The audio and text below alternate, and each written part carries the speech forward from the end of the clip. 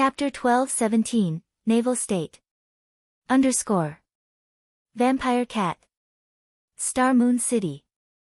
Due to the appearance of Evernight City, Star Moon City had been undergoing transformations practically every day for the past few days.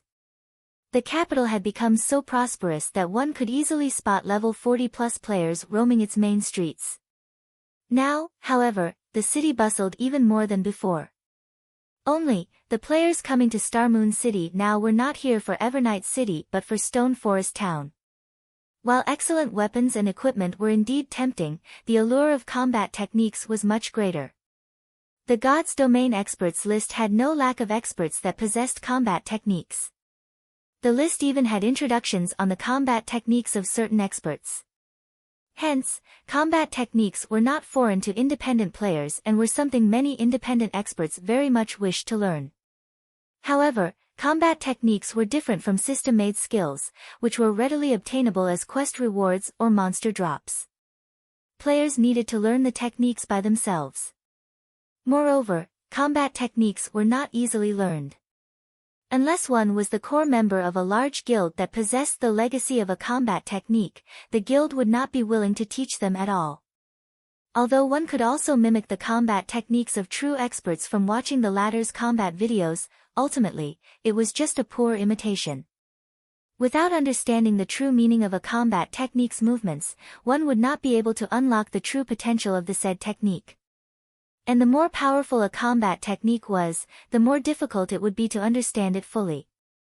As for creating their own combat technique, that was easier said than done. Even if a person had someone teaching them the legacy of a combat technique, learning it completely was not guaranteed. Meanwhile, creating an entirely new combat technique was something only geniuses among geniuses could accomplish. Hence, now that Zero Wing had publicly announced that it was using the legacy of a combat technique as the reward for the Battle Arenas tournament, how could independent players not be tempted? Not to mention, one could also get their very own house, aside from the combat technique, through the tournament. As long as they set up a magic array in their own houses, they could easily teleport back to Stone Forest Town, foregoing many wasted hours traveling to the town. With this, even if they were leveling up in an entirely different country, their leveling speed would not be affected whatsoever. On the contrary, they could even improve their strength through the battle arena, killing two birds with one stone. With such excellent benefits, even players operating in another country would find it worthwhile to visit Stone Forest Town. Meanwhile, at the second-floor bar of Star Moon City's teleportation hall, several cloaked players were currently observing the situation inside the establishment. Zero Wing sure is capable. They've even managed to come up with such a method, generously letting outsiders learn combat techniques. Leader, if we continue letting Zero Wing develop like this, we'll be disobeying the commander's orders. Should we take action now? An elegant, cloaked female assassin asked, smiling as she looked at the refined-looking male elementalist before her.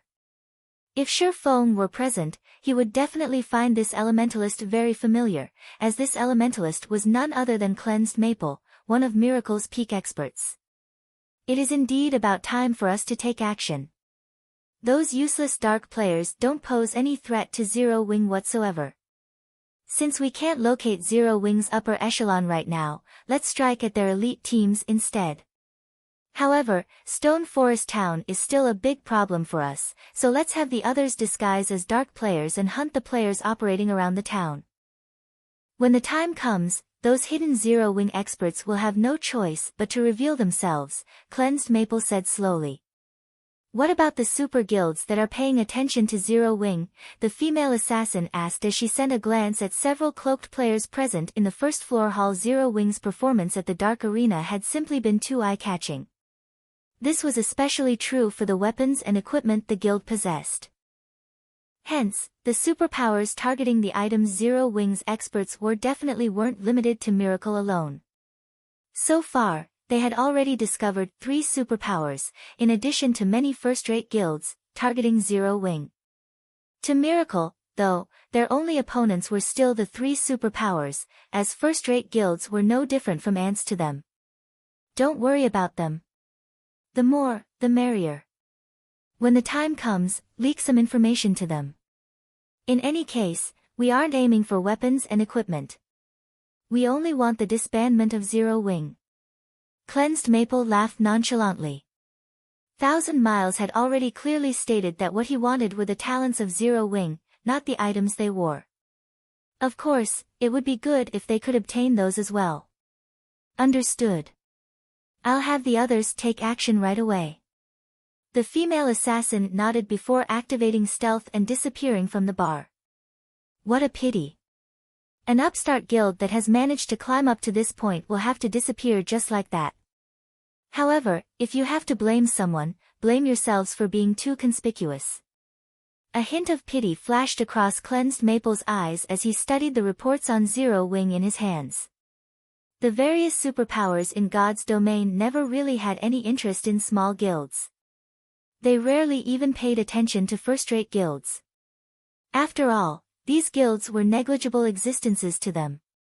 It was also nearly unheard of for a superpower to use assassination tactics to deal with such guilds. Normally, they reserved such methods for other superpowers. However, Zero Wing had truly angered Miracle this time. Since Zero Wing had ignored their goodwill, they had no choice but to eliminate it from God's domain.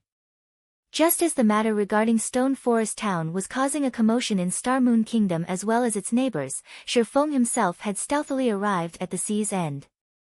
The Sea's End was like an independent empire. It had very little contact with the kingdoms and empires on the main continent. The first reason for this situation was the long distance separating them. Just teleporting from the mainland to the Sea's End cost 5 gold, 20 silver per person.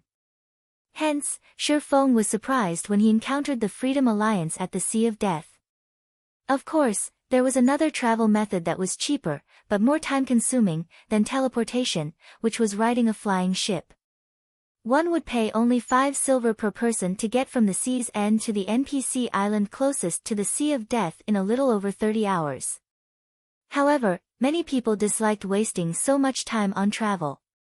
The second reason was the different attitude each region had towards the various forces in God's domain.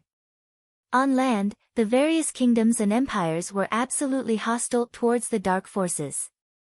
The Sea's End, on the other hand, maintained a neutral stance in this regard.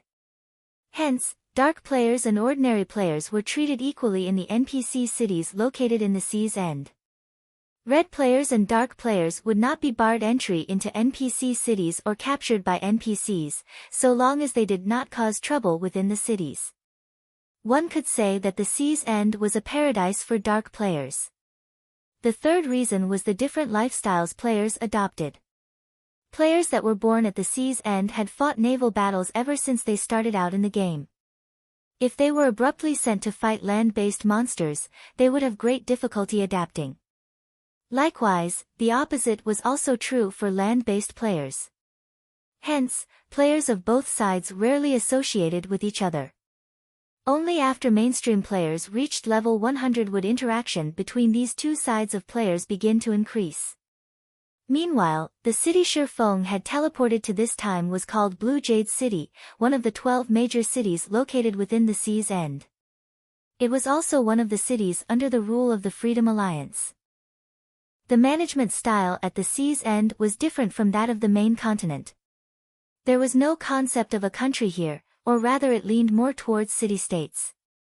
Every city was its own kingdom, and every kingdom managed a large sea zone.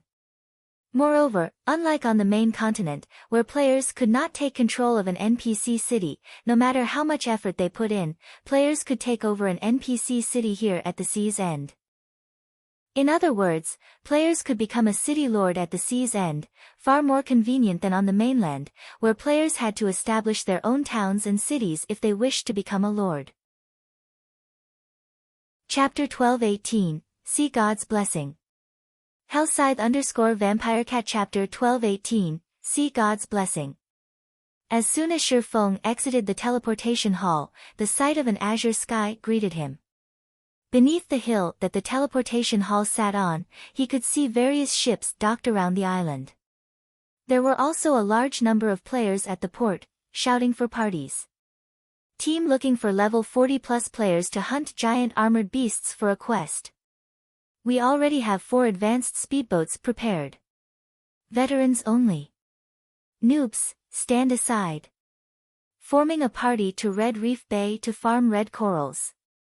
Level 39 and below, do not disturb. Level 41 Shield Warrior looking for a party for the underwater temple. I own an advanced speedboat.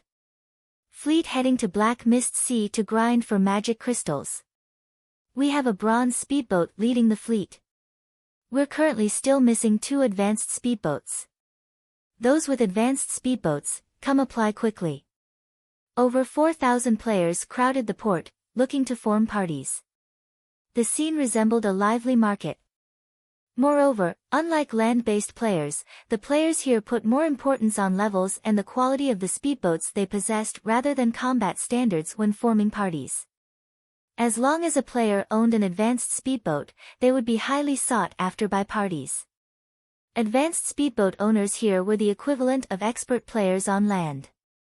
If one possessed a bronze speedboat, they would be the equivalent of a famous celebrity and become the center of attention. There sure are a lot of players who own advanced speedboats here. With a glance, Feng discovered that roughly 10% of the ships docked at the port consisted of advanced speedboats.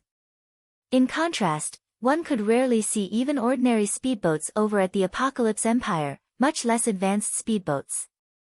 Moreover, aside from the much higher standards of the ships here, the players were also considerably high-leveled.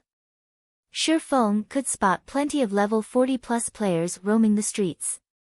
At such a level, players would already be considered an expert in Star Moon Kingdom. Here, however, they were only average. However, although the players here were very high-leveled, the local businesses were not very developed. As Feng walked through the streets of the city, he did not spot many shops operated by players. There were even fewer items produced by players. Instead, he saw many players setting up stalls along the streets. The situation here was completely different from the NPC cities on the main continent, which barred players from randomly setting up stalls on the streets. On the main continent, if players wished to sell the items they had, they could only do so by shouting out the name of their products. Stalls, on the other hand, did not require players to do so, as they allowed customers to view the vendors' products. After taking a look at several dozen stalls, Feng noticed that the merchandise were either items dropped by monsters or harvested materials. There was not a single item made by lifestyle players at all. Sure enough, the development of subclasses for maritime players is much slower. Feng smiled faintly. In the past, he had practically spent his entire career in God's domain playing on land. Hence, he was not particularly familiar with the situation at the sea's end. His knowledge consisted of general information. Moreover, in the past, by the time he arrived at the island cities of the sea's end, many of these island cities had already been developed. The island cities back then were completely different from the current impoverished state before him. After all, there were much more resources available out at sea than on land, as well as plenty of unique resources. Hence, the NPC island cities in the past had all flourished magnificently, and one could see all sorts of naval merchant fleets and luxurious shops. However, after giving the matter some thought, he found the situation reasonable. In reality, the development of subclasses of naval players was not slower than those on land. It was just that, due to the butterfly effect from his having developed the subclasses in his guild early on, the players on the main continent started shifting their focus towards subclasses a lot sooner than the maritime players. While Feng was investigating the prices of products in Blue Jade City, a large crowd suddenly formed in the business district. Many players who saw this scene revealed excited expressions on their faces before promptly rushing into the crowd as well. Feng grew curious at this situation. Buying runic fragments in bulk today. Buying each stack for 6 silver. First come, first served. In the next moment, a slightly chubby, middle-aged man with a small mustache on his face walked out of a 3-story shop, a smile on his face as he shouted a series of words. Immediately, the surrounding players flooded into the shop. Damn it! We're too late again. There are just too many competitors here. Can't the House of Seas buy a little more runic fragments each day? I've already been waiting here for an entire day now, yet I still haven't managed to sell my stockpile. There's no helping this. Only the House of Seas is willing to buy those fragments at a high price. If we sell the fragments to NPC merchants, we'll only get 40 copper per stack.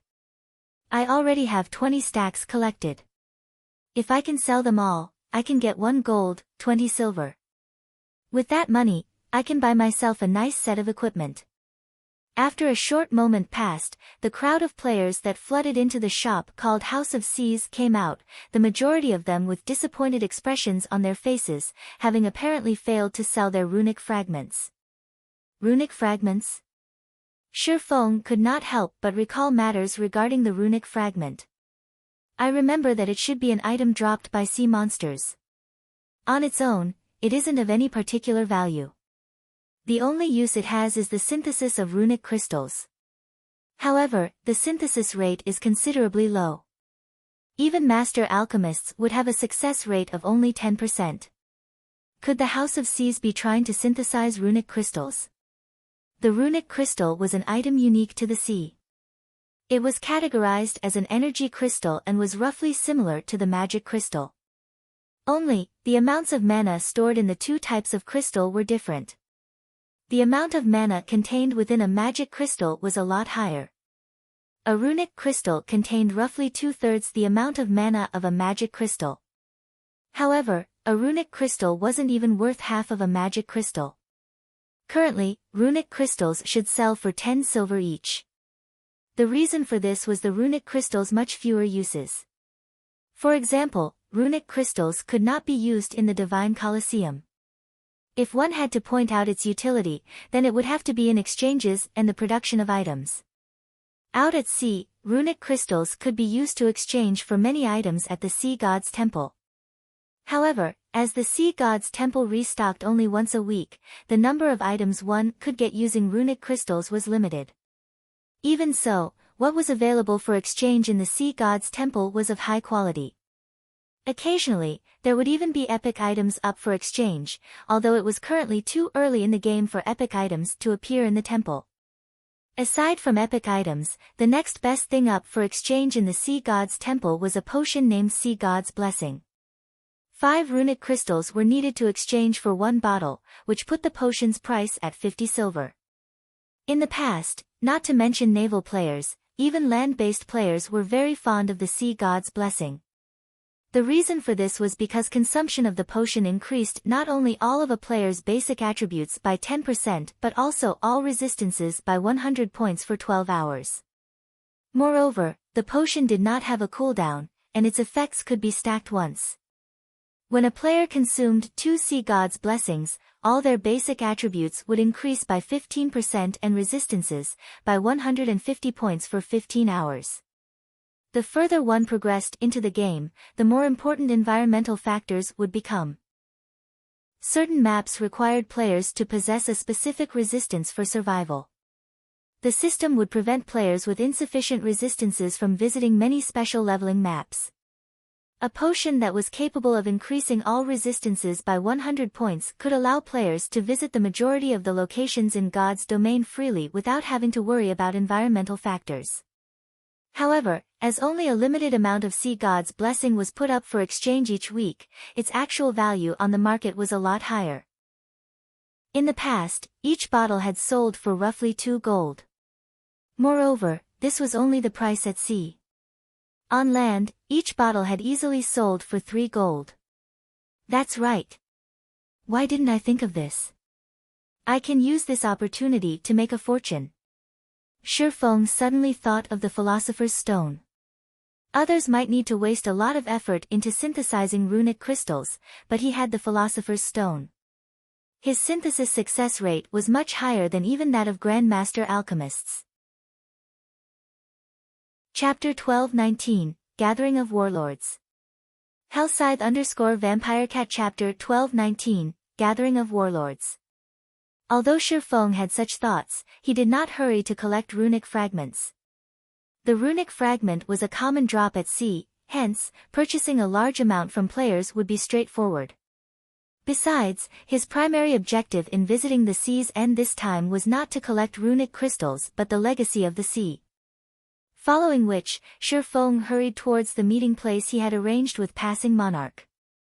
At this moment, hundreds of players geared in fine gold weapons and equipment stood guard in front of the most luxurious high-class restaurant in Blue Jade City. These players were all at least level 42, and just by standing there, they put extremely heavy pressure on others. The passers-by only sent a few glances at these players before scurrying away, nobody daring to enter this restaurant. These players standing guard at the entrance were none other than the members of the Freedom Alliance, the absolute overlord of Blue Jade City. In this city, nobody dared oppose the members of the Freedom Alliance. After all, if they provoked the Freedom Alliance, they would no longer be able to stay in Blue Jade City. Meanwhile, on the 22nd floor, which was also the top floor, of Blue Jade Restaurant, every member of the Freedom Alliance's upper echelon was present. Even the commanders of the Alliance's 11 fleets were here today. At this moment, a beautiful woman dressed in luxurious, red mage robes walked up to passing monarch and said in a quiet tone, "Commander Monarch, our independent fleets will be depending on you this month. If we let those guild-formed fleets surpass us, our fleet standings in the Alliance will definitely suffer." Although this woman's appearance was not as flawless as Gentle Snow's, she was the only female commander within the entire Freedom Alliance, 100 Leaves. In response, passing monarch simply nodded silently. In reality, he did not fully believe 100 Leaves' words. Those capable of becoming the commander of a fleet within the Freedom Alliance definitely shouldn't be underestimated. Not to mention, the rise of 100 Leaves' fleet had been rapid. Initially, she and her fleet had joined the Freedom Alliance as the 11th fleet. Now, her fleet was already the 8th fleet. Her fleet's improvement speed was simply staggering. Most likely, her fleet would reach the rank of 5th fleet or even 4th fleet before long, perhaps even surpassing his 3rd fleet one day. However, 100 Leaves' words were also partially correct. If their fleets, which were formed by independent teams, did not perform well and failed to obtain any legacies, their standings in the Alliance would no doubt suffer tremendously. The power structure of the Freedom Alliance was very complex. Although it was an alliance, it comprised 11 groups that fell into two main camps, the fleets formed by independent adventurer teams, and the fleets of small guilds. Normally, the two camps would compete for the resources obtained by the Freedom Alliance as a whole. However, due to the small guild camp managing to acquire a legacy in their previous joint expedition while the independent camp failed to get any, the independent camp's situation deteriorated significantly. If the independent fleets could not reduce the disparity during this expedition, their position would definitely worsen in the next distribution of profits. I heard that the 2nd Fleet and 4th Fleet have joined forces and even managed to recruit the help of quite a few powerful experts. Once we enter the secret land, you'll have to help out the 8th Fleet, Commander Monarch, 100 Leaves said as she sent a glance at several people seated across her. These people were none other than the commanders of the 2nd and 4th Fleet and the experts they had hired to assist them this time. However, as these experts were wearing black cloaks, she couldn't determine their identities. "Commander Leaves, you jest. Once we enter the secret land, I'm afraid that it'll be us who will be relying on you for help. I've heard that Commander Leaves has managed to employ the help of the Super Guild's Sacred Temple this time. I expect that even if we united the strength of the entire Freedom Alliance, we wouldn't stand a chance against the Sacred Temple," passing monarch said, his gaze shifting to the woman standing beside 100 Leaves. Although the woman had hidden her identity using a black cloak, the aura she exuded was no laughing matter. He had only ever felt such an aura on Demon Island. Moreover, his recent trip to the Sea of Death had enlightened him about many things, the fact that God's domain was massive, and that the various superpowers of God's domain were extremely powerful. They were far more powerful than he had previously imagined them to be. He had realized this just by watching the battle on Demon Island. When he and his companions went up against the Flower of Seven Sins members, they had been utterly powerless to retaliate. Yet, now, through some unknown means, 100 Leaves had actually managed to get help from the Super Guild Sacred Temple. In the next fleet ranking, the fleet 100 Leaves commanded would most likely rank second out of the 11 fleets in the Freedom Alliance. As for getting first place, that was unlikely to happen. The reason for this was the commander of the First Fleet, who was the man that personally formed the Freedom Alliance. The First Fleet was also the first one to obtain the Legacy of the Sea. Even now, Passing Monarch had yet to uncover the identity of the mysterious supporter backing the First Fleet. Just as Passing Monarch and 100 Leaves were conversing with each other, the Second Fleet's commander, Identical Summer, and the Fourth Fleet's commander, Heavenly Spider, were likewise chatting together but with sneers on their faces. Ha ha ha. Monarch, that fool. He actually went to the Sea of Death and got all 4 of his bronze speedboats heavily damaged. Even now, the speedboats have yet to be fully repaired. With this, Third Fleet no longer poses a threat to us. The only problem left is First Fleet and Eighth Fleet. Identical Summer laughed as he looked at Passing Monarch. The Sacred Temple will be a troublesome foe. Not only is it a super guild, but unlike the other super guilds, the Sacred Temple also began developing its naval forces very early on. When it comes to the guild's naval strength, even our entire Freedom Alliance added together won't be a match, Heavenly Spider said, shaking his head. In response, Identical Summer sent a glance at the woman seated beside 100 Leaves and said dismissively, "What are you afraid of?" Although 100 Leaves has managed to recruit the help of the Sacred Temple, it is impossible for the Sacred Temple to lend her all of its strength. At most, she'll get only a small portion. With the cards we have prepared, we'll be able to deal with 8th Fleet easily. Afterwards, our 2 fleets will definitely secure the position of First and Second Fleet and rule Heavenly Ocean City. The Freedom Alliance occupied a total of 3 major NPC cities in the Sea's End, Blue Jade City, White Howl City, and Heavenly Ocean City. As for Sea Dragon City, it was not considered a major city, only a minor city located on a certain island. It was valuable merely because it provided access to a secret land that contained legacies. In terms of overall value, Sea Dragon City was worth much less than the 3 major cities. Moreover, every one of the 3 major cities had a player population of over 8 million. Among them, Heavenly Ocean City's population was the highest, with over 12 million players based there.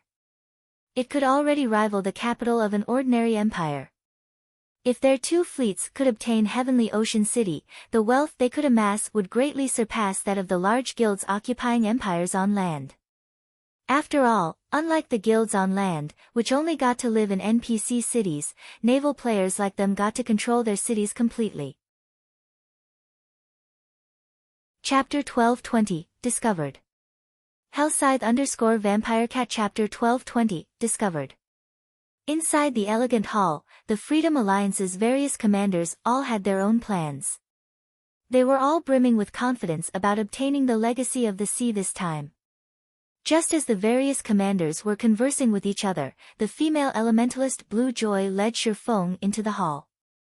Although Shifeng's appearance was not particularly conspicuous, as he looked just like the many other cloaked players within the hall, he still attracted everyone's attention. This person came in with Blue Joy. He should be the expert Monarch recruited to help, right? Sure enough, Monarch really did come prepared. But why is there only one person? The various fleet commanders began quietly discussing Shifeng as they looked at the swordsman walking towards Monarch. The fact that Passing Monarch managed to become the commander of the Freedom Alliance's 3rd Fleet showed that his individual strength was extraordinary. Otherwise, the other fleets would have long since overtaken his fleet. However, seeing that Passing Monarch had invited only one helper confused everyone. It seems Monarch has really miscalculated this time. Unlike the previous time, when the various fleet commanders had not invited even a single outsider to help out, they had all recruited plenty of helpers for the expedition this time. Even the lowest ranked among them had invited over 10 people, while some had actually invited over 40 people. Brother Yifeng, did you come alone this time? Passing Monarch asked quietly, feeling greatly perplexed as he looked at Shifeng walking over to him. Although he had invited Shifeng, he never said that only Shifeng alone could join. After all, the more people taking control of a speedboat, the more power it could display. A speedboat's ability to endure attacks from monsters would also improve with more players on board. Hence, in God's domain, the more players a ship could accommodate, the stronger it would be.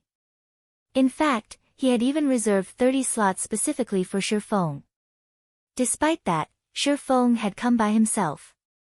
The others are all busy, so I didn't bother bringing them over, Shifeng explained. Currently, the majority of Zero Wings experts were still stuck in combat inside the inferior legendary treasure chest. Only a portion of them had come out so far, and those who had were busy leading expert teams to grind for weapons and equipment. After all, Zero Wing was currently mass recruiting new members and was in dire need of weapons and equipment. Meanwhile, Aqua Rose and the others were inside the secret technique space and would not be coming out anytime soon. Rather than bring a group of elite members with him, it was much better to let Passing Monarch's other companions, who were much more accustomed to naval warfare, enter the ruins. Passing Monarch could not help falling speechless at Shifeng's words. He felt that Shifeng was underestimating the legacy competition. Although he could have his own subordinates take up the missing slots, their coordination with Shifeng would not be particularly good since neither side had a great understanding of each other.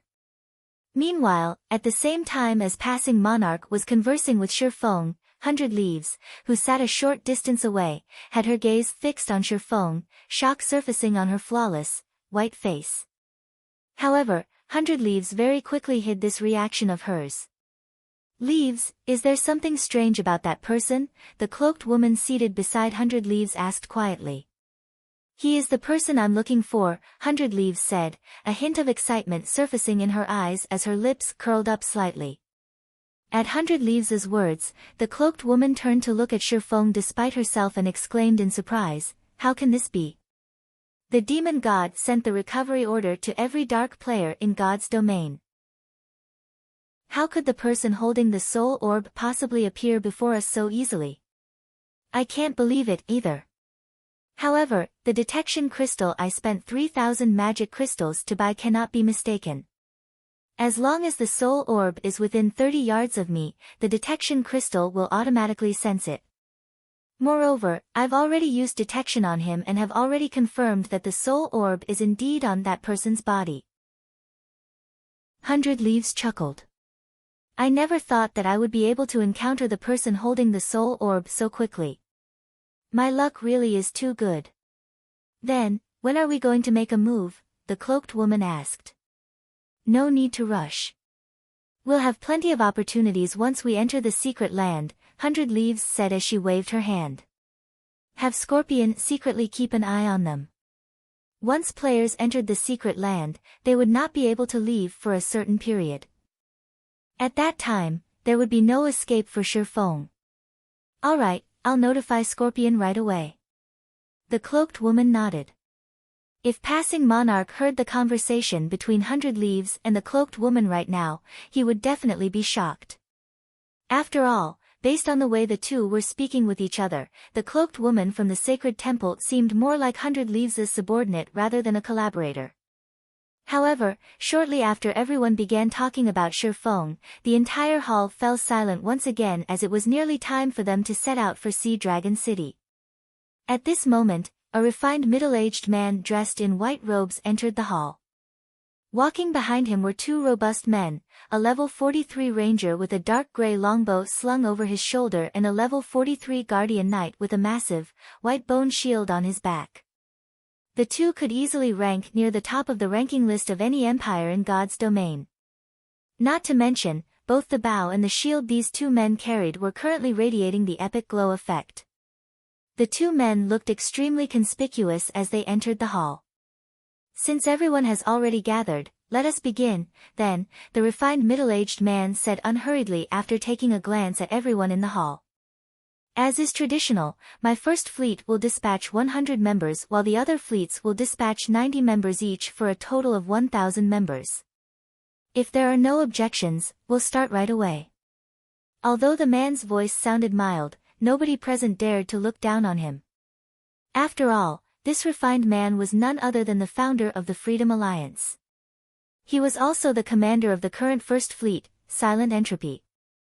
None of the commanders present said anything in response. Instead, they each took out a tablet fragment while Silent Entropy took out 2 tablet fragments. When everyone present combined their tablet fragments, the fragments formed a complete circular tablet with an ancient magic array carved on it, and the instant the tablet was assembled, a spatial portal gradually appeared in midair. When Silent Entropy saw that the spatial portal had stabilized, he took back his 2 fragments and said, "All right, everyone, enter according to fleet ranks now." Following which, the other commanders also stored their tablet fragments and entered the spatial portal together with their own fleets in an orderly procession. The first ones to enter were the First Fleet's 100 members, followed by the Second Fleet's 90 members and so on. After the 1000th player walked into the spatial portal, the portal vanished from the hall. The instant Shi Feng entered the secret land, before he could even see where he had been transported to, the sound of a system notification reached his ears. "System, you have entered the secret land beneath Sea Dragon City. You are not allowed to leave before 6 hours have passed. After 10 hours have passed, you will be automatically transferred out of the secret land." When the system notification came to an end, Shi Feng was finally able to see his surroundings clearly. He was currently standing in the middle of a massive cavern with an ink-black lake encircling his location. Moreover, fog hovered above the lake. He could barely make out passages at the far end of the cavern. While Shi Feng was busy observing his surroundings, the members of the Freedom Alliance began releasing their ships onto the lake in an orderly manner. Even the weakest ship released was an advanced speedboat. There were also plenty of bronze speedboats, which were originally very rare in the outside world. It was an amazing sight to behold. The secret land did not place any restriction on the number of ships that could be brought in. However, the appearance of over 120 ships on the lake would immediately trigger a massive monster attack. Only after these monsters had destroyed the excess ships would they leave. Hence, the various fleets of the Freedom Alliance had agreed that each fleet could bring a maximum of 10 ships each. Any fleet caught bringing more than the agreed number of ships would have their right to enter the secret land in the future taken away. Moreover, as everyone had signed a contract agreeing to this point, there was no escaping the penalty if they broke their word. At this moment, the cloaked woman, who stood beside 100 Leaves, covertly observed the distant Shi Feng as she quietly asked, "Leaves, should we take action now?" Chapter 1221, Hidden Strength. Hellscythe_VampireCat Chapter 1221, Hidden Strength. Scorpion, take the party with you and find an opportunity to strike. Don't attack unless you're absolutely confident of succeeding. 100 Leaves nodded. After entering the secret land, aside from the starting point, there would not be many places where their various fleets would encounter each other. Only those that chose to go down the same legacy path would get to meet again at the rest point, where players could escape the harassment of monsters, located in the middle of each legacy path. Aside from these 2 locations, there would be no other opportunity to strike at Shi Feng. Therefore, the time before the various fleets decided on the path they would take would be the perfect time to strike. Although attacking Shi Feng would also mean severing all friendly relations with passing monarch, she was willing to take this loss to complete the demon god's quest. The party? Is there really a need for that? He is just one person. I alone am enough to kill him, the black-clad assassin said contemptuously as he sent a glance at Shi Feng. He was a peak expert the sacred temple had dispatched to protect 100 Leaves in secret. He was also a peak assassin known to practically everyone in the outside world, as he was ranked 69th on the God's Domain experts list. In the entire God's Domain, the number of peak experts capable of stopping his assassination could be counted on the fingers of both hands. Killing an unknown brat would be a piece of cake for him. There was no need to mobilize the entire security party at all. In order to ensure 100 Leaves' safety, the 6 members of the security party usually took turns protecting her. Moreover, even the weakest of them was at the half-step flowing water realm, while most of them were at the flowing water realm. Having all 6 of them take on a random kid was akin to humiliation to them. At this time, the other 5 members of the security party also nodded in agreement with Scorpion's words. Just having their party leader take action could already be considered an overestimation of Shifeng's abilities. After all, not a single person in the entire Sea's End could stop their leader's assassination tactics. There's no harm in being careful. This quest is very important to me. If I succeed, I might be able to improve further, 100 Leaves said in an extremely stern tone.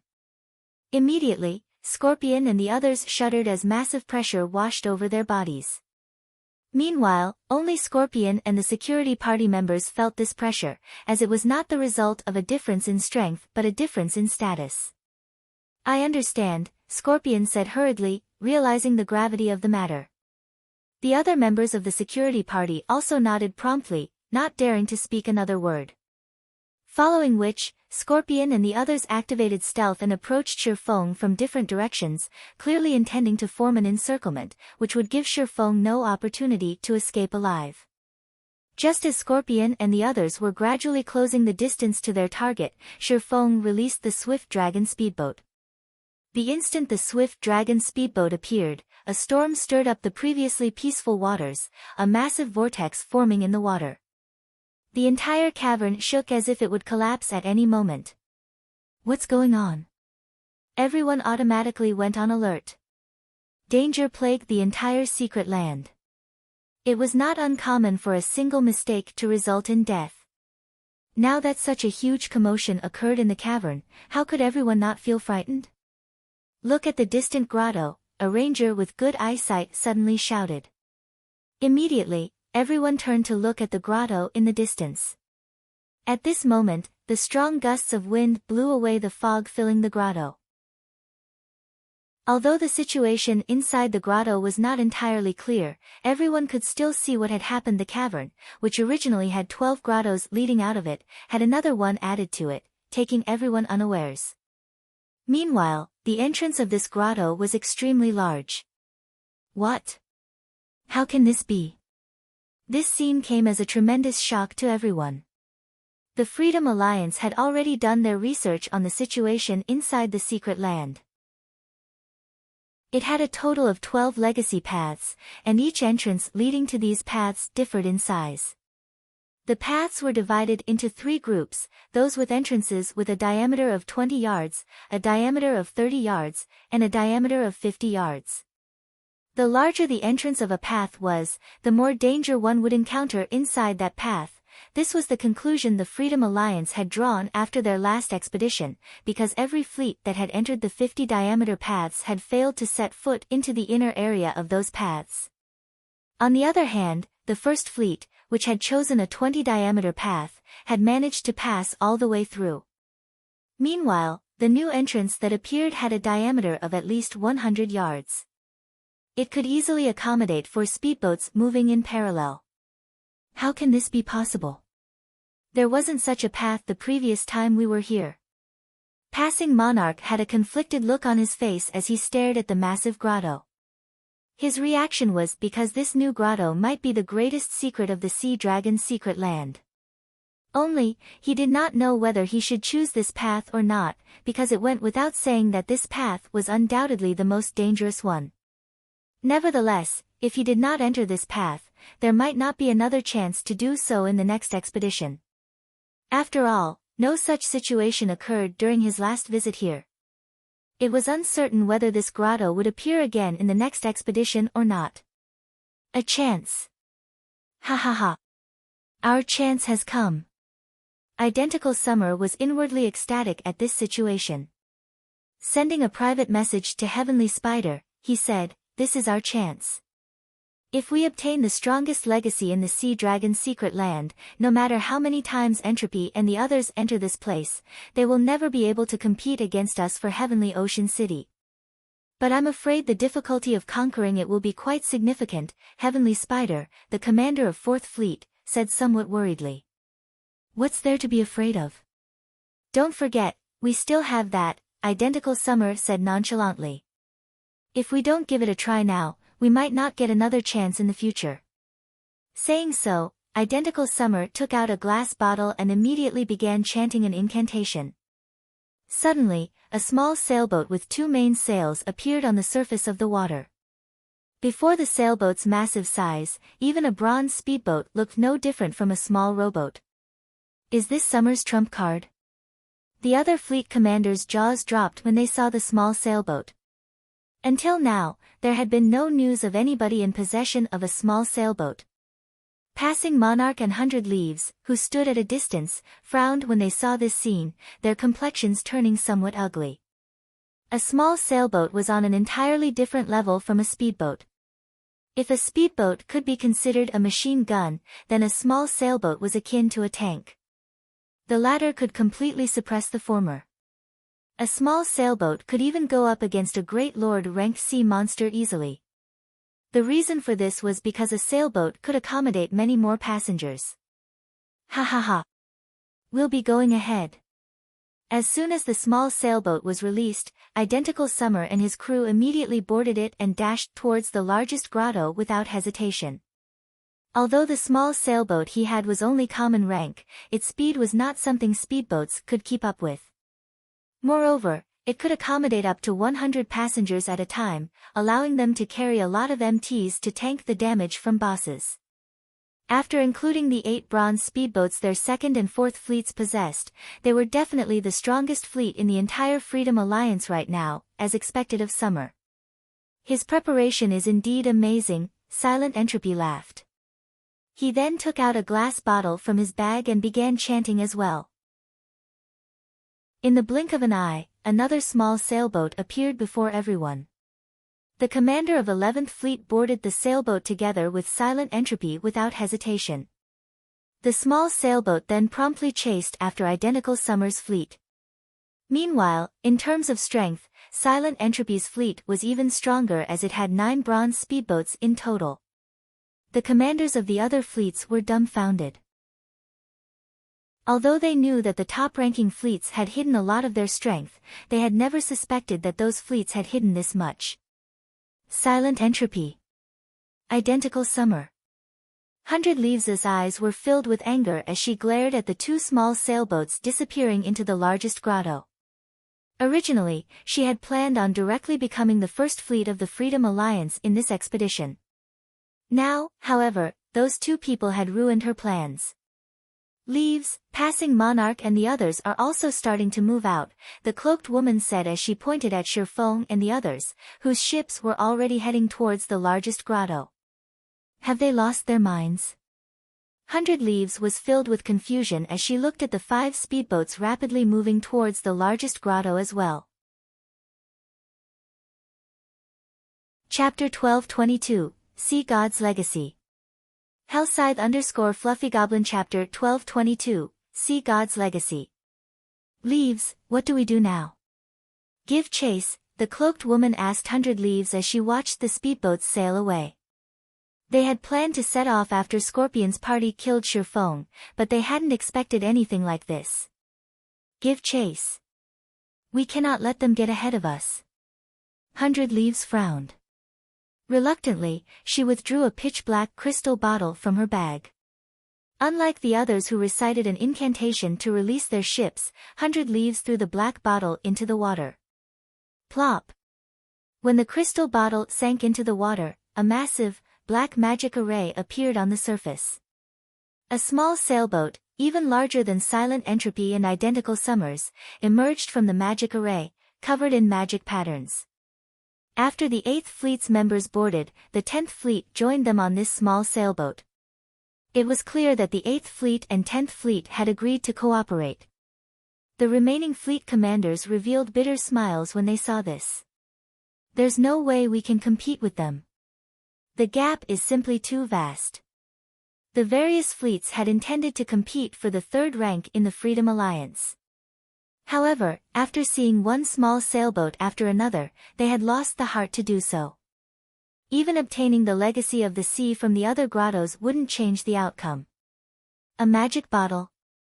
Shirfeng was somewhat surprised to see the small sailboat emerge from the massive magic array. The sacred temple's foundations are truly impressive. A magic bottle could contain a myriad of items.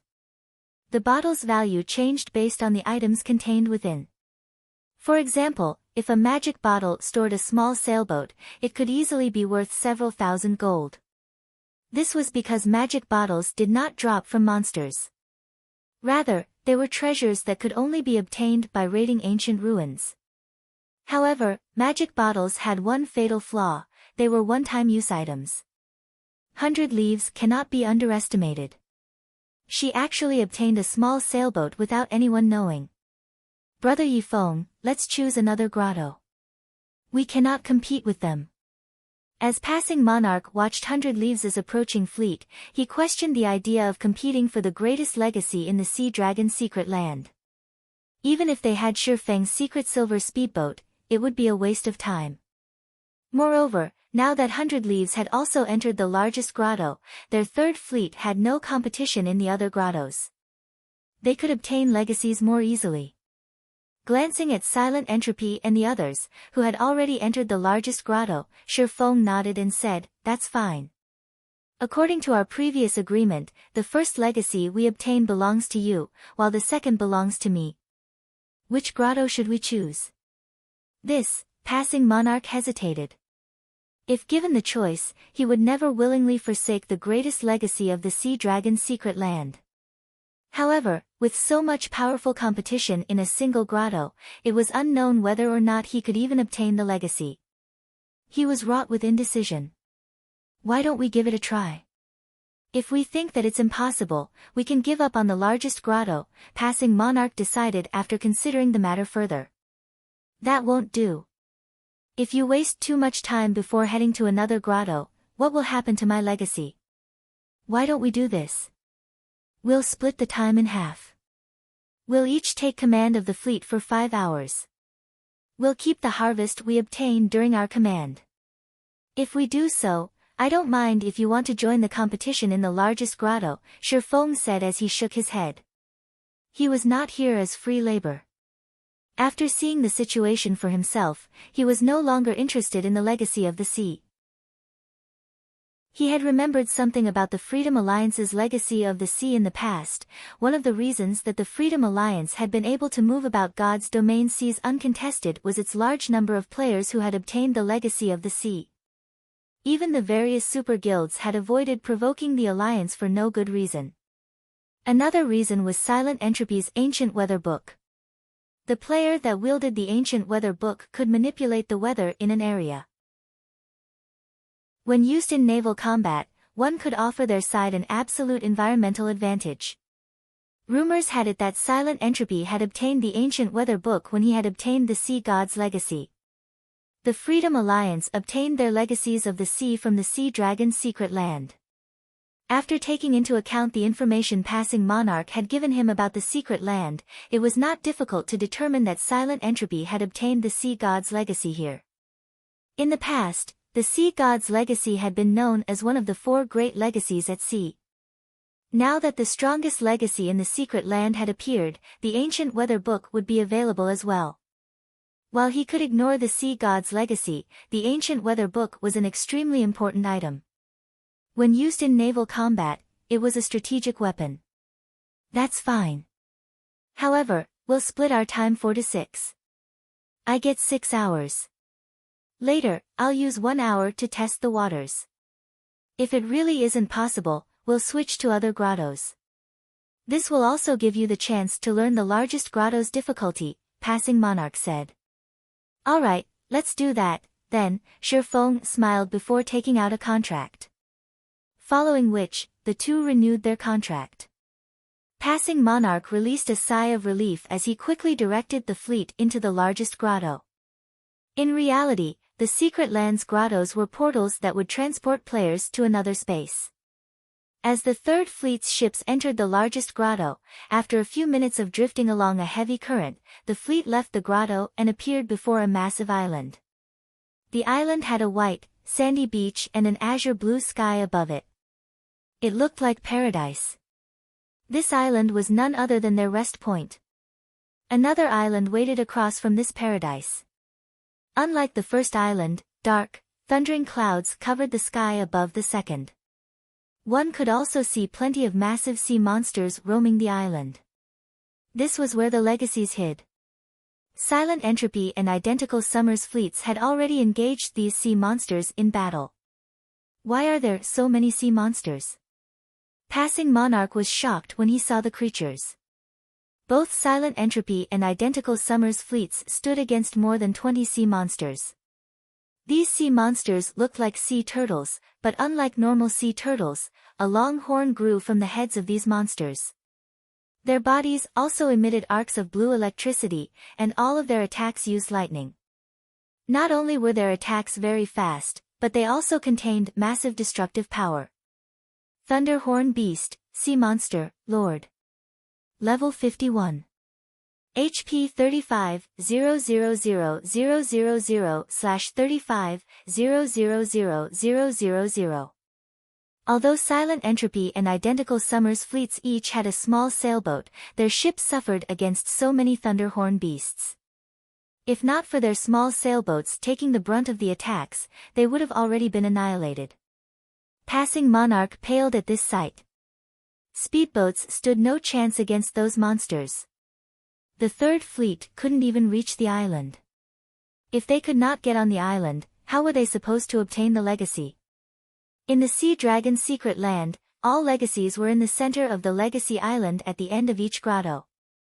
The ship's role was to transport the players through the obstacles on the way to the legacy island.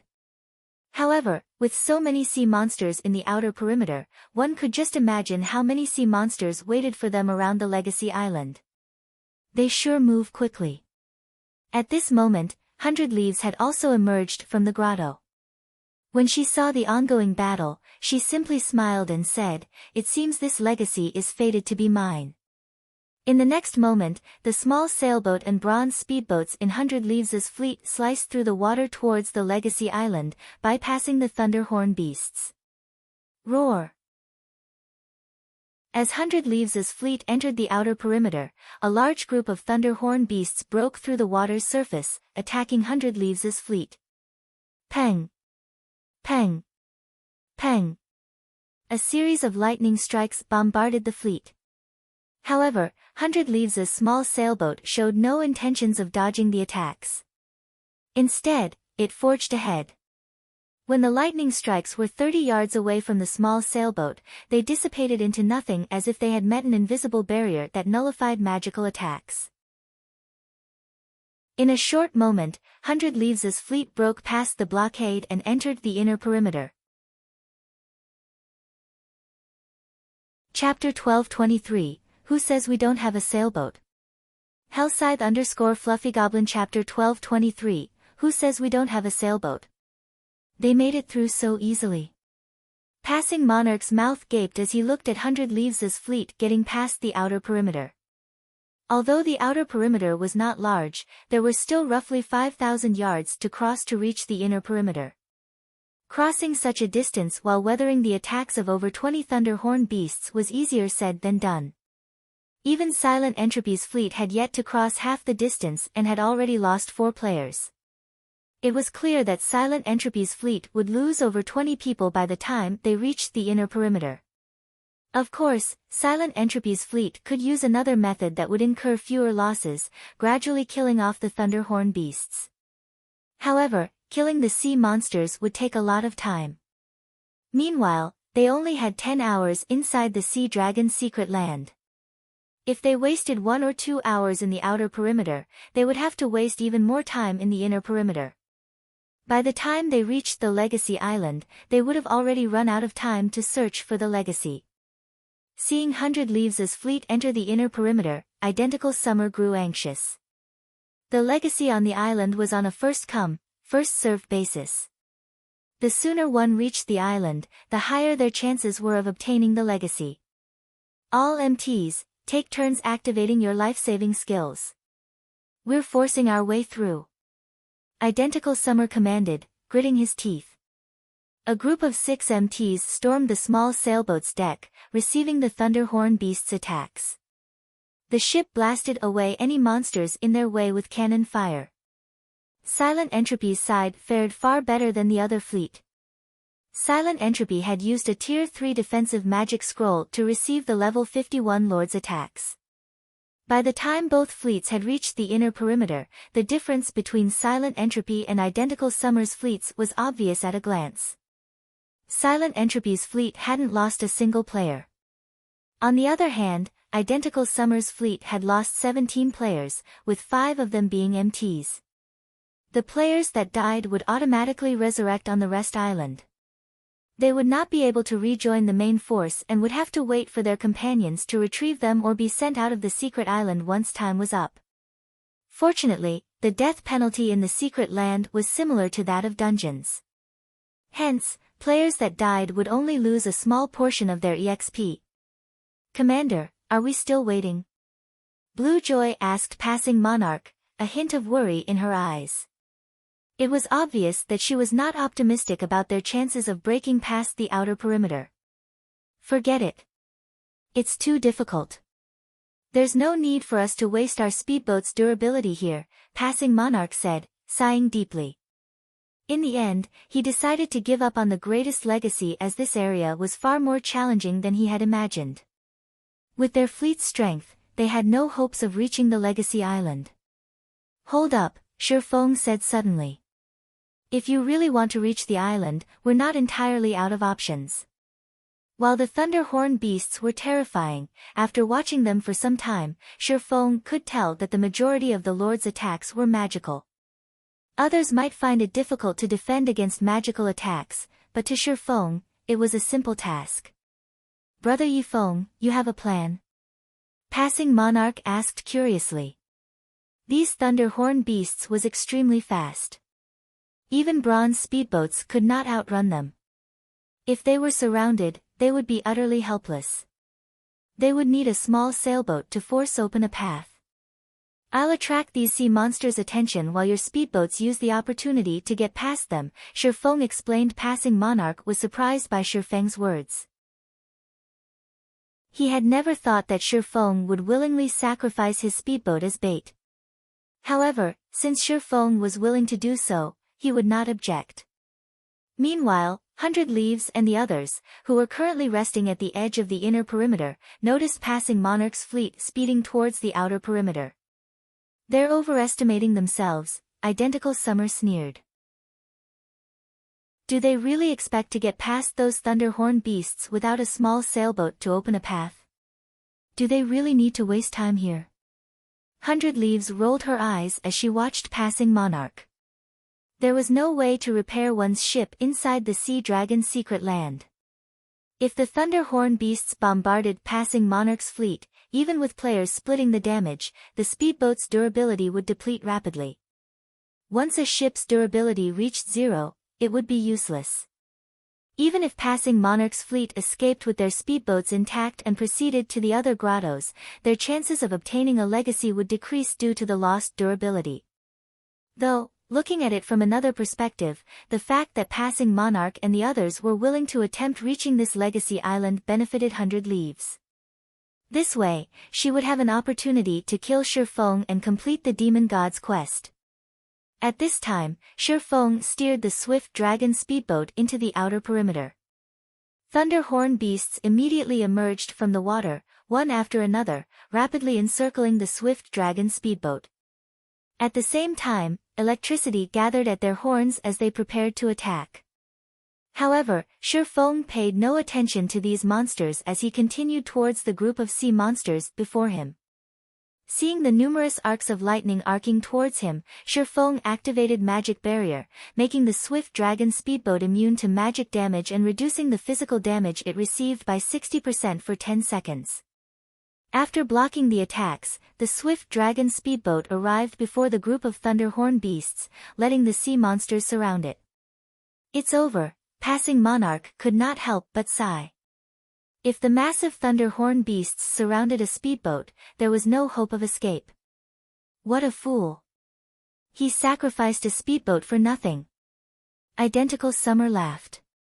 In the past, he had always seen Passing Monarch as his rival.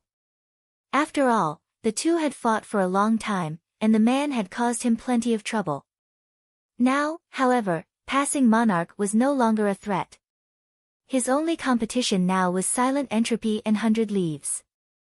As more thunder horn beats gathered around the swift dragon speedboat, the likelihood of Shifeng breaking through the encirclement grew smaller and smaller. Rather than worrying, however, a smile appeared on Shifeng's face. It's about time to make a move.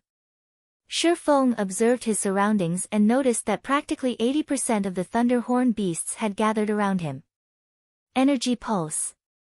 Dragon cannon. Suddenly, a blue ripple spread out from the swift dragon speedboat, paralyzing the surrounding thunderhorn beasts. At the same time, a black-white beam shot out from the swift dragon speedboat's bow. In the next moment, 3 thunderhorn beasts that blocked the secret silver speedboat's way had been blasted back. At the same time, the 3 lords lost over 2 million HP each. The surface of the water caved in at the might of the black beam. Suddenly, an empty path opened up before the swift dragon speedboat. Shifeng activated Accelerate, increasing the swift dragon speedboat's movement speed by 100%. Before the thunderhorn beasts could react, the swift dragon speedboat had already sped away from the encirclement and made its way to the inner perimeter. Meanwhile, Passing Monarch and the others tore across the water to the inner perimeter from another direction. As only 5 thunderhorn beasts chased after Passing Monarch's group of 4 bronze speedboats, they were able to get away with minimal damage, their speedboat's durability decreasing only slightly. As for the remaining sea monsters chasing the swift dragon speedboat, due to the paralyzation, their movement speeds had reduced to less than half of their original. As a result, the distance between them and the secret silver speedboat rapidly increased. By the time the paralysis effect wore off, the swift dragon speedboat was over 300 yards away.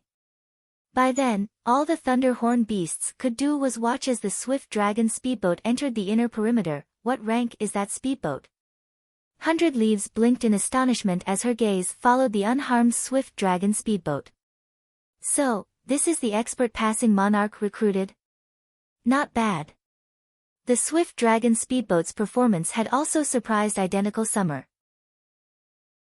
The speedboat's main cannon was strong enough to throw 3 thunderhorn beasts. Even his small sailboat wasn't capable of such a feat, however, they won't get much further. They'll never reach the island. Identical Summer's words earned the agreement of those around him. The difference between the inner and outer perimeter's difficulty was like the difference between heaven and earth. Although one had to face fewer sea monsters in the inner perimeter, these monsters were obviously stronger. Moreover, the condition to cross the inner perimeter was different. After entering the inner perimeter, they noticed a magic barrier around the Legacy Island. It was obvious that they were required to kill the guardian sea monsters before they could dock. However, the sea monsters guarding the inner perimeter included 1 level 55 king-class sea monster and 2 great lords. Without a small sailboat, it was simply impossible to defeat such a powerful force. What a pity, Brother Monarch. Even if you make it here, it's all for nothing. Without a small sailboat, you are doomed to remain in the inner perimeter, Identical Summer laughed. However, rest assured, you'll at least rank 7th. Only, you will no longer be able to use the large shipyard. When Passing Monarch noticed Silent Entropy's fleets fighting a level 55 king-class sea monster, his jaw dropped as he lost heart. The king-class sea monster guarding the inner perimeter was far stronger than the one they had previously fought. That had only been a great lord, while this was a grand lord. Moreover, the current one was an even higher level. Shifeng's secret silver-ranked swift dragon speedboat could never tank it.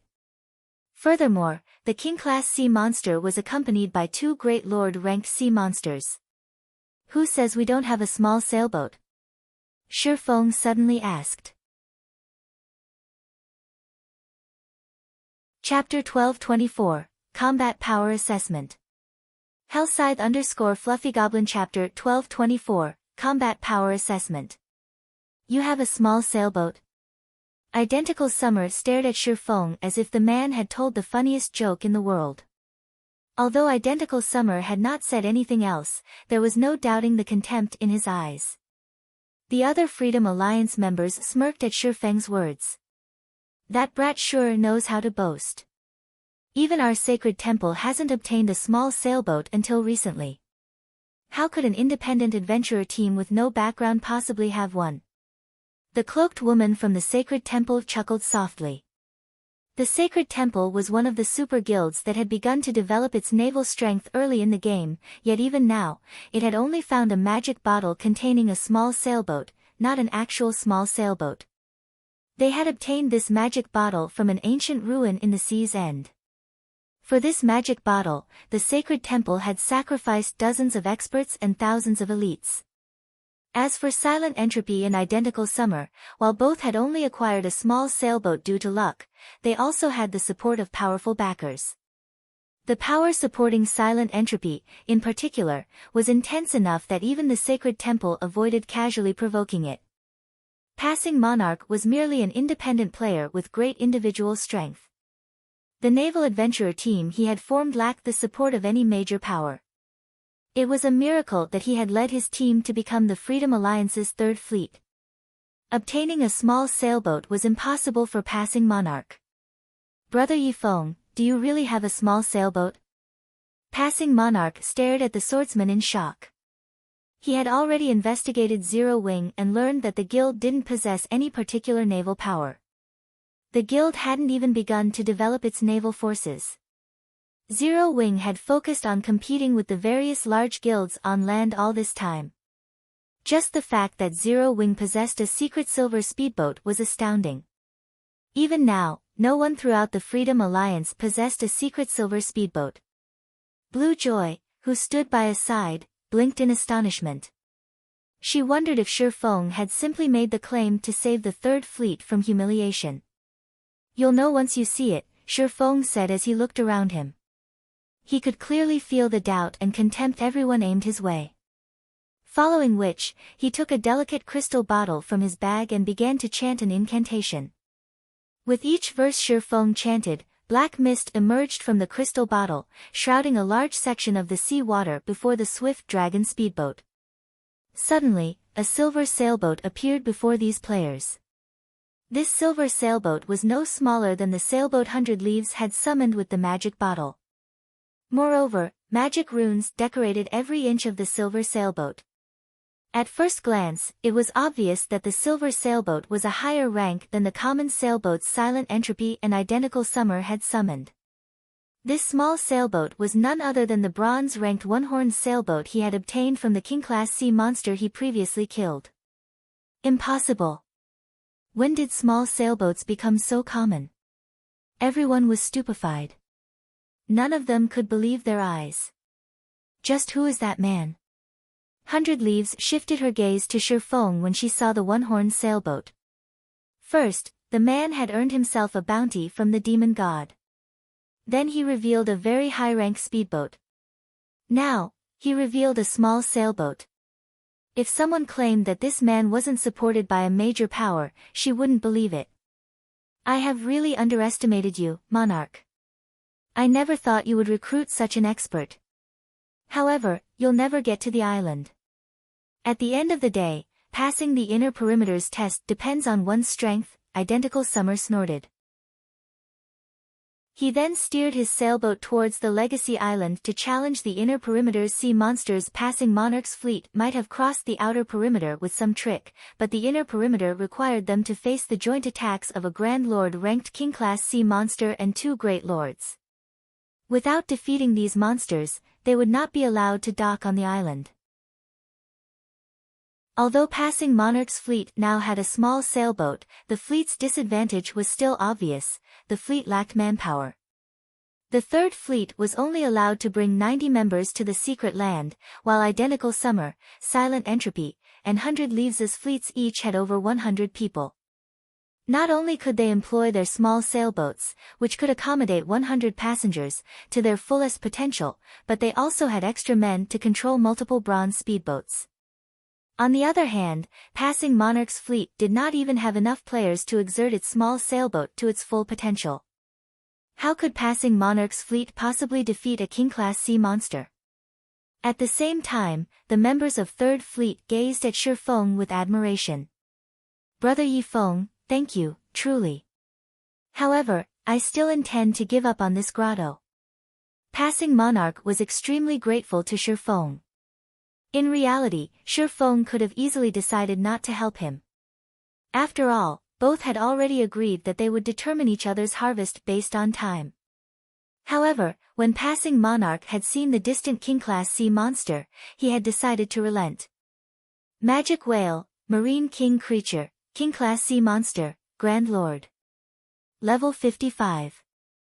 HP 200 000/200 000. Razor Shark, Marine King Creature, Sea Monster, Great Lord. Level 55. HP 80 000/80 000. Seeing these sea monsters' statistics, even a naval expert like Passing Monarch felt powerless. Just one Great Lord-ranked Razor Shark was already a difficult foe, not to mention two and the Magic Whale. Without dozens of speedboats attacking at the same time, it was practically impossible to defeat all three sea monsters. Meanwhile, the fleet's Silent Entropy, Identical Summer, and 100 Leaves commanded had some hope of victory as they each had around 7 or 8 bronze speedboats to assist them. For example, Silent Entropy's small sailboat was currently tanking the Magic Whale while 2 other bronze speedboats dealt with the Razor Sharks. As for the remaining speedboats, they focused their fire on the Razor Sharks.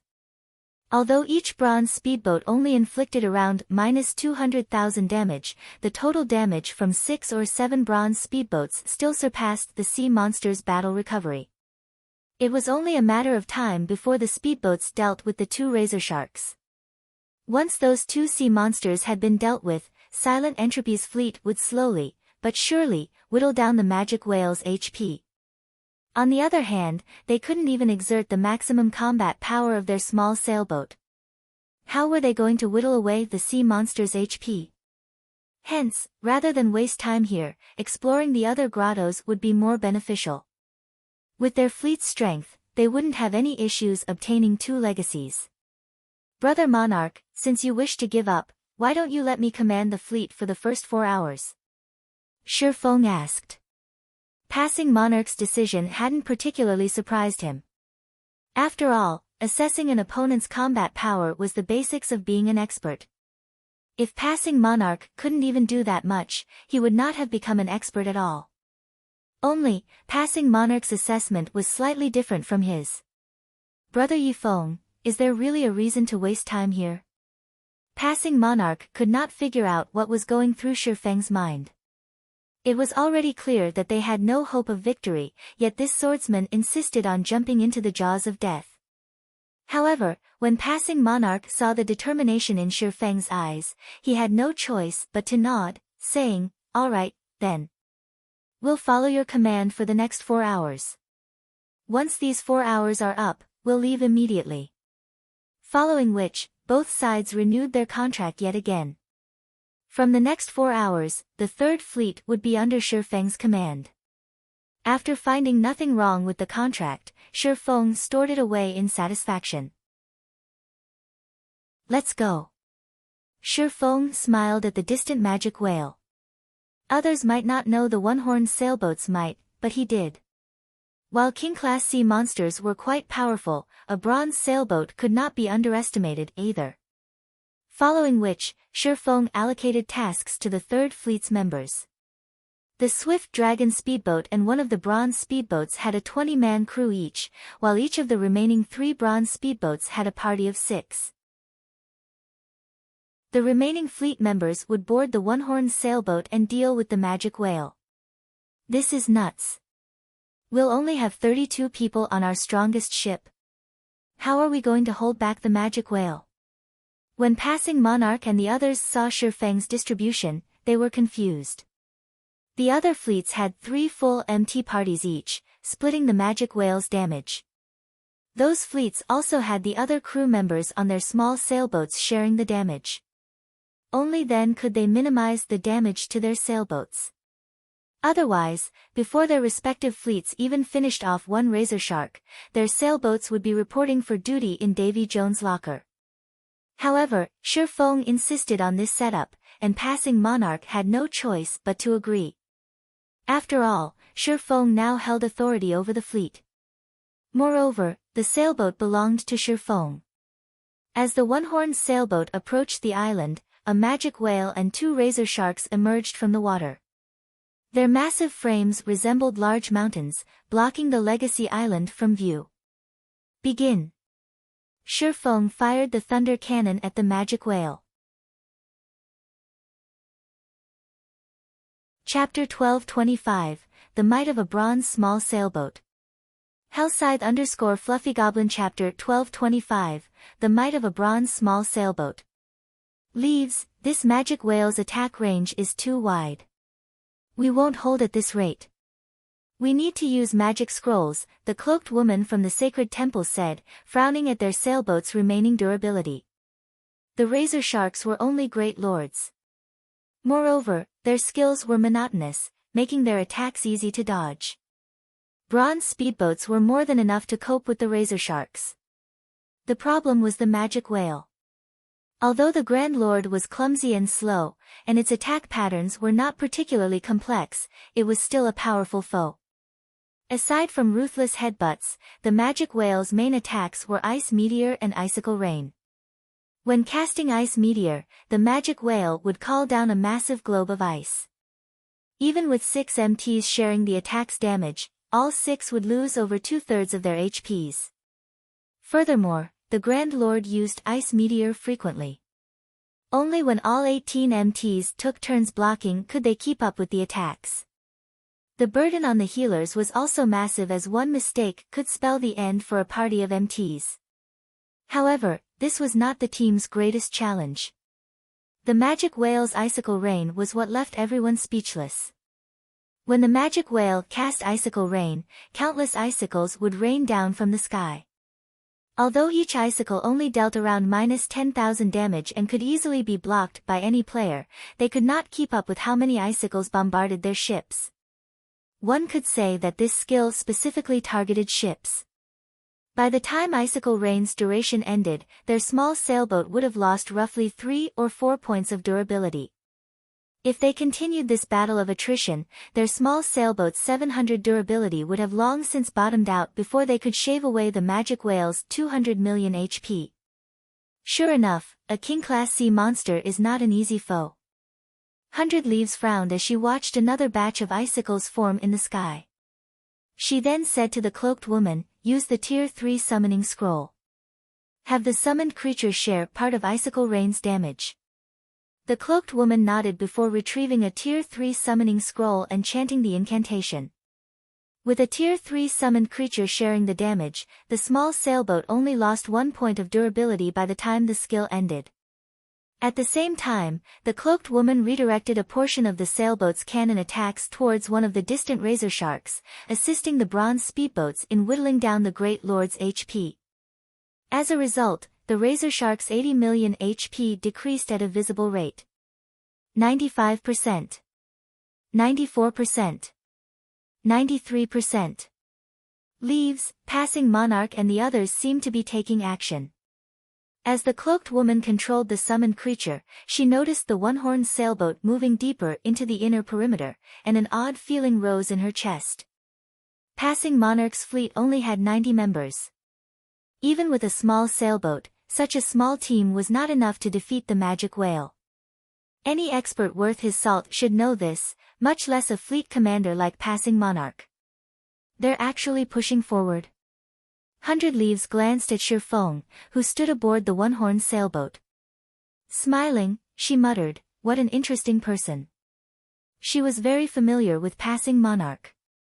While Passing Monarch's individual combat standards were not particularly high, his leadership abilities and assessment for monsters' strengths were first class. He would never take such a risk. The only possibility was that Shi Feng had persuaded him to do so.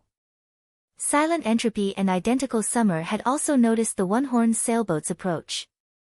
"They're not giving up." Identical Summer asked contemptuously. "I want to see just how long they can last." Currently, his fleet barely held its ground against the 3 guardian monsters. he still didn't know if his team could kill the magic whale.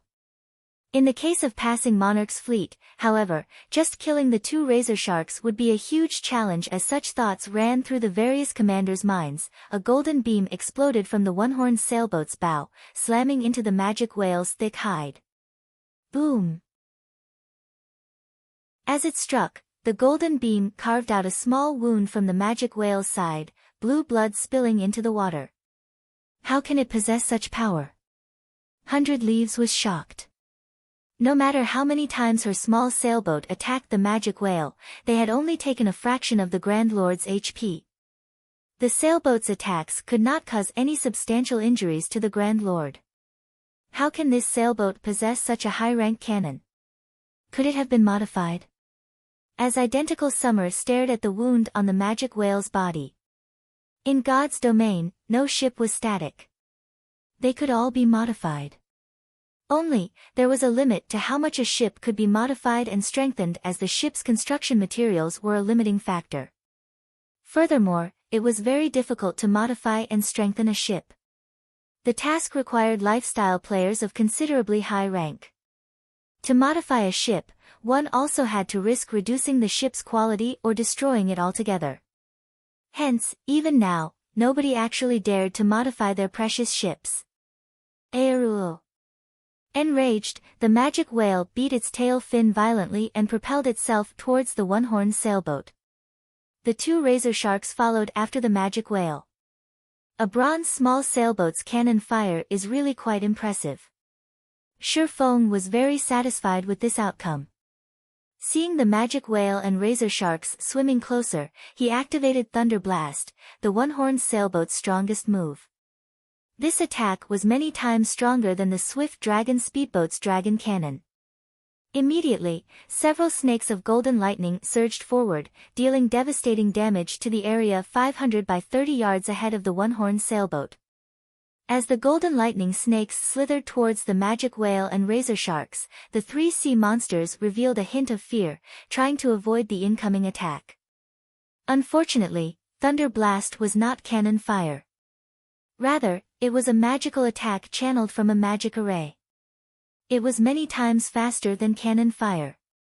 The arcs of golden lightning had crossed several hundred yards in the blink of an eye. Boom! Boom! Boom! When the golden lightning streaked past the magic whale and razor sharks, all 3 sea monsters screamed in agonizing unity. The magic whale and razor sharks were all in a miserable state. The magic whale was covered with wounds with fresh, blue blood coloring the water. A damage of over -900,000 had appeared above its head. As for the razor sharks, many areas of their bodies had scorched black. The 2 great lords had clearly suffered serious injuries, significantly affecting their combat powers. Each had lost over 2 million HP in the attack. Thunder blasts might stupefied everyone present. This is impossible. The watching players instinctively refused to accept this reality. They had lived in Sea's End throughout their career in God's domain. They had lost count of how many times they had fought sea monsters. Hence, their naval understanding ranked at the peak of God's domain. However, the one-horned sailboat's attacks were unbelievable. Brother Yifeng, what rank is your sailboat? Passing Monarch gulped audibly as he looked at the heavily injured razor sharks. Only now did he understand why Shi Feng was so confident. With such firepower, it was no wonder why Shi Feng wasn't worried about killing the magic whale. What do you think? Shi Feng smiled mysteriously, not offering a concrete answer. Players still assumed that small sailboats were similar to speedboats, which had only a small gap in power between each rank. They had not yet realized how vast the divide was between a common-ranked small sailboat and a bronze rank. In terms of firepower, a bronze small sailboat could rival a fine gold speedboat. This was the reason that passing Monarch's assessment of each side's combat power was incorrect. Brother Monarch, you guys deal with the razor sharks. Make sure you lure them away from each other. Leave the magic whale to me, Shi Feng instructed after noticing the magic whale and razor shark's approach. You're going to deal with that thing with only one ship? This. Won't we be cutting it a little too close? Chapter 12:26, Hidden Effect of the Bronze Small Sailboat. _ Shi Feng's commands confused passing monarch and the others. The one-horned sailboat might possess frightening killing power, but when all was said and done, the magic whale was still a king-class sea monster. It was still a terrifying foe. Although Silent Entropy and the other fleets relied on their small sailboats to tank the magic whale, they constantly had 2 or 3 bronze sailboats assisting from the side. The speedboats occasionally shared some of the magic whale's damage, giving the small sailboats a break. Furthermore, the one-horned sailboat only had a 32-man crew on board. In terms of endurance, it was far weaker than Silent Entropy and the other small sailboats. Without a doubt, sending the one-horned sailboat to deal with the magic whale alone was mad. If it were up to passing monarch and the others, they would have refused the idea. After all, it was nothing more than gambling with a small sailboat. A small sailboat's value went without saying. One wouldn't even necessarily trade such a ship for a fragmented legendary item. However, it was too late for passing monarch and the others to argue, as Shi Feng had steered the one-horned sailboat directly towards the massive magic whale. Meanwhile, the 2 razor sharks had swum around to launch a pincer attack against the one-horned sailboat from the sides. "Commander, are we really not going to help him?" Blue Joy asked passing monarch worriedly. "He is the commander now. We'll only stop him if it truly seems impossible." Passing monarch could not help but sigh. He did not know what was going through Shi Feng's mind. Normally, anyone who obtained a small sailboat would treat it like a priceless treasure, avoiding anything reckless that might destroy it. Shi Feng, however, pitted his small sailboat in a dogfight against a Grand Lord-ranked king-class sea monster. Looking at this situation, passing monarch could not help but feel sorry for the one-horned sailboat. Following which, under passing monarch's command, all speedboats took action. With the 4 basic mana pulse bombs Shi Feng had provided them, they fired 2 bombs at each of the razor sharks, each bomb dealing over -1 million damage. Instantly, the razor sharks' aggro split between the one-horned sailboat, the swift dragon speedboat, and 1 bronze speedboat. As the razor sharks were about to reach the one-horned sailboat, the MTs on board the swift dragon speedboat and bronze speedboat used crowd mock, securing the Great Lord's aggro. Immediately, the 2 speedboats split up and moved away from the magic whale, the razor sharks following closely after them. The timing of passing monarch's commands was extremely accurate. Meanwhile, the magic whale bellowed when it noticed the one-horned sailboat approaching. 3 ice meteors then appeared in the air. "Ha ha ha! Now you've done it. I want to see how you intend to clean up this mess." Identical Summer smirked when he saw the 3 ice meteors. When his and the other fleet's magic whales used ice meteor, they only summoned 2 attacks. Thunder Blast has surprised him, he was even somewhat jealous. However, it was obvious that this frightening firepower had angered the magic whale. Even his fleet would suffer against 3 ice meteors at the once, not to mention the one-horned sailboat, which faced the magic whale one-on-one. "Leaves, look at the small sailboat in passing monarch's fleet," the cloaked woman from the sacred temple called out in surprise and pointed at the one-horned sailboat. "There are less than 50 people on board." "Less than 50. 100 Leaves, who commanded her own battle, turned to look at the one-horned sailboat upon hearing this, her brows rising in surprise. They actually did something like that? This was ludicrous. She had a 100-man crew aboard her sailboat to deal with the magic whale's attacks, yet her sailboat still lost a significant amount of durability. If the one-horned sailboat had less than 50 players on board, its durability would fall several times faster. The sailboat would likely sink to the bottom of the ocean before the 2 razor sharks were dealt with. Aero. The magic whale bellowed as it controlled the ice meteors, aiming for the one-horned sailboat's blind spots and making its attacks difficult to dodge. In terms of speed and angle of attack, this magic whale used faster and more accurate ice meteors than the others. When the 3 ice meteors were less than 30 yards away from the one-horned sailboat, Shifeng activated Mana Drive, increasing the sailboat's speed by 30%. This allowed the sailboat to dart out of the magic whale's attack trajectory in the nick of time. After dodging the ice meteors, the one-horned sailboat's 4 thunder cannons rang out simultaneously. 4 golden beams struck the magic whale, tearing a pained cry from the Grand Lord's throat as a series of damages appeared above its head. -471,847. -482,187. -471,974. -472,079. The 4 cannons instantly devoured nearly 2 million of the magic whale's HP.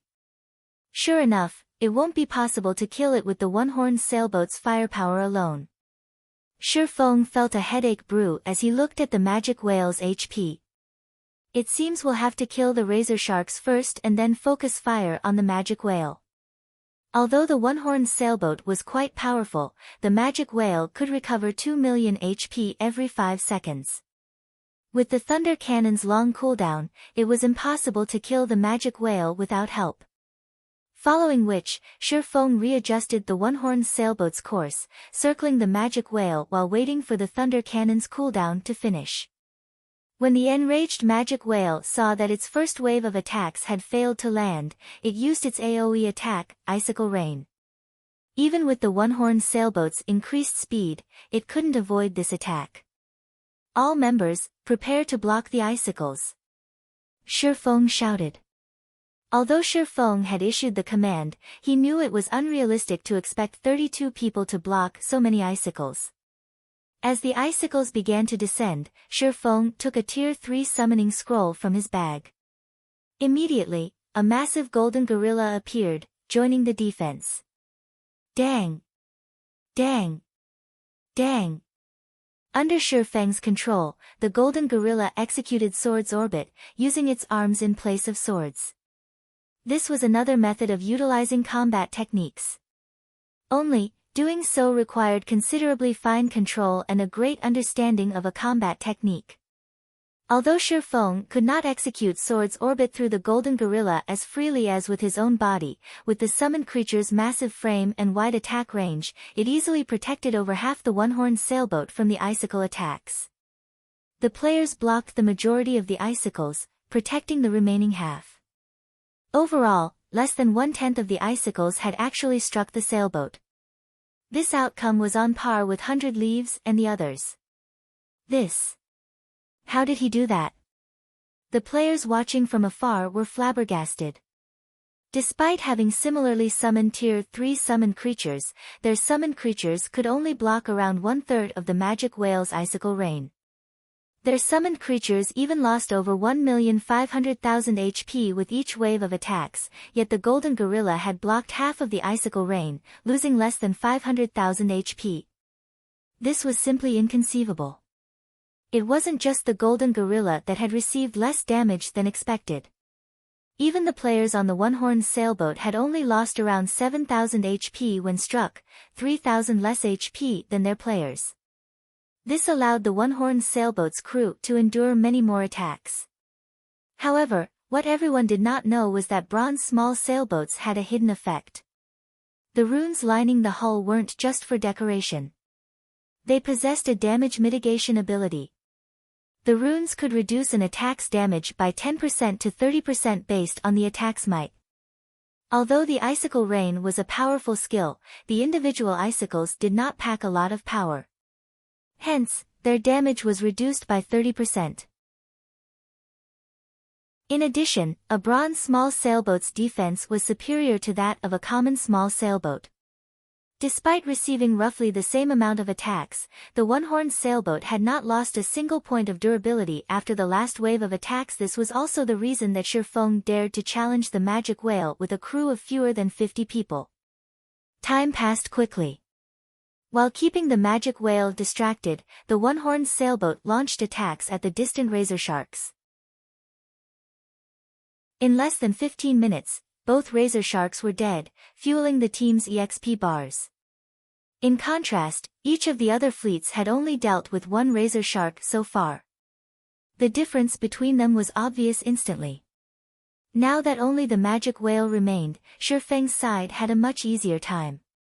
Although it took a long time just to reduce the magic whale's HP by 1%, they slowly, but surely, depleted the Grand Lord's HP. When the magic whale's HP fell to 10%, it spread its colossal jaws, and a frightening amount of mana began to concentrate in its mouth. All speedboats, hide behind the sailboat. Shifeng shouted hurriedly.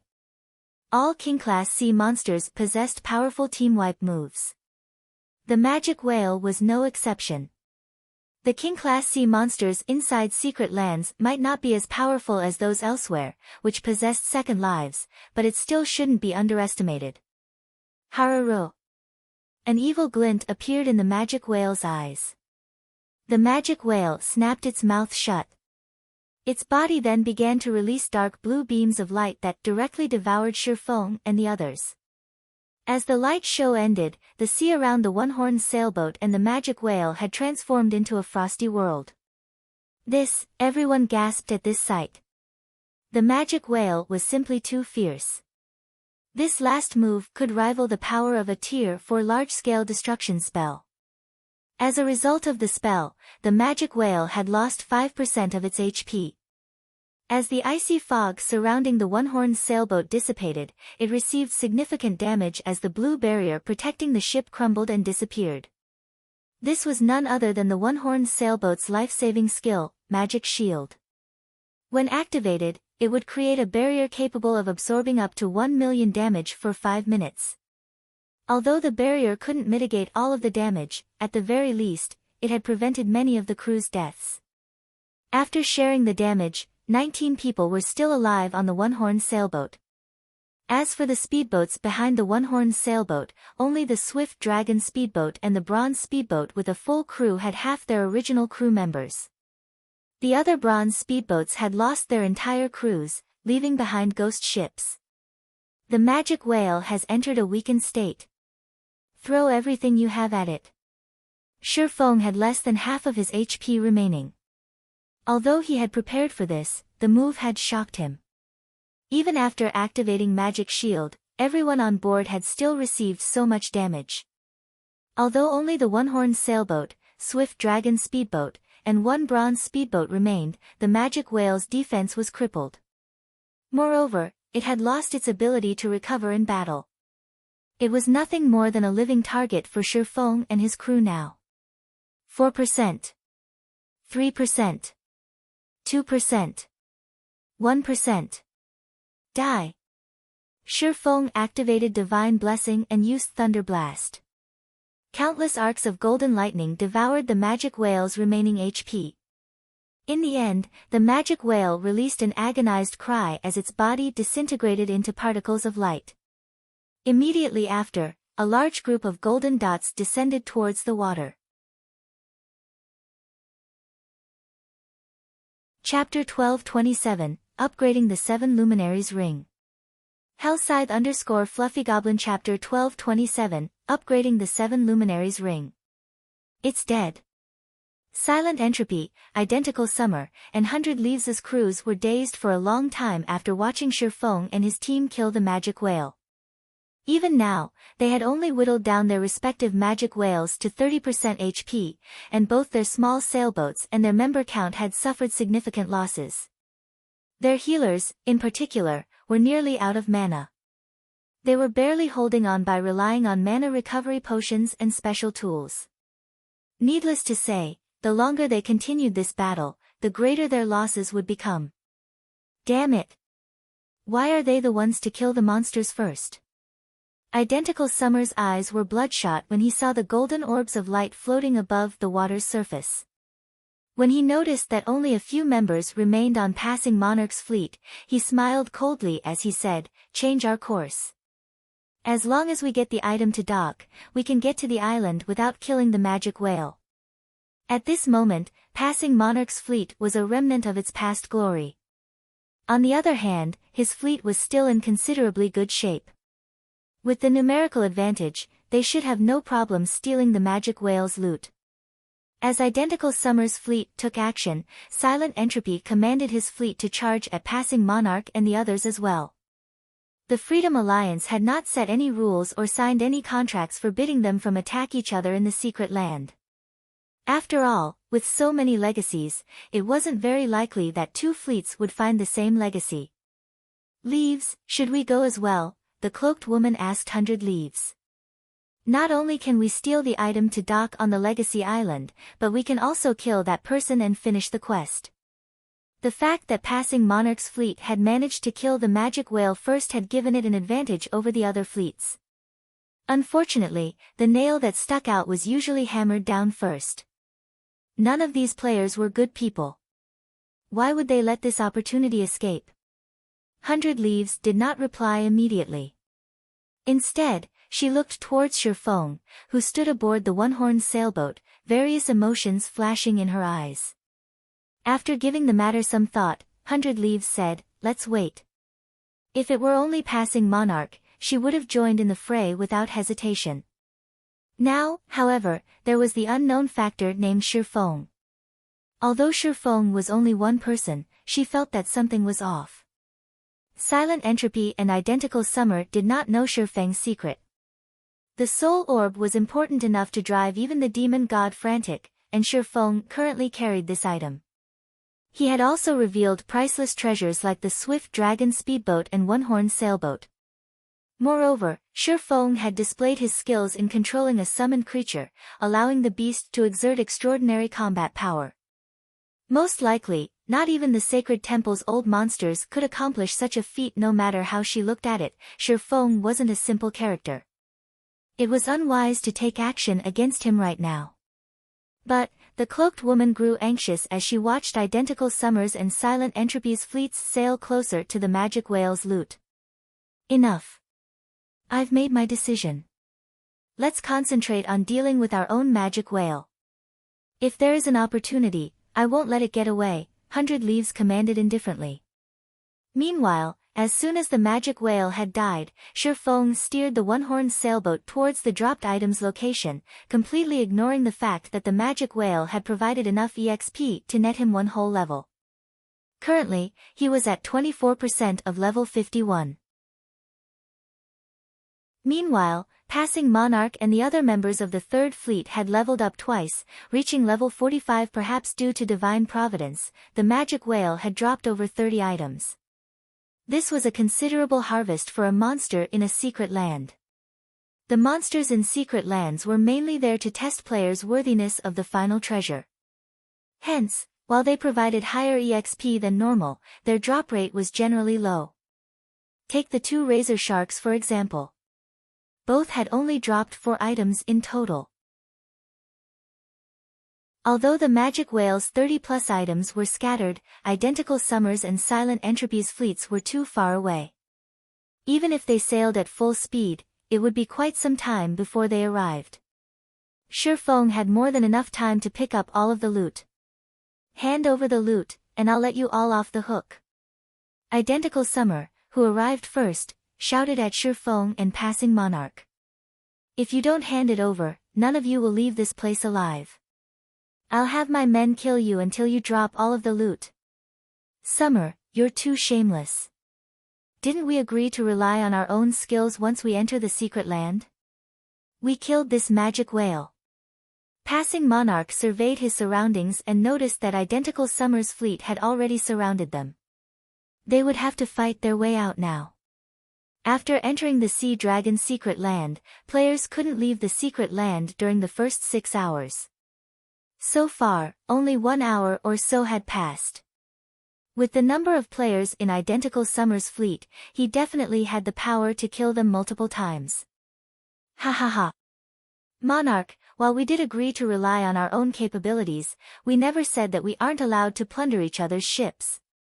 Identical Summer sneered. I don't have that much patience right now. I'll count to 3.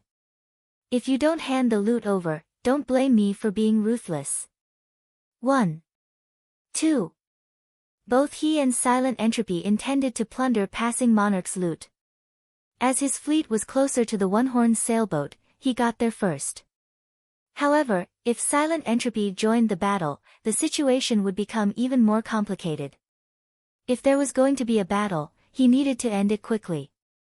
Passing Monarch also understood that Identical Summer was fully capable of acting on his words. He had no way of buying more time. He turned to Shi Feng and said quietly, "Brother Yi Feng, rest assured, even if I have to put my life on the line, I won't let Identical Summer get away with this. Later, I'll distract Identical Summer while you get to the island.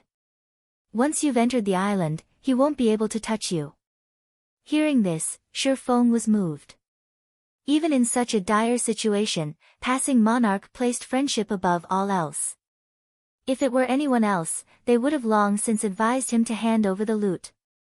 After all, according to their contract, the magic whale's loot belonged entirely to him, not Passing Monarch. "It's fine. I'll fight with you. Worst case scenario, it'll just be one death," Shi Feng said, laughing. While Passing Monarch was also moved by Shi Feng's response, he sternly insisted, "Don't be stupid. The island houses the strongest legacy in the Sea Dragon's secret land. If you clash with Identical Summer, you might even lose your small sailboat. Since you have no intentions of abandoning me and are treating me like a brother, Yi Feng will treat you as a brother as well." "I would never abandon a brother." Shi Feng shook his head as he glanced at Passing Monarch. "Besides, if it really comes down to a fight, we don't know who will win or lose." 3. Identical Summer's expression twisted as Shi Feng and Passing Monarch showed no signs of giving up. "Annihilate them. Don't let a single person get away." As Identical Summer issued his command, numerous cannons rang, all of them bombarding the one-horned sailboat. To Identical Summer's fleet, speedboats were no threat. As long as the players on board the one-horned sailboat were annihilated, the battle would be over. "Since you want to fight, come." Shi Feng simply smiled as he watched cannonballs fill the sky. He then rapidly leveled up the 7 Luminaries ring. The 7 Luminaries ring was the best epic ring Shi Feng had seen thus far. It provided immense help to any player that wore it. Shi Feng hadn't leveled the ring for quite some time.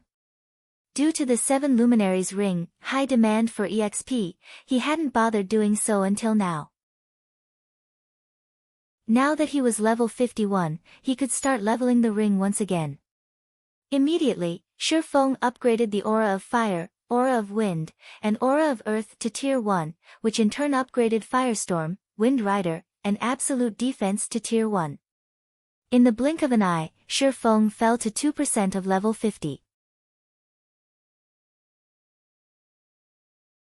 Chapter 1228, One Strike. Hellscythe _ Fluffy Goblin Chapter 1228, One Strike. Sure enough, the skills have grown significantly stronger after reaching Tier 1. Shi Feng smiled faintly as he looked at the newly improved 7 Luminaries ring.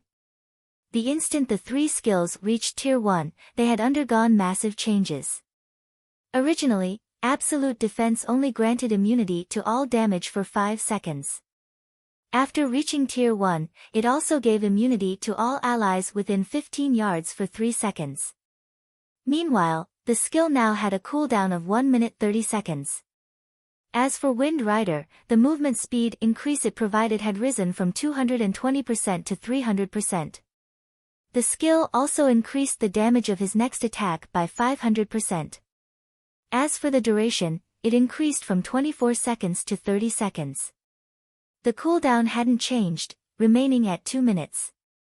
Lastly, Firestorm, which had dealt 1200% damage to an area of 45 by 45 yards for 6 seconds, now dealt 1500% damage to an area of 50 by 50 yards for 6 seconds. As for its cooldown, it still lasted 5 minutes. After Shi Feng finished upgrading the 7 Luminaries ring, he steered the one-horned sailboat towards the incoming cannonballs. At the same time, he activated Absolute Defense. Boom! Boom! Boom! Although the cannonballs were fast, the one-horned sailboat had still dodged a portion of them, while Absolute Defense blocked the remaining attacks. The sailboat itself did not receive any damage whatsoever. They dare make their way over here. They must want to die. Identical Summer sneered. All speedboats, scatter and attack. Don't let them get away.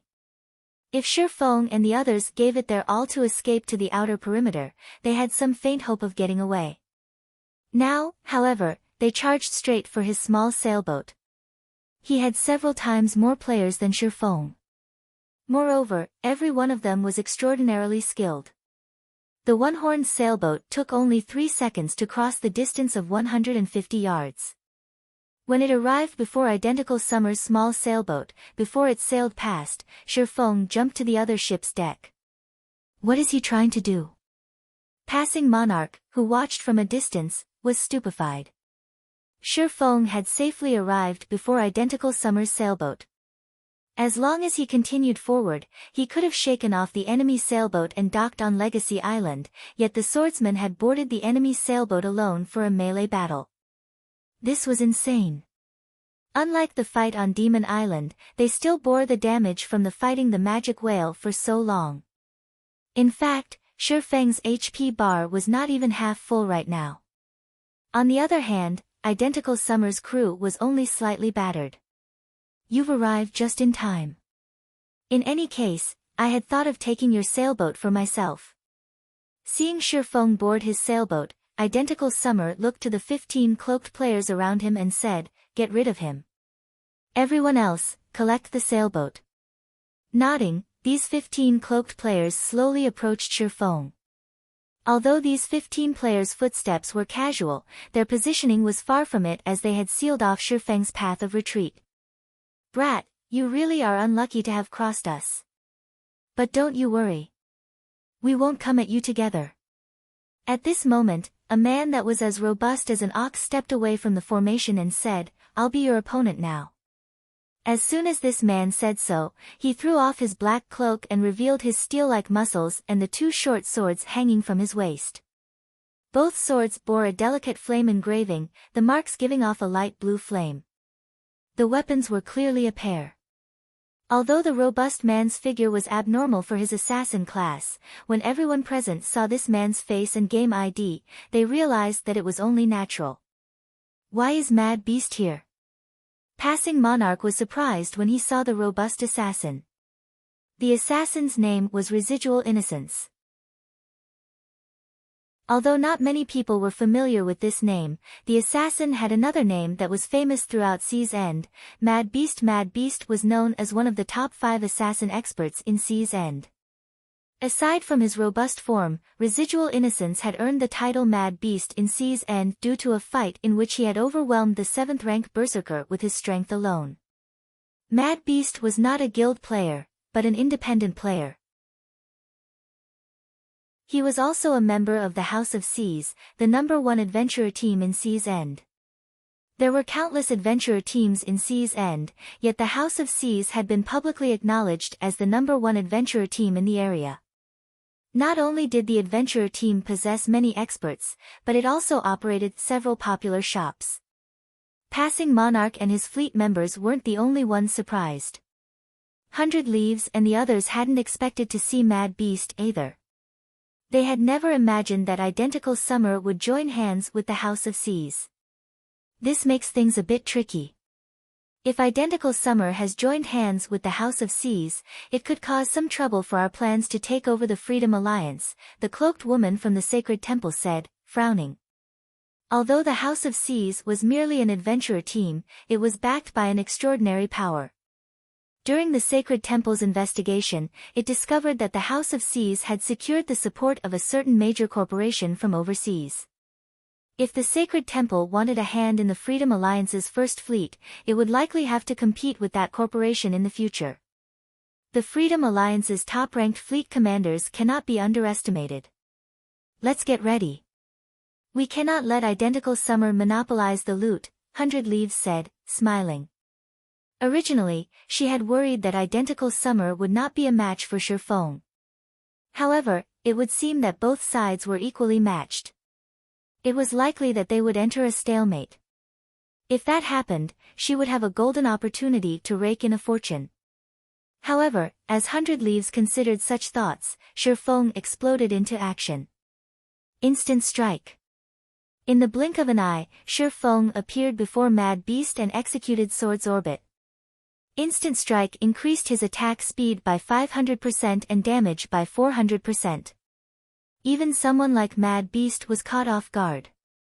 Before the assassin could even activate Vanish, Shifeng's sword bit into him. Only after Shifeng's second slash descended did he successfully activate Vanish. However, it was too late. Minus 39,486. A terrifying damage devoured all of Mad Beast's 30,000 HP. Even after his death, Mad Beast could not figure out how a normal attack had taken his life. How is he so fast? Mad Beast's companions suddenly wore serious expressions. Mad Beast had literally died in the blink of an eye. This had to be a joke. Mad Beast could rank third among their group of 15.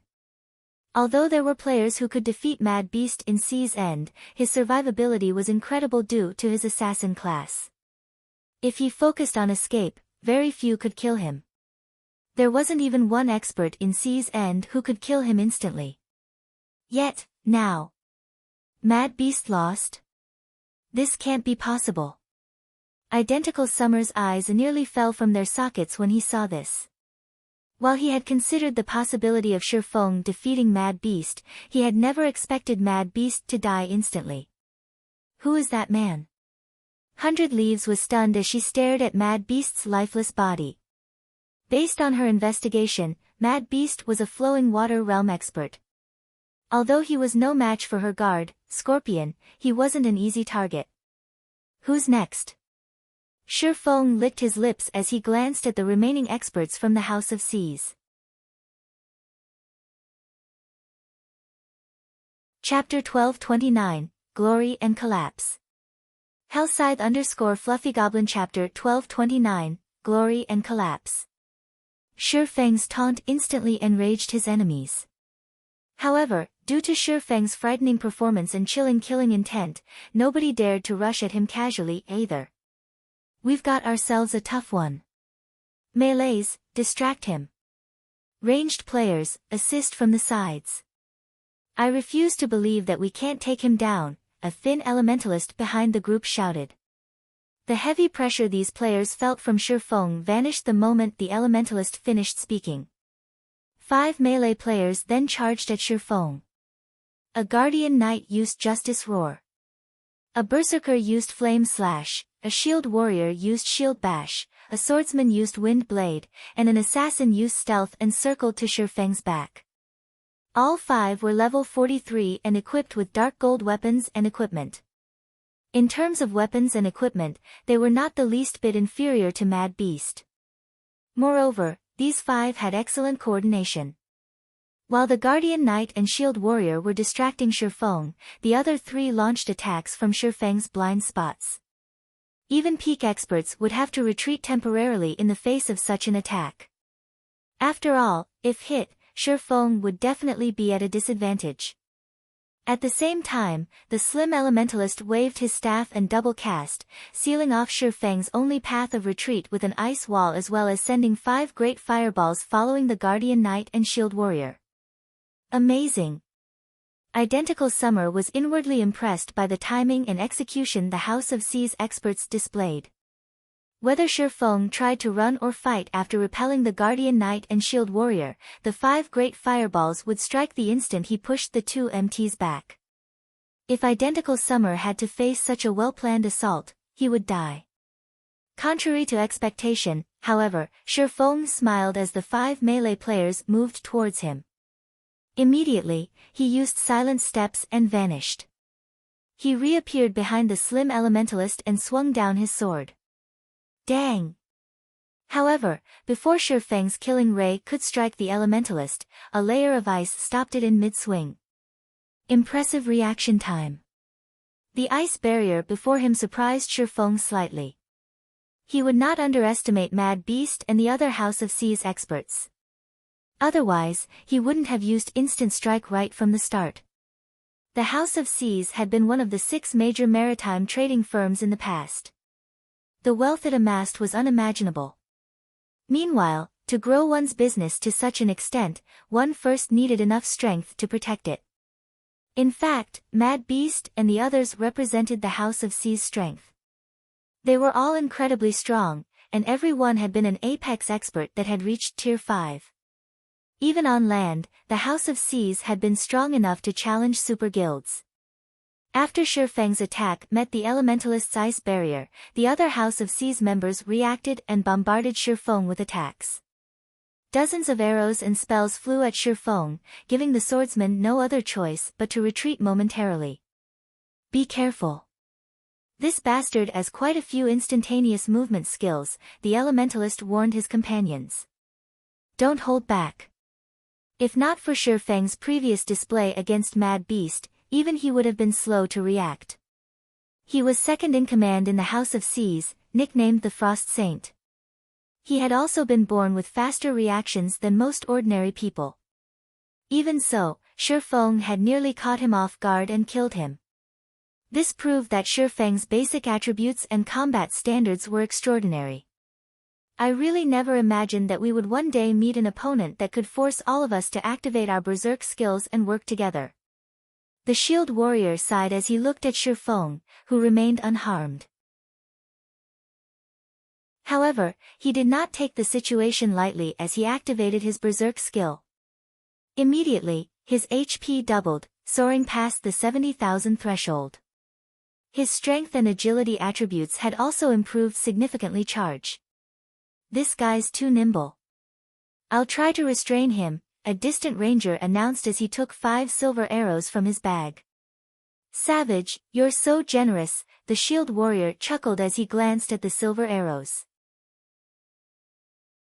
The ranger named Savage treasured these silver arrows, each worth 10 gold coins. Crafting the arrows required many rare materials. Aside from dealing with Grand Lords, he had never seen Savage use the arrows on anything. Just one of those silver arrows packed enough power to injure a Grand Lord, not to mention 5 of them. Even if he activated a life-saving skill, he couldn't avoid the ranger's treasures. He should be proud to die under my arrows, Savage boasted as he activated his berserk skill and released his bowstring. Shio! All 5 silver arrows flew towards Shifeng simultaneously. As the silver arrows sliced through the air, they twisted the space around them. Gravity arrows? Shifeng frowned when he saw the incoming arrows. Originally, he had intended to preserve some of his skills, but he scrapped that idea. Without hesitation, he activated Thunder God's Descent, increasing his movement speed and attack speed 150%, damage by 50%, and decreasing all damage received by 50% for 30 seconds. He then charged straight at the shield warrior and 5 gravity arrows. As Shir tightened his grips on his 2 swords and brandished them, starlight sparkled around him. Swords orbit. Peng. Peng. Peng. Shifeng's blades repulsed the shield warrior instantly, forcing the man to take several steps back. As for Shifeng himself, he was knocked back by roughly 8 yards, his blades emitting a low hum. He blocked them. Savage's mouth twitched. Sure enough, fighting so many refinement realm and above experts is taxing. Shifeng revealed a bitter smile as he glanced at his trembling hands. He had lost 10,000 HP when he had blocked the 5 gravity arrows. Without Thunder God's Descent, he would have lost double that. He only had around 10,000 HP remaining. Normally, killing any one of these players in a one-on-one would be a piece of cake with his level, weapons, and equipment. However, even he couldn't end this battle in a short time with these 14 players working together. His best option was a battle of attrition, slowly wearing down his opposition. Unfortunately, it was obvious that he didn't have that luxury. Currently, identical Summer's men had already begun to clash with passing Monarch and the others. It was only a matter of time before so many enemies annihilated passing Monarch and his fleet. It seems that I don't have the option of holding back any longer. Shifeng sighed. He then activated Heavenly Dragon's power. He had yet to reach the Legacy Island. Nobody knew what would happen once they docked. In addition to the time limit, Shi Feng had wanted to conserve some of his strength in case of emergency. However, now that the House of Seas experts had already their berserk skills, he had lost his advantage of higher basic attributes. The slim elementalist felt a chill crawl down his spine when he saw this situation. He immediately shouted, "Careful! He has used his berserk skill. Damn it! How is he so strong? Frost, find an opportunity to use a Tier 3 magic scroll. We'll pay for this trade." The House of Seas members wore serious expressions. They glared at Shi Feng as if he were their greatest enemy, focusing on the swordman's every move. Meanwhile, Shi Feng no longer held back. Wind Rider. In the blink of an eye, Shi Feng appeared before the slim elementalist, who had been 16 yards away. He swung down his sword. It was a simple and straightforward slash. However, despite such a simple attack, the elementalist couldn't dodge in time. He was forced to use blink, instantly appearing 15 yards away. Too close. Although Shi Feng's sudden appearance had shaken the slim elementalist, he had used blink in time. With this, Shi Feng couldn't close in on him again so easily. Be careful. As the elementalist refocused his attention on Shi Feng, he heard his companion's warning. Unfortunately, the warning came too late as Shi Feng already stood before him. The upgraded Wind Rider increased Shi Feng's movement speed by 300%. With the movement speed and agility buff from the aura of wind, Shi Feng could easily cross a dozen yards or so in the blink of an eye. His speed might not be comparable to blink or instantaneous movement, but in such close quarters, he was not very far behind. How? Although the elementalist tried to retaliate, killing ray had already sliced open his neck, draining all of his HP. Chapter 1230, Horrific Difference. Hellscythe _Fluffy Chapter 1230, Horrific Difference. So fast. Everyone on the sailboat glared at Shi Feng as if he were a powerful enemy. Despite Shi Feng being alone and having less than 25% of his total HP, they somehow felt as if they were at a disadvantage. However, Shi Feng did not plan to give the crowd around him time to react. Advancing, he dashed towards his next target. "Everyone, attack! Do not let him leave here alive!" Identical Summer shouted. "Summer, if everyone attacks him, who will deal with passing Monarch's fleet?" Heavenly Spider asked as he watched their fleet members currently engage passing Monarch's fleet. "Ignore them. This brat is our most important target." Identical Summer snapped, rolling his eyes at Heavenly Spider. Passing Monarch was but a fish on a chopping block. Shi Feng was different. If they didn't stop him quickly, his frightening combat power would cost them dearly. Under Identical Summer's command, his fleet members shifted their focus to Shi Feng. Only a small number of players remained to distract passing Monarch and the other Third Fleet members. Identical Summer's assumptions were correct. Even a peak expert would be hard-pressed to avoid every attack if surrounded by plate armor classes and over 100 melee players. More melee players waited on the side as well, waiting for an opportunity to strike. Even an assassin with high survivability would not escape death. Unfortunately, Shi Feng wasn't what they expected. With Wind Rider's movement speed increase, it would be very difficult for ranged classes to get a lock on the swordsman. Moreover, Shi Feng's range wasn't limited to the ship's deck. He could also fly through the air. He could easily throw off his opponents and dodge attacks with abrupt turns and stops mid-air. Furthermore, fighting on the small sailboat was convenient for Shi Feng. In the cramped space, he didn't need to chase his enemies. He could easily arrive before another player with a few steps. Shi Feng slaughtered one player after another. Every time he swung one of his swords, one of Identical Summer's fleet would lose their life.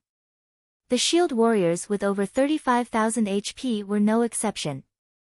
There was already a massive gap between their levels. After Shi Feng activated Heavenly Dragon's power, his strength had also increased by 150%.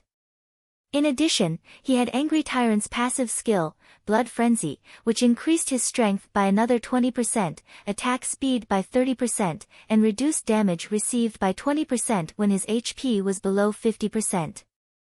He could even kill shield warriors with high HP and defense instantly if the latter did not activate shield wall in time.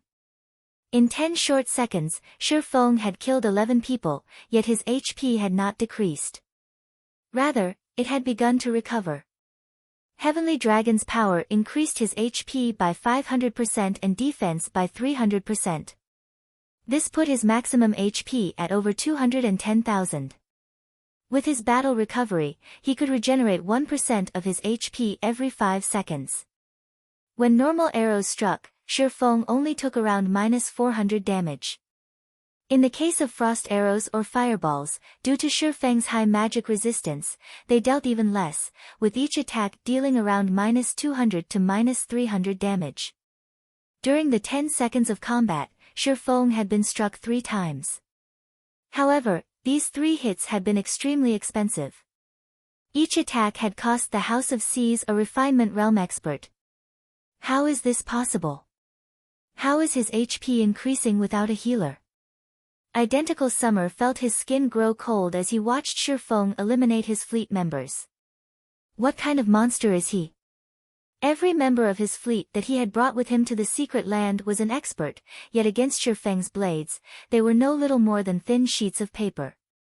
This transaction has cost us. Morning, help me pin that guy down. I'll use the space-shattering arrow to finish him off. The ranger named Savage whispered to the guardian knight before him. 1 second. I just need him to stay still for 1 second. 1 second.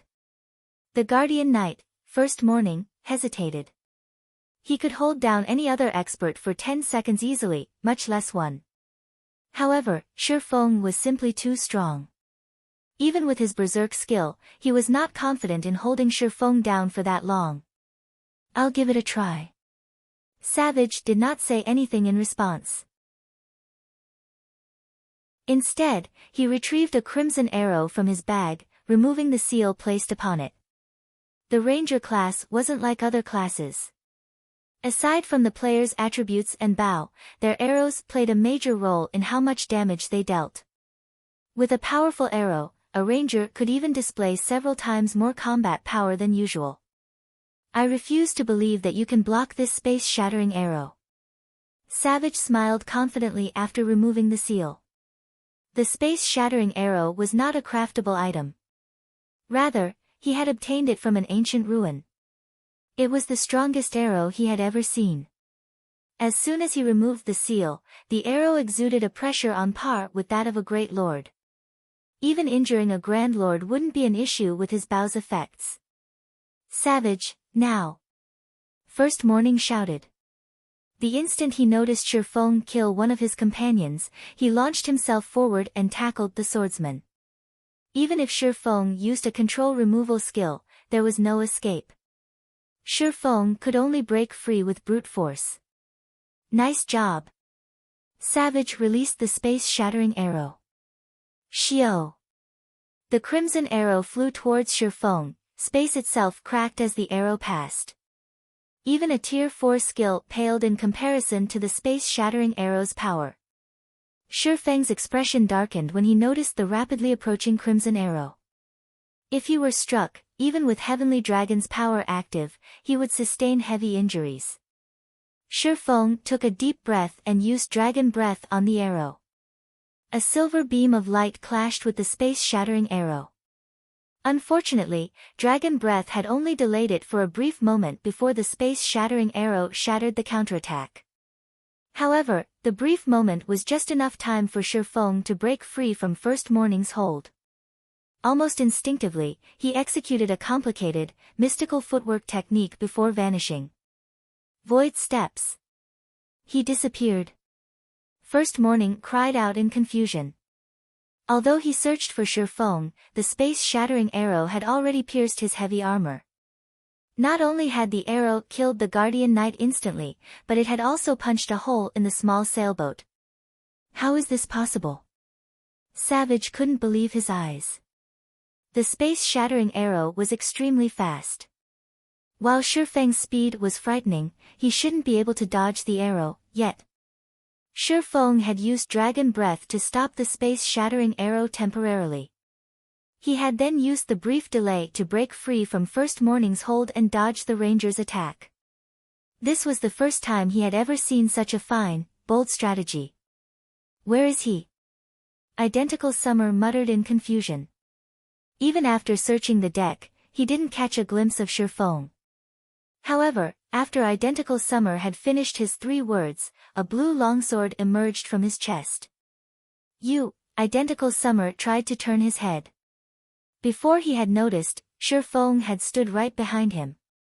Although he couldn't see Shifeng's appearance due to the black cloak, he could somehow tell that Shifeng had flashed him a ridiculing smile.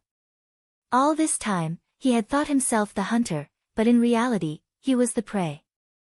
Only after Identical Summer's HP reached 0 did he finally realize that he had fallen into a monster's den without knowing it. Identical Summer's death had frozen every member of his fleet in shock. Despite an assault from so many people at once, not only hadn't Shifeng's HP dropped in the slightest, but the man had also taken their commander's life. How were they supposed to defeat such a monster? Retreat. No one knew who had shouted this word, but everyone instinctively followed the command, "You want to escape? Do you think it'll be that easy?" Following which, Shifeng raised Killing Ray high and activated Lightning Edge against the fleeing players. As Lightning Edge had a 0.5-second channeling time, it had limited effects against expert players. As he had previously stood in the center of the deck, he wouldn't have been able to hit as many players. Now, however, he stood at the tip of the stern. Lightning Edge's range was more than enough to cover the entire small sailboat. In addition, as these players turned their backs to him and fled, they had lowered their guard against the attack. Countless arcs of lightning shot forth from Killing Ray. Although some experts reacted quickly and dodged in time, over half of the team, consisting of over 100 players, died instantly. As for those who survived the attack, they had already jumped ship. Let's go. After Identical Summer, the small sailboat's captain, had died, Shifeng smiled in satisfaction. Now, even without Identical Summer's permission, any player could simply steer the sailboat away. Following which, Shifeng sailed towards the Legacy Island. As for passing Monarch and the others, they followed closely after on the One-Horned sailboat and Swift Dragon sailboat. Only now did Silent Entropy's fleet arrive. "Commander, are we going to chase after them?" an indifferent man in blue mage robes asked as the fleet commander. "Forget it. The battle is over. If we fight that person, we'll likely let that little girl take advantage of us. Let's head back and finish off the magic whale." Silent Entropy shook his head as he watched the distant Shifeng.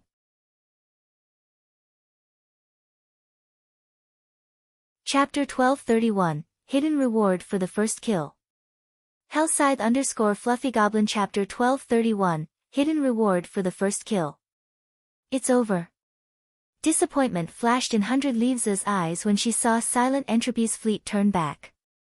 Originally, she had thought that she could get to understand Shifeng more through Silent Entropy and the others. In the end, however, the outcome wasn't what she had hoped for. After watching Shifeng's battle with Identical Summer's fleet, she ended up with even more questions than before. "Leaves, your prediction was quite accurate. Fortunately, we didn't intervene.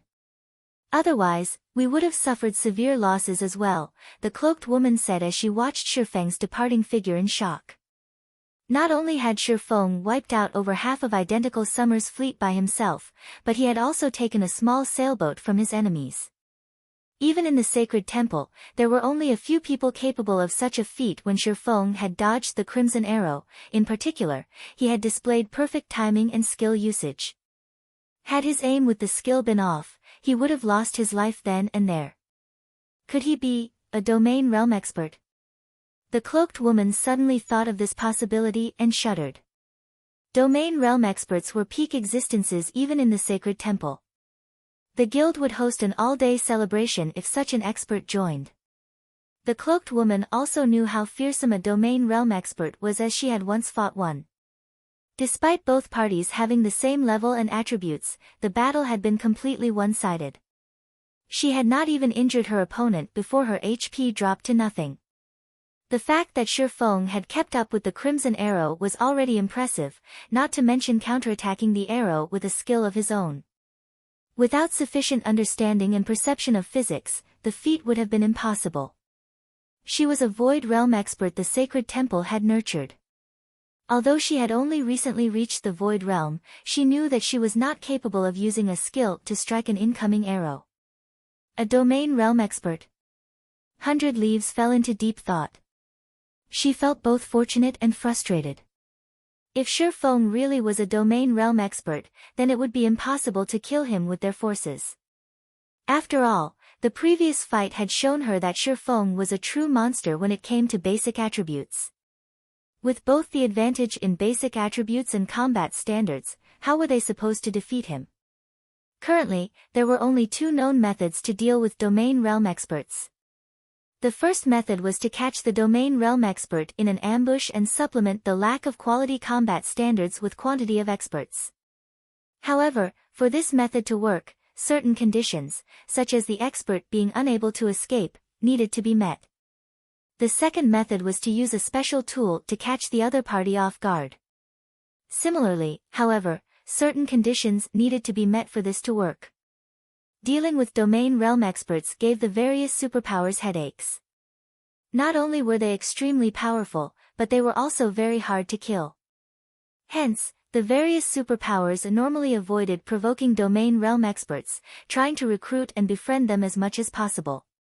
Understanding 100 Leaves' worries, the cloaked woman suggested, "Leaves, why don't I use that?" They had the full support of the Sacred Temple for their operation.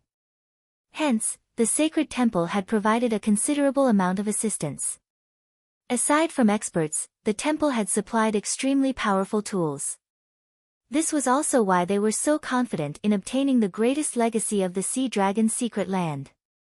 Forget it. Even if they dock, it won't be that easy to obtain the legacy. Sighing, 100 Leaves said, "Let's get rid of the magic whale for now." Shi Feng and the others rested on Legacy Island's shore after the battle with the magic whale and identical Summer's fleet. The team members were badly battered. Meanwhile, dangers plagued the island. They had to recuperate before searching for the legacy. What a huge harvest! Shi Feng was ecstatic as he smiled at the crystal bottle in his bag. This crystal bottle contained none other than identical Summer's small sailboat. Although it was only a common small sailboat, its value far outstripped that of epic items. With the addition of this small sailboat, Zero Wing's naval power would increase significantly. Moreover, the magic whale had dropped a plethora of relatively valuable items. Although its loot could not compare to that of king-class sea monsters in the outside world, every item among the 30+ that had dropped was a treasure in its own right. The magic whale skin, in particular, could strengthen ships. Shi Feng even regretted not killing a few more magic whales. Magic whale skin, dark gold rank tool. Improves a ship's defense by 10%, movement speed by 3%, and durability by 10 points. A maximum of 3 magic whale skins can be used to strengthen a ship. While players could modify their ships in God's domain, the risk was quite high.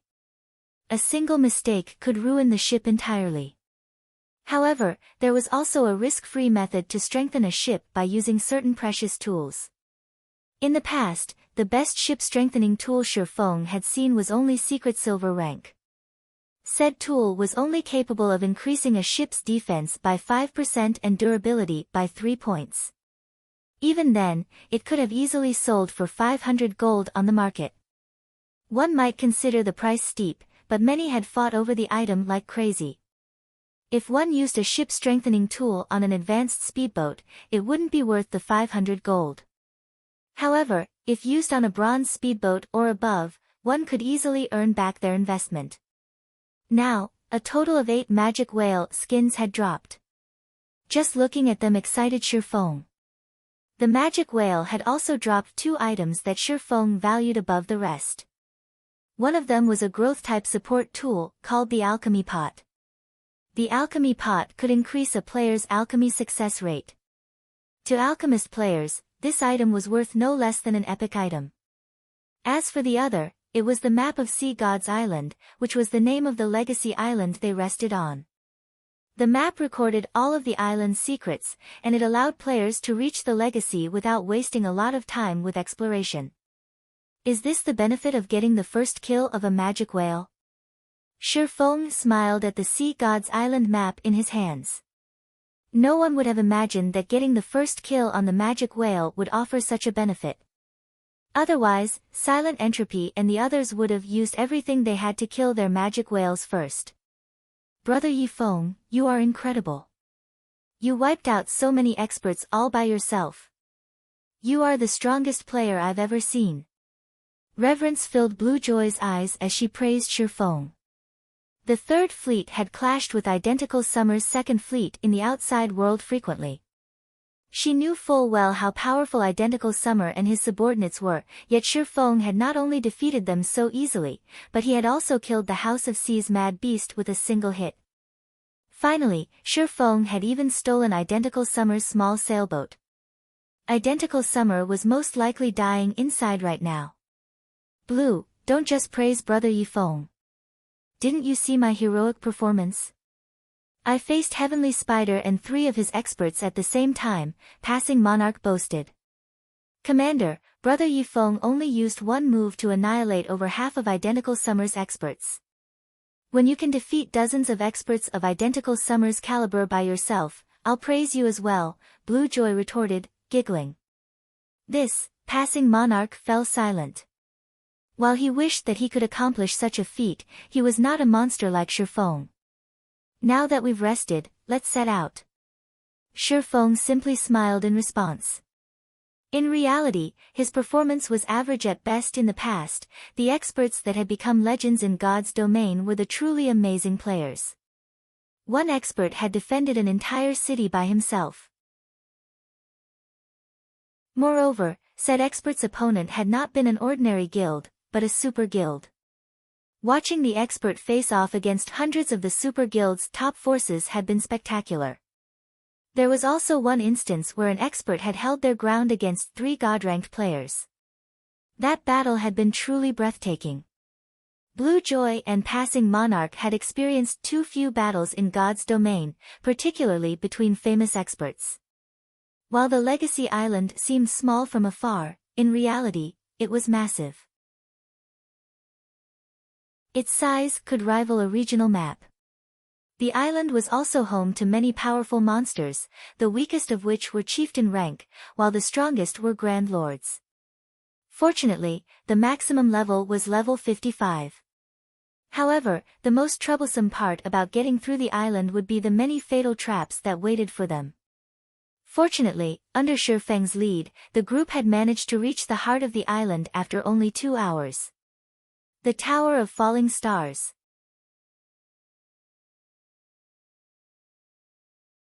Chapter 1232, Cities Management Rights. Hellscythe_FluffyGoblin Chapter 1232, Cities Management Rights. This should be where the legacy is. Excitement flashed in Passing Monarch's eyes as he looked at the tower hidden in the gorge. He was impressed by how fast Shifeng had found the greatest legacy of the Sea Dragon. On his last visit to the Secret Land, the Third Fleet had taken over 4 hours to clear the trials. Afterward, they spent the remaining time searching Legacy Island. However, they failed to find the legacy and lost some of their members to the island's various traps. Yet, Shifeng had located the legacy in less than 3 hours. It was a miracle. Although Passing Monarch was a little frustrated that Shifeng would be the one to obtain the greatest legacy, after giving the matter some thought, it was much better than letting it fall into Silent Entropy or the others' hands. Moreover, if he had Shi Feng's help later, he should have no problems obtaining the legacies in the 50-yard grottos. He could then stabilize his fleet's position as third fleet in the Freedom Alliance. Had he not cooperated with Shi Feng, his fleet would have likely fallen to 7th or 8th fleet after this expedition. If that happened, his fleet would no longer qualify to use the Freedom Alliance's large shipyard. When Shi Feng saw the Tower of Falling Stars, although he was slightly excited, he did not hurry to approach the tower. Rather, he turned to Passing Monarch calmly and quietly asked, "Brother Monarch, are you interested in a trade?" At this point, he practically had the sea god's legacy in the bag, fulfilling his initial goal in coming here. However, Zero Wing currently lacked both money and resources to develop. The candlelight trading firm's income was not enough to sustain Zero Wing. If he wanted to increase the candlelight trading firm's income, he needed to expand. Meanwhile, the Freedom Alliance occupied 3 of the 12 major cities in the sea's end. If he could set a shop up in each of these 3 cities, the trading firm's income would skyrocket. However, setting up shop in these major cities would not be as easy as it was on land, where all he needed was a sufficient amount of reputation and coins. When purchasing a shop in Sea's End's NPC cities, one did not require any reputation. Instead, a player needed the approval of the city's manager. This was similar to how player-constructed towns and cities operated. Due to this, Sea's End's businesses hadn't developed over much. After all, to get the city manager's approval, one normally needed to sign a profit-sharing agreement. While some kind-hearted managers only asked for 30% of the profits, some black-hearted managers went as far as to ask for 50%. This was why most players in Blue Jade City had opted to set up street stalls to sell their items, as that method did not require them to split profits, they only needed to pay a small fee. A trade? What do you have in mind, Brother Yifeng? Passing Monarch asked, curiosity gripping his heart. Are you interested in becoming First Fleet's commander? Shi Feng asked, laughing. First Fleet's commander? Brother Yifeng, are you joking?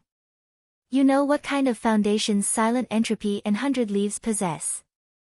Even if I obtain a legacy this time, I'd be lucky to keep the 3rd seat, Passing Monarch said, shaking his head.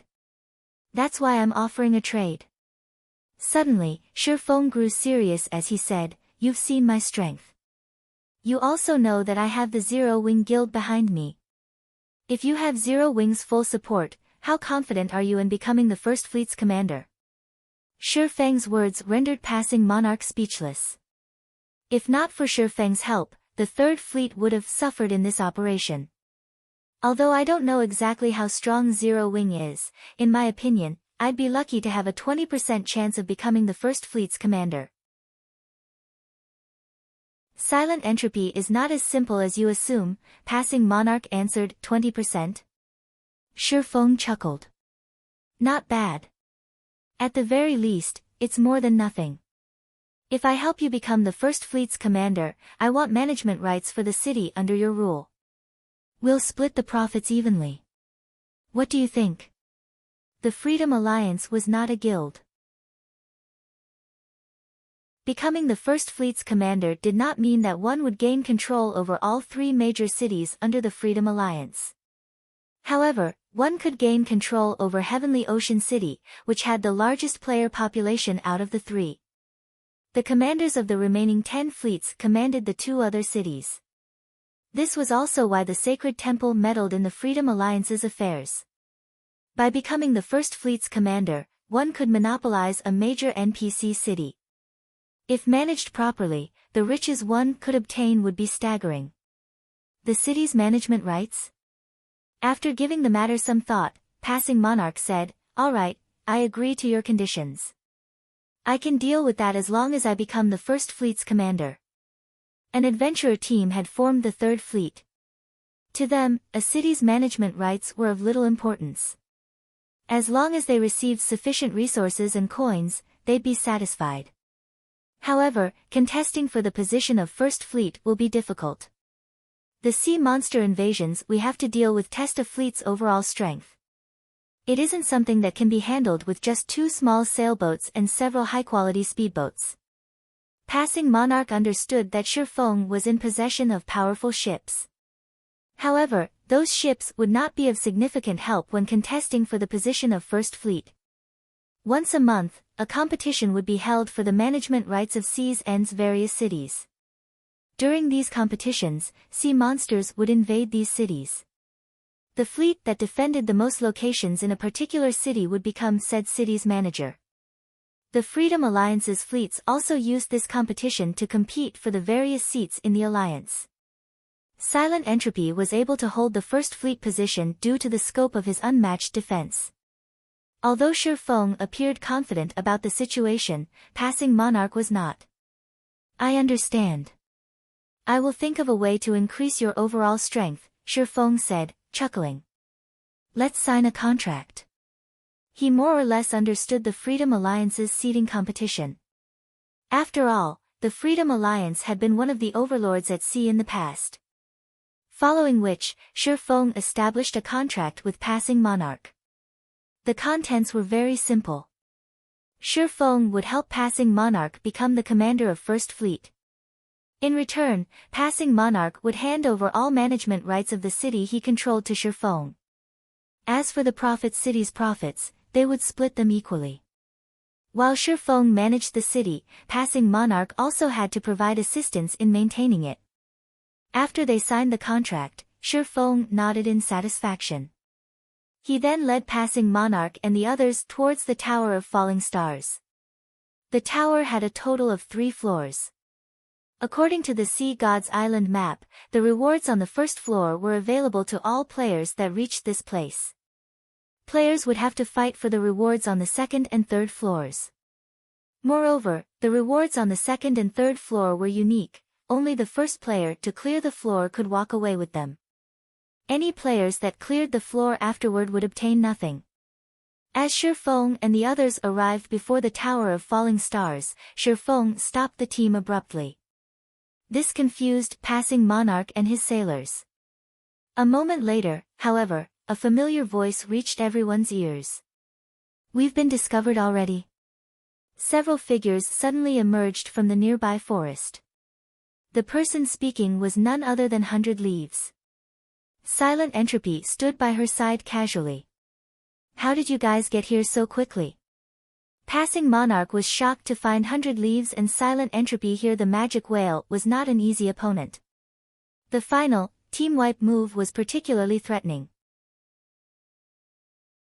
Even if 100 Leaves and Silent Entropy defeated their respective magic whales, it should take their fleets quite some time to do so, yet they were here as soon as his group had reached the Legacy's location. No matter how he thought about it, this shouldn't be possible. Understanding Passing Monarch's thoughts, 100 Leaves chuckled and said, "There's nothing to be surprised about. I simply formed a temporary alliance with Commander Entropy and established a 200-man team. We then sacrificed my small sailboat and Commander Entropy's 2 bronze speedboats to get here quickly. Although we sacrificed a lot, fortunately, we caught up to you. Otherwise, the Legacy really would have fallen into your hands." Passing Monarch could not help his astonishment. He had never dreamed that 100 Leaves would sacrifice even a small sailboat. "Commander Leaves, your subordinate is truly amazing. Even in such a situation, he managed to track us." Shifeng offered his admiration as he glanced at the cloaked assassin beside 100 Leaves. On their way here, he had tried to hide their tracks as much as possible. To track them, one needed to have leveled their tracker subclass to master rank at the very least. Well, enough talk. Since we're here, we should conclude this matter. 100 Leaves smiled at Shifeng and the others.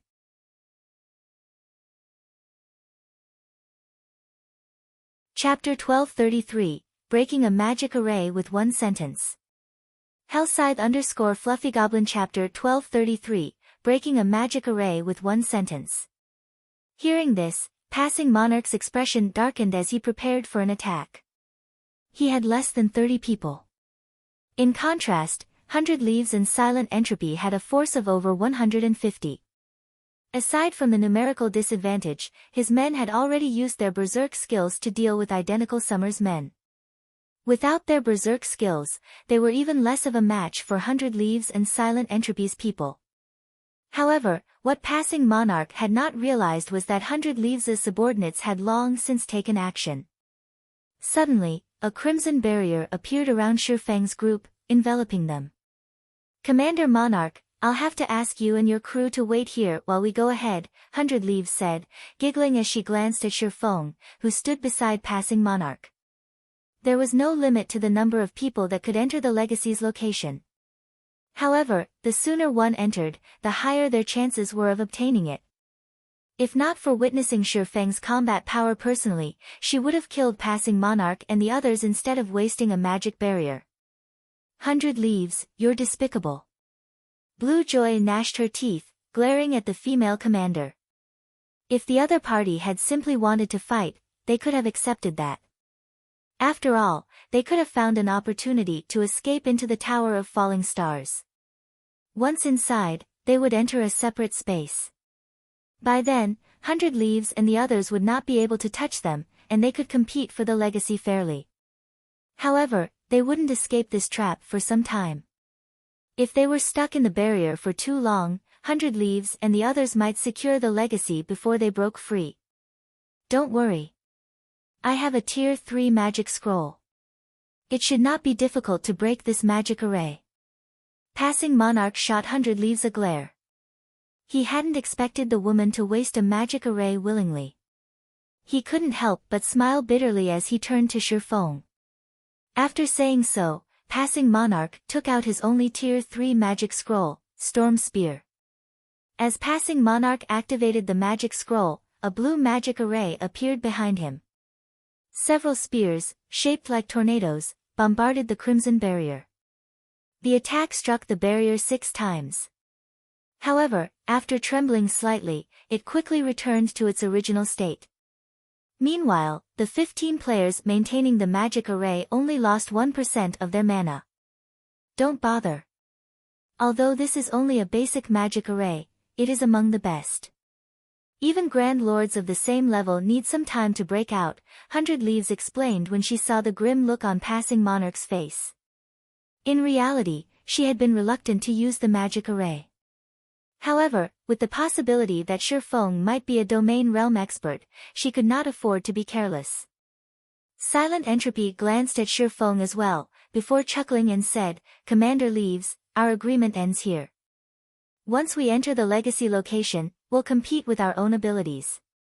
As the first person to have obtained a legacy from the Sea Dragon's secret land, he was familiar with how these locations operated. Everyone believed that obtaining a legacy upon reaching the location was easy. In reality, that was not true. One first needed to pass the location's trials. Now that they had trapped Shifeng, who possessed frightening combat power, they had one less serious competitor. Now, he only had to worry about 100 Leaves. After speaking, Silent Entropy led his men into the Tower of Falling Stars. "That old fox really moves quickly." 100 Leaves clicked her tongue. She commanded, "Let's go in. We can't let that old fox get ahead of us."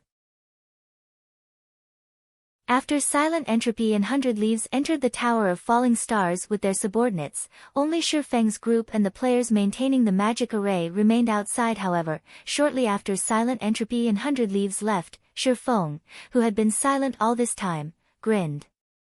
"Brother Yifeng, you're still in the mood to smile?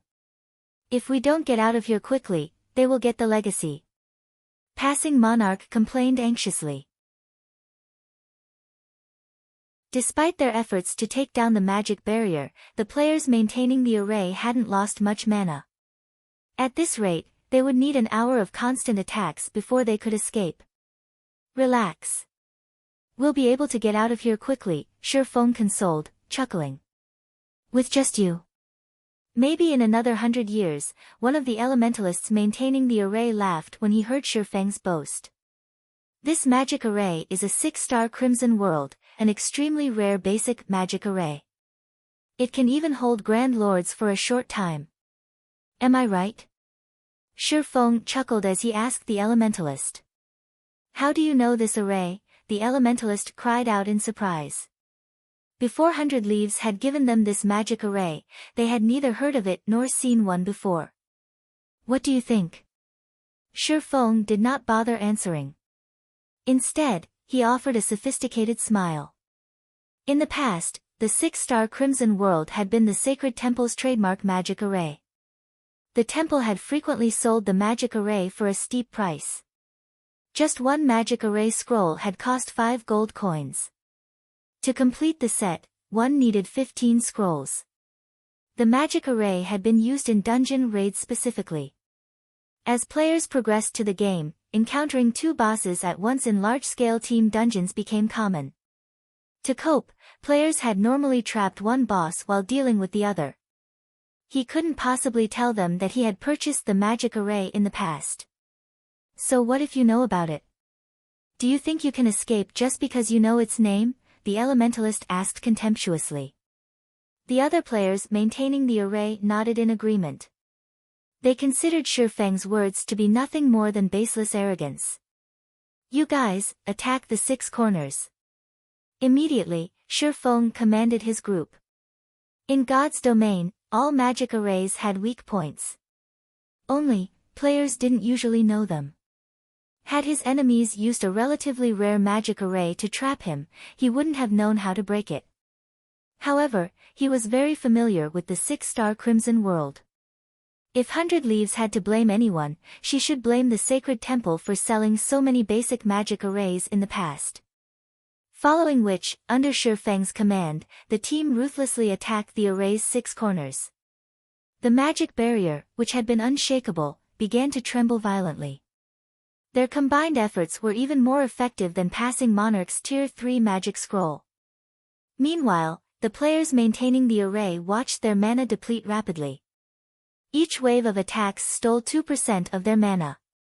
After several dozen waves, the 15 magical class players' mana fell below 50%. Brother Yi Feng, you're too amazing. Blue Joy and the other members of Third Fleet gushed. They had already been impressed after watching Shi Feng slaughter so many experts. Now, he had dealt with a powerful magic barrier with a single sentence. How is this possible? The players maintaining the magic array were going mad as they watched their mana plummet. The 6-star Crimson World was even capable of trapping a Grand Lord, yet it faltered in the face of a small team of Tier 1 players. Here's the final hit. As Shi Feng made the announcement, he activated Firestorm. After reaching Tier 1, firestorms might have become extraordinary. In the next moment, little butterflies of fire landed on the magic barrier's corners. When these little butterflies touched the barrier, the resulting impact resembled that of a high-speed truck crashing into a wall. After a mere 3 seconds, the 6-star Crimson World crumbled as the players maintaining it ran out of mana. Without mana, magical class players were little more than berserkers without weapons. Very quickly, Passing Monarch and the others massacred them. Let's hurry inside, Passing Monarch ordered.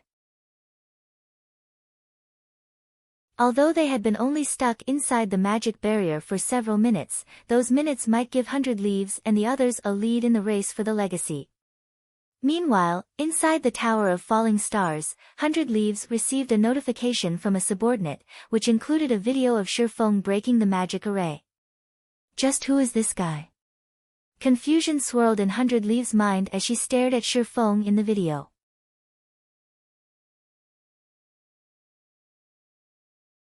Chapter 1234, Secret Footwork Technique. Hellscythe_FluffyGoblin Chapter 1234, Secret Footwork Technique. After 100 Leaves watched the video of Shi Feng taking command, her expression grew grim. The 6-star Crimson World was unique to the Sacred Temple as they had the only magic array design. Even now, they had never announced this to the public. No matter how she looked at it, Shi Feng couldn't have located the 6-star Crimson World's weak points coincidentally. It seems I'll have to report this to the guild leader. 100 Leaves' gaze remained fixed on Shi Feng in the video. Originally, the guild had planned to make a fortune with the 6-star Crimson World. The fact that someone had discovered the array's weak points was no trivial matter. 100 Leaves immediately contacted her superior. Interesting. There's actually someone capable of locating the 6-star Crimson World's weak points, the handsome man wearing exquisite blue robes in the video replied, a faint smile appearing on his face. This person is a problem. We need to teach him some humility. I'll send Uncle Lee and the others over. Keep an eye on that player. You're sending Uncle Lee? 100 Leaves could not help her growing joy. This is great. With Uncle Lee's help, this guy is doomed. The Sacred Temple was a super guild that recruited a large number of new talent every year. Various outstanding players rose within the guild each year as well. However, those who truly withstood the test of time and became the Sacred Temple's mainstays were the guild elders. Uncle Lee was one of these guild elders. He was an old monster that had grasped a domain many years ago. Even if Shi Feng were a monster that had reached the domain realm, he was no match for Uncle Lee. Furthermore, Uncle Lee wasn't coming alone. His party members would be joining him. Following which, 100 Leaves notified her security party and had a few of them split up and head towards the rest area. As long as Shi Feng appeared, they would keep a close eye on him. Inside the Sea Dragon's secret land, whether one obtained a legacy or not, they would be automatically transferred to a rest area once their time in the secret land was up.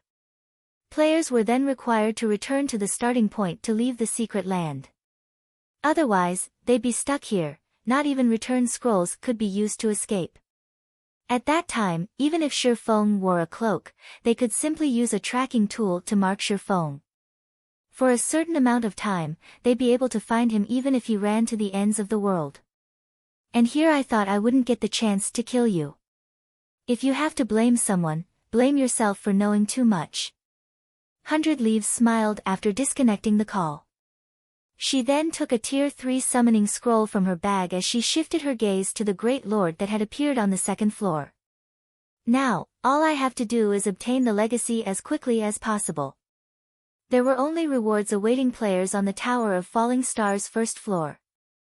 Only after reaching the second floor would the trial truly begin. The second floor's trial required players to defeat the monsters that appeared before them. They would have to face a total of 3 monsters. The first monster was a chieftain, the second was a lord, and the last was a great lord. All 3 were set at the same level as the challengers, and each one was stronger than the last. However, to experts of her standards, soloing these monsters wouldn't be a problem if they had come prepared. The real problem was how quickly they could defeat these monsters. Although the 6-star Crimson World had not trapped Shi Feng for very long, these several minutes had been long enough to remove him from the competition. This is the space inside the Tower of Falling Stars. Shi Feng quietly examined the tower's interior. Although the Tower of Falling Stars appeared massive on the outside, he found himself in an empty space no larger than a basketball court after he entered the building. Aside from the various carvings on the walls, the room only contained a lone staircase leading to the second floor. So, this is the reward. Shi Feng's expression was serious as he investigated the carvings on the walls. The owner of this tower is truly generous. The carvings were none other than the secret technique that many expert players currently sought. Unfortunately, the secret technique was incomplete. With Shi Feng's standards, a single glance was all he needed to tell that this secret technique resembled phantom steps. However, compared to the phantom steps he had seen performed in the past, the version here was more simple and refined. If he could learn this footwork technique, it would definitely benefit him in PvP. Following which, Shi Feng recorded a video of these carvings. This way, his guild members could learn it as well. Phantom steps was not a particularly complex technique. It was simpler than void steps. With enough effort, one could easily grasp the technique to a certain degree. When Shi Feng activated the video recording mode, he noticed that something was amiss. Smiling bitterly, he said, "Sure enough, the main god system won't let players obtain a secret technique so easily." When he tried to record the images on the walls, the video contained nothing but darkness. It was clear that the system did not allow players to record the technique. What a pity. Feng gave the carvings on the walls one last glance before heading reluctantly to the second floor. If given enough time, he could get a general gist of the technique very quickly. However, he didn't have that luxury right now. After all, he had other competitors ahead of him. If he spent several hours trying to learn phantom steps, he would be offering up the legacy on a silver platter. Upon reaching the second floor, Feng noticed that the space here was roughly 3 times larger than the first floor. A 3-meter-tall, muscular, black-skinned orc stood inside the room, waiting for him. The orc wielded a stone cleaver that was as tall as itself. Blackstone Orc, Chieftain. Level 50. HP 4 300,000/4 300,000. A magic barrier sealed off the staircase to the third floor. It was obvious that he had to defeat this Blackstone Orc before he could proceed. Feng glanced at the stone monument beside the staircase. The requirement to proceed to the next floor had been recorded on the stone, as well as a list. Although the list didn't name any players, it did display the progress of the top 5 players on the second floor.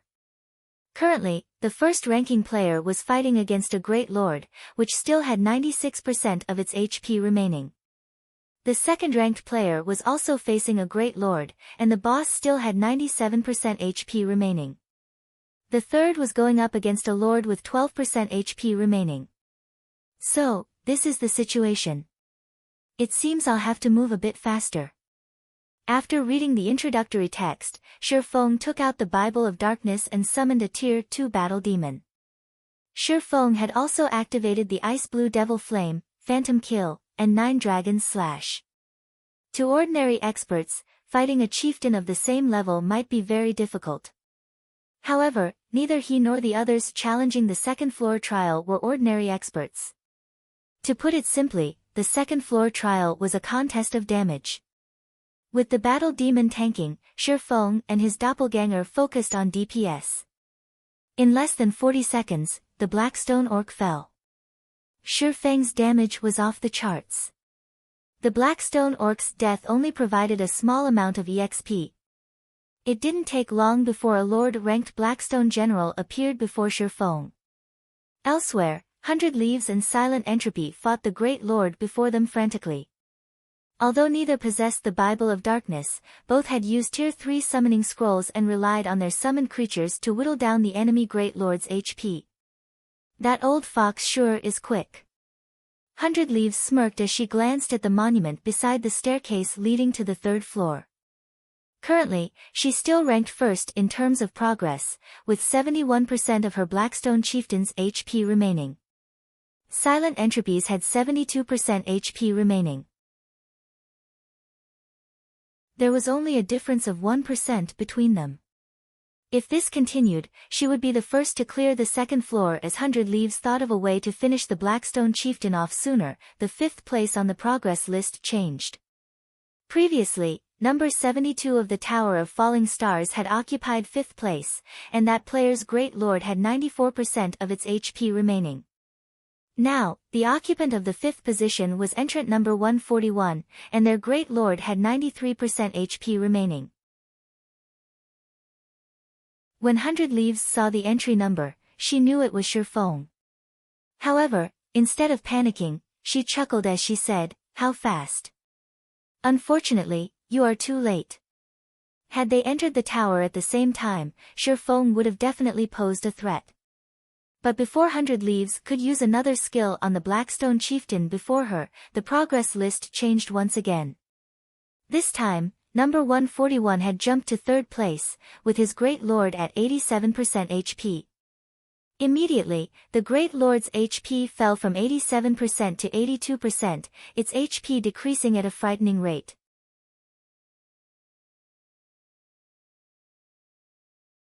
Chapter 1235, Is he hacking? Hellscythe_FluffyGoblin Chapter 1235, Is he hacking? What's going on? 100 Leaves couldn't believe her eyes as she looked at the progress list on the stone monument. A Great Lord was the equivalent of a Team Dungeon's final boss. Not only did they possess very high defense, but they also possessed potent skills. Take the Blackstone Chieftain for example. 100 Leaves had already seen it use 3 skills. The first was a passive skill called Stone Skin. The lower the Blackstone Chieftain's HP fell, the higher its defense and magic resistance would rise. The second was an attack skill called Flame Charge. When activated, the boss would randomly attack one target on the battlefield. During this skill's duration, the boss's movement speed would increase. If not dealt with properly, it could easily kill players instantly. As for the third, it was an AoE skill called Stone Shower. When this skill was activated, players had to deal with falling stones from above. If struck, players would lose at least 10,000 HP. When alone, without the support of a healer, players would have an extremely difficult time fighting the Blackstone Chieftain. Due to these 3 skills, staying alive was a challenge. It was even more difficult to deplete the boss's HP quickly. As such thoughts ran through 100 Leaves' mind, another change occurred to the progress list. This time, number 141's Great Lord dropped from 82% to 78% of its HP. Shifeng had nearly caught up to Silent Entropy, whose Great Lord was at 72% HP. Seeing the boss's HP fall so rapidly, he should have used a powerful magic scroll. Silent Entropy had also noticed the change on the progress list. However, he wasn't particularly worried. On the contrary, he smiled and said, "How unfortunate. Young people really are quite brash. The Blackstone Chieftain isn't an easy boss. Wasting your trump card so early in the fight will only make things difficult for you later." He had his own methods of dealing explosive amounts of damage as well. The same could be said for 100 Leaves. Only, neither of them had chosen to use those methods yet. The proper way of dealing with a boss like the Blackstone Chieftain, which became harder to deal with as its HP dropped, was to wear it down slowly before finishing it off with a bang. The less time they had to spend fighting the boss in its final phases, the easier clearing the second floor trial would be. However, to quickly catch up to them, Shifeng had used plenty of precious tools. On the surface, it might seem as if he had made up for the lost time, but in reality, he was doing more harm than good, so much so that he might even fail to kill the boss in the end. After all, practically every boss entered a berserk state when its HP fell to a certain point. If one couldn't cope with the boss then, they would be annihilated. Seconds, then minutes, flew by. Although Shifeng devoured the Blackstone Chieftain's HP at a staggering rate, the longer the battle continued, the less HP the boss lost. From the initial 4% to 5% decreases, it gradually slowed to 2% decreases before falling to 1% decreases. By the time the boss had 42% HP remaining, its HP no longer fell at a visible rate. Your drive to win has doomed you. 100 Leaves smiled as she glanced at the progress list. Although she was somewhat annoyed that Shifeng had overtaken her progress, pushing her to second place, when she saw Shifeng's progress bar grow stagnant, she felt a little gleeful. According to her plan, she would only go all out when the boss's HP fell to 20%. The level 44 Blackstone Chieftain had 36 million HP. After taking into account its later defense and magic resistance, it wasn't time to make her move just yet. Moreover, this was only the second floor. The legacy was on the third floor. She needed to save enough trump cards. This way, she could secure the second floor's reward and the third floor's legacy. As expected of a guardian boss. Its HP has fallen to 40%, yet its defense has increased by 50% and magic resistance by 70%. Shifeng analyzed the Blackstone Chieftain's defense and magic resistance growth while controlling the battle demon. It's time to make my move.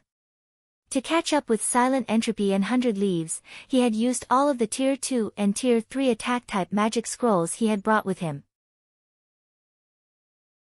He had used the magic scrolls to deal with the boss to buy time while he waited for his skills cooldowns to finish. Following which, Shifeng activated Power of Darkness, increasing all of his basic attributes by 60%. 9 Dragon Slash. Abyssal Curse. The level 50 Blackstone Chieftain had a total of 44 million HP. It was far more powerful than the Blackstone Chieftain's Silent Entropy and 100 Leaves faced. However, after Shi Feng activated his Berserk skill and taking into account Abyssal Curse, which decreased the Blackstone Chieftain's attributes by 10% for 5 minutes, his strength was on par with the Great Lord's. Die! Shi Feng activated Firestorm. A raging inferno rose from the ground. Immediately, the Blackstone Chieftain's HP fell by 150,000 every second, 300,000 if it received a critical hit. The Battle Demon had also used its ultimate move, the Tier 2 skill Purgatory Assault. The demon launched 6 attacks in quick succession, each taking over 120,000 HP from the Great Lord. At the same time, Shi Feng controlled the 12 Abyssal Blade Phantoms to attack the Blackstone Chieftain, each dealing over -5,000 damage. A wave of the Phantoms' attacks easily dealt over -60,000 damage. In 6 short seconds, the Blackstone Chieftain's HP fell by 8%.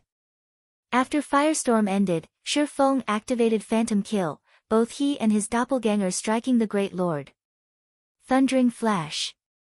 Thunder Flame Explosion. With the Battle Demon as a shield, Shi Feng rapidly chipped away at the Blackstone Chieftain's HP. Although his current damage output couldn't compare to the magic scrolls, the Great Lord's HP still fell rapidly.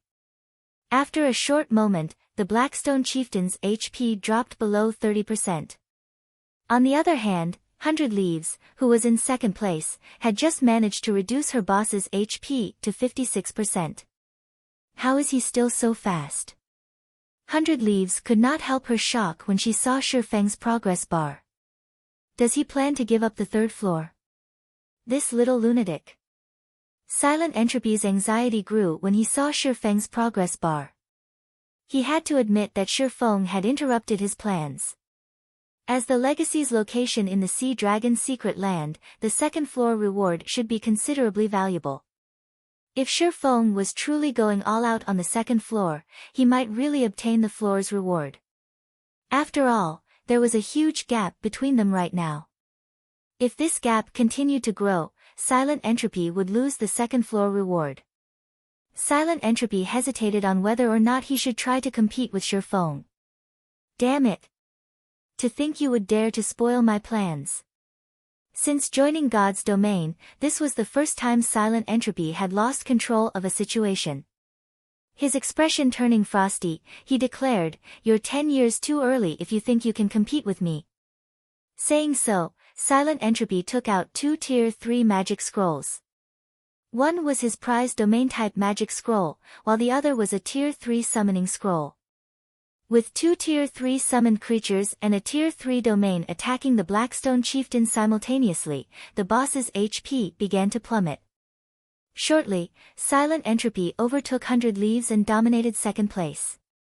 This old bastard must have lost his mind. Since you want to fight, let's see who has a sturdier foundation. 100 Leaves gnashed her teeth. She then retrieved an orange crystal ball and multiple magic scrolls. As 100 Leaves began to chant an incantation, the crystal ball shattered and disappeared. A magic array then formed around the Blackstone Chieftain, rapidly decreasing its attributes.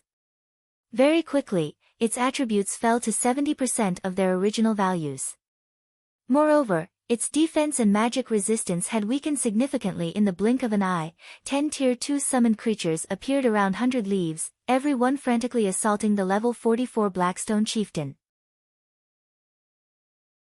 Now that neither Silent Entropy nor 100 Leaves were holding back, their progress bars swiftly increased. When Shi Feng's boss had 15% HP remaining, 100 Leaves and Silent Entropy's bosses had 25% and 26% HP remaining, respectively. How fast? Shi Feng smiled at the two's progress bars. He then took several basic mana pulse bombs from his bag and tossed them at the Blackstone Chieftain. Every bomb contained the might of a Tier 3 large-scale destruction spell. The bombs could even injure a mythic monster.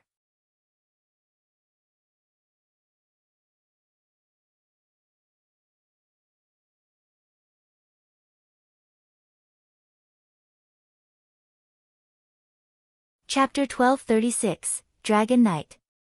Hellscythe _Fluffy Chapter 1236, Dragon Knight. The Blackstone chieftain's sudden death had stunned Silent Entropy and 100 Leaves momentarily. How did he do it?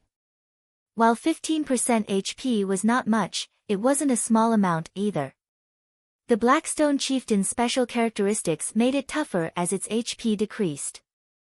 However, Shifeng had stolen the Great Lord's remaining HP almost instantly. Did he use several Tier 3 magic scrolls at once?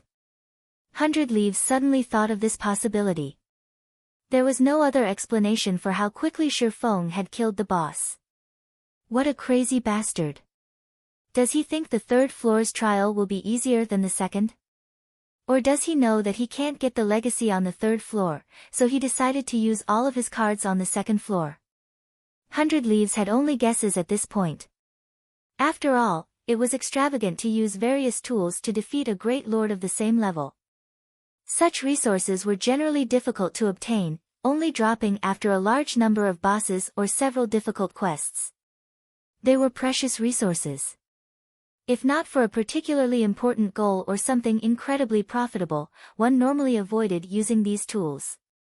However, if Shifeng understood that he didn't have sufficient foundations and that he could not compete for the legacy on the third floor, he may simply aim for the second floor's rewards. Silent Entropy entertained similar thoughts. Although he was frustrated, he continued to whittle away the Blackstone chieftain's HP, trying to get to the third floor as quickly as possible.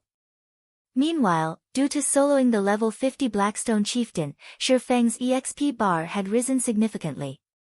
However, the greater harvest was the 3 rewards that had appeared after he had defeated the boss. 3 dazzling crystal balls rested in the center of the second floor room, and each one of these crystals contained 1 item within. System, congratulations.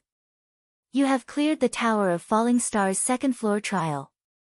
You may choose 2 of the 3 items as your reward. Sure enough, the system wouldn't be that generous. Shifeng quietly clicked his tongue.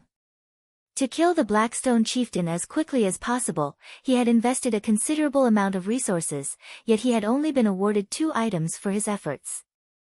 Shifeng approached and investigated the items. Amazing! After looking through the items carefully, Shifeng's eyes shone with excitement. Every one of the 3 rewards was extraordinary. It was no wonder why the system only allowed him to choose 2. The items included the Ancient Weather Book, Time-Space Herb Garden, and Secret Body Technique. Any of the various large guilds would covet each of these items. Even Shifeng had a hard time choosing which to take and which to abandon. Ancient Weather Book, Epic Rank Item. The Ancient Weather Book allows its wielder to control the weather of an area. However, due to damage during the war between gods, it can only exert a fraction of its original power. Additional active skill 1 dash. Weather Control, changes the weather in a 2,000-yard radius for 2 hours. Cooldown, 10 hours. Additional active skill 2 dash. Reshape Nature, concentrates the mana within a 200-yard radius, increasing the mana density within a 15-yard radius by 100%. Can be used even if the Ancient Weather Book is stored in a bag space. No cooldown. The Ancient Book has sustained significant damage. Initial restoration will require 100,000 magic crystals. Current absorbed number, 0. Space-Time Herb Garden, Epic Rank Item. There is an independent space inside the Space-Time Herb Garden which can be used to cultivate herbs. Current rank, Basic. Upgrading to intermediate rank requires 70,000 magic crystals. Cultivation space, 500 by 500 yards. Flow of time, twice of that of the outside world. Survival rate increased by 10%. Secret Body Technique, Bronze Rank Tablet. The Ancient Weather Book's importance went without saying. After all, the Ancient Weather Book was Shifeng's main goal. Aside from its weather control skill, which could be a significant advantage in naval combat, the book could also be used to train and improve oneself. It was an excellent epic tool. Meanwhile, the space-time herb garden could help trading firms massively. In God's domain, while scavenging in the fields was most guilds' main herb source, there were other methods players could use to obtain herbs. They could cultivate them themselves. However, having a town of one's own was the prerequisite. It was practically impossible for independent players to cultivate their own herbs. Generally, only guilds could accomplish such a thing. As towns had a limited amount of space, guilds rarely made this a priority. Normally, guilds that wanted to do so would only try it after occupying a considerable number of towns with plenty of space to spare. Moreover, cultivating herbs was not an easy task. Not only was it time-consuming, but it also required a lot of manpower to manage. Most importantly, herb survival rate wasn't high. More often than not, the cost of cultivating a herb was higher than its market value. However, the space-time herb garden was different. Although it didn't offer a lot of space, it could increase the flow of time as well as survival rate. These effects put the space-time herb garden's value on par with the ancient weather book. Moreover, the herb garden was only basic rank right now. It could be improved. If managed properly, it could become a goldmine. Lastly, the secret body technique. According to Shi Feng's current understanding of secret technique tablets, the secret body technique was considerably rare. It was useful to both magical and physical class players. Even the Dragon Phoenix Pavilion did not possess a single tablet of this type. Despite this secret body technique being only bronze rank, it was no less valuable than a secret silver rank tablet. After considering all three items, Shi Feng realized they were equally valuable to a guild. He wished he could walk away with all three. However, as the system had determined the regulation, he wouldn't get that third item even if he offered to pay a greater price. The ancient weather book indispensable if I wish to develop a naval force. I have to choose that one no matter what. Then, there is the space-time herb garden and secret body technique. Shi Feng's gaze moved back and forth between the two items. The herb garden can earn more money for the guild, whereas the secret body technique can increase the combat power of the guild's experts. Should I go for money, or combat power? The seconds passed by as Shi Feng fell into deep thought. Forget it. I'll choose this one. After much contemplation, Shi Feng eventually chose the ancient weather book and space-time herb garden. While improving the combat power was important, developing the guild's financial strength was a priority right now. Zero Wing needed to invest funds in several aspects. Some of the candlelight trading firms' potions, in particular, required rare herbs. Purchasing these herbs in bulk was difficult as doing so would inflate their prices. Rather than give others the profits, it was more beneficial to cultivate the necessary herbs themselves. Now that players were inched ever closer to level 50, they would experience severe environments in future maps. Players would need more potions as they explored and leveled up. If he prepared for that eventuality properly, he could make a fortune. Most importantly, Shi Feng recalled a certain matter. In the past, the Freedom Alliance's trading firm had risen to an impressive height. This was especially for its potions. Despite not having any outstanding master alchemists, the Freedom Alliance's trading firm had contended with many powerful maritime trading firms. Now that Shi Feng looked at it, the Freedom Alliance's success had resulted from silent entropy obtaining the space-time herb garden. Although many resources were available at sea, there was a severe shortage of herbs. With the space-time herb garden, one could easily compensate for this. Following which, the system placed both items into Shi Feng's bag space. At the same time, the barrier surrounding the staircase to the third floor dissipated. This is the third floor. After Shi Feng emerged from the staircase, he was stunned by what he saw. He stood at the top of a large mountain, a sea of clouds drifting below. A middle-aged man in silver armor stood in the center of this room. After taking a close look, Shi Feng discovered that the middle-aged man was actually a Tier 4 NPC. Moreover, the man had the peak class, Dragon Knight.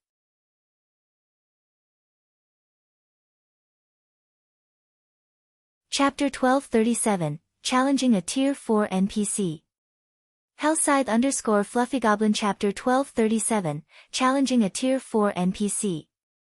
The trial can't be a duel against this NPC, right? Shurfeng was at a loss for words as he looked at the silver-armored Dragon Knight. As a peak class, the Dragon Knight's defense and strength were superior to both the Guardian Knight and Berserker classes. Furthermore, the NPC before him was a Tier 4 class, on par with a mythic monster. Even if he had a bag full of powerful tools, he was no match for the NPC in a one-on-one fight. Unlike monsters, NPCs possessed very high intellect. Their ability to deal with tools was beyond any monster. A group of ordinary players using special tools might be able to challenge, and even defeat, a mythic monster. If these players' opponent were a Tier 4 NPC, however, they wouldn't even have a shred of hope. This was also why some players might be capable of defeating mythic monsters in dungeons, but were helpless if a Tier 4 NPC decided to rob them in broad daylight. The Dragon Knight class was no ordinary class either. Reinbeck, Vice Knight Commander of the Sea God's Temple, Human, Tier 4 Dragon Knight. Level 50. HP 19,000,000/19,000,000. In God's domain, divine temples such as the War God's Temple and Sea God's Temple normally had their own knight divisions. Even these divisions and normal members would be highly influential people in a kingdom, not to mention a vice commander. Even the king had to show respect to these individuals. Following which, Shurfeng began to search for clues relating to the third floor's trial. Yet, even after examining the room for a long time, he couldn't find an introductory monument like the one on the second floor. There was no progress bar either. There was only a massive magic array carved into the ground and Reinbeck standing in the middle of it. It seems that I'll have to take this one step at a time. Failing to find any hints, Shurfeng decided to face off against Reinbeck. The instant Shurfeng stepped into the magic array, a powerful aura washed over him, making it difficult to take another step forward. He felt as if he had stepped into a muddy swamp, his advance slowing to a crawl. When Shurfeng was within 20 yards of Reinbeck, the NPC finally turned his gaze towards Shurfeng, a faint killing intent flashing in the man's eyes. Suddenly, Shurfeng found it even more difficult to move. "Adventurer, you should not have come to this place. If you do not wish to die, turn back," Reinbeck said sternly. "Not just anyone can obtain the Sea God's legacy. Lord Dragon Knight, I wish to take the challenge even if I cannot succeed," Shurfeng replied earnestly. He had come so far. How could he leave after just a few words? "Are you sure you wish to take the challenge?" Reinbeck said, a hint of mockery in his tone. "Even if you are a heaven-blessed individual, you will have to pay the price in blood for failure. You won't get away with a single death. Think this through carefully. This legacy is extraordinary. Luck will not help you obtain it. You are not permitted to use any external factors to assist you either. You must rely on your own strength. Are you sure you wish to take the challenge? There's another price to pay for failure." Shurfeng was slightly surprised. He hadn't heard any of this in his past life. According to Passing Monarch, players only had one chance to obtain the legacies in the Sea Dragon's secret land, and failure had only resulted in a single death. Moreover, as they were in a secret land, the death penalty was considerably light. However, based on Reinbeck's warning, it would seem that he would have to pay a high price if he failed the challenge. "Enough. Adventurer, turn back. Those who know not the truth cannot obtain the legacy." As Reinbeck waved his hand lightly, Shurfeng felt as if he had been hit by a truck. Before he could react, he had been sent flying out of the magic array. What amazing control over his domain. Shurfeng was shocked as he stared at Reinbeck, who returned to his motionless vigil. It was common knowledge that Tier 4 was a colossal turning point in God's domain. The biggest difference that separated a Tier 4 and a Tier 3 class was their ability to control a domain. However, Tier 4 NPCs could, at most, suppress their enemies with their domains, making it difficult for their enemies to move, yet Reinbeck had sent Shifeng, a player who was very close to obtaining their Tier 2 class, flying with a wave of his hand. Reinbeck's control over his domain could already rival that of the ancient abyssal monsters in the fallen Arkansas. Even the weakest among those ancient abyssal monsters had reached Tier 5 during their prime. Their tiers had only fallen due to their severe injuries. Determined, Shifeng approached Reinbeck once more. The consequences for failure might be severe, but he needed to know the truth Reinbeck had mentioned. What did the NPC mean by, "Those who know not the truth cannot obtain the legacy"? No matter what, he had to try. "Lord Dragon Knight, I wish to continue with the challenge," Shifeng declared. "Young adventurer, since you are so determined, I will not stop you," Reinbeck said, smiling. "Don't you wish to obtain the legacy?" Shifeng nodded. Why was he here if not for the legacy? "I shall be your opponent. As long as you defeat me, you will obtain the legacy tablet. If you lose, not only will you die, but you will also receive the sea god's curse. However, you should rejoice. As you are so weak, I will not use all of my strength against you. As long as you are able to walk up to me, you will be victorious." Once Reinbeck finished explaining the rules of this challenge, the magic array's atmosphere changed. It was as if space itself had frozen, and Shifeng even struggled to breathe. Suddenly, wind blades flew at Shifeng, one after another, moving nearly too fast for Shifeng to dodge. Seeing this, Shifeng had no choice but to unsheath his swords and defend himself. Dang! Dang! Dang! After a series of metal clangs, Shifeng was forced to take 5 steps back. He had almost been forced to the edge of the magic array. So, this is how it works. Shifeng suddenly understood how challenging the trial was after experiencing the wind blades. The attacks inside a domain were omnipresent. Moreover, Reinbeck had proper control of his own strength. These wind blades were just slightly stronger than Shifeng. Every time Shifeng blocked a wind blade, he was forced to take a step back. Of course, if he were struck directly, the attack would throw him from the magic array. Moreover, he couldn't use any of his skills or tools. He couldn't rely on any external factors. He had to use his own strength to approach Reinbeck. In the next moment, a new wave of wind blades bombarded him. This time, however, Shifeng moved towards the wind blades. Sword's orbit. While his skills and tools were unavailable, his combat techniques were not. The wind blades vanished, one after another, as they collided with Sword's orbit. This time, Shifeng didn't retreat by a single step. Following which, Shifeng slowly advanced. The closer Shifeng got to Reinbeck, the more pressure he felt. Similarly, more wind blades flew towards him. From the initial 5, Shifeng began to face 6 and 7 with each wave. By the time Shifeng was halfway there, he had to protect himself from 10 wind blades at once. However, this still wasn't anything he couldn't handle. Not bad. Unfortunately, your movements are too rigid and mechanical. You are still far from comprehending the truth.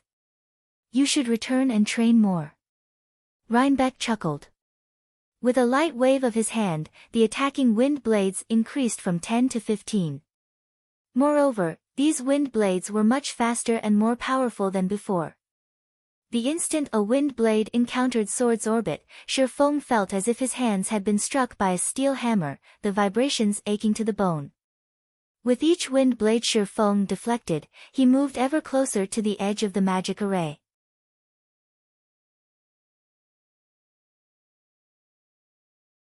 Chapter 1238, Technique Evolves. Hellscythe_FluffyGoblin Chapter 1238, Technique Evolves. What precise control over his attacks? The more wind blades Shifeng blocked with Sword's orbit, the more he understood how amazing Reinbeck was.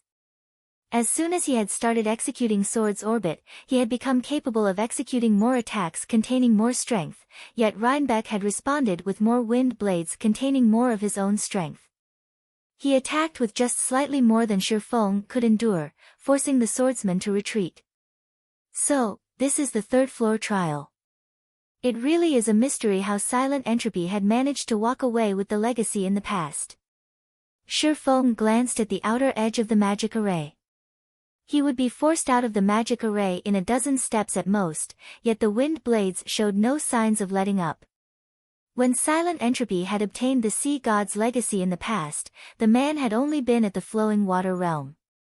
In terms of combat techniques, Silent Entropy was far weaker than the current Shifeng, yet he had succeeded where Shifeng was about to be blasted out of the magic array. Shifeng simply could not wrap his mind around it. Could the so-called truth be unrelated to a player's combat standards? Shifeng guessed. Just as Shifeng was about to be blasted out of the magic array, he executed void steps and vanished from Reinbeck's sight. An interesting footwork technique. A small smile graced Reinbeck's face. He then turned to look at Shifeng, who had appeared elsewhere, and said, "How long can you keep that up?" Saying so, Reinbeck launched another 15 wind blades, while Shifeng executed void steps once more to avoid them. A domain is truly impressive. Void steps effect is limited against him. Although Shifeng dodged the incoming wind blades, he couldn't move beyond the array's border and approach Reinbeck. He could only move along the edge. Void steps was a special footwork technique that forced others to actively ignore the user's presence. Although void steps was effective against Reinbeck, the technique only distracted the NPC for a brief moment to determine Shifeng's exact location, preventing the NPC from sealing Shifeng's movements completely. Suddenly, Silent Entropy and 100 Leaves ascended to the third floor as well. The moment the two players reached the third floor, they were stupefied by the scene before them. Unlike the first and second floors of the Tower of Falling Stars, all challengers converged on the same location upon reaching the final floor. Hence, they had been greeted by the sight of Shifeng appearing and disappearing in the magic array, dodging countless wind blades. They then turned to Shifeng's opponent, but when they realized that his opponent was a Tier 4 NPC, their expressions soured. "We're required to fight that Tier 4 NPC for the third floor's trial." Seeing Reinbeck standing proudly in the array's center, 100 Leaves demanded furiously, "How are we supposed to clear this?" "No. I don't think we're required to defeat the NPC. Otherwise, that brat would have died already," Silent Entropy said as he shook his head. Fear filled his eyes as he stared at Reinbeck. Tier 4 NPCs were top-class existences even in CZN's 12 major cities. Reinbeck was also the vice-commander of the Sea God's Temple's Night Division. "I don't think we'll be passing the trial this time. It is impossible for magical class players like us to dodge so many wind blades at a time.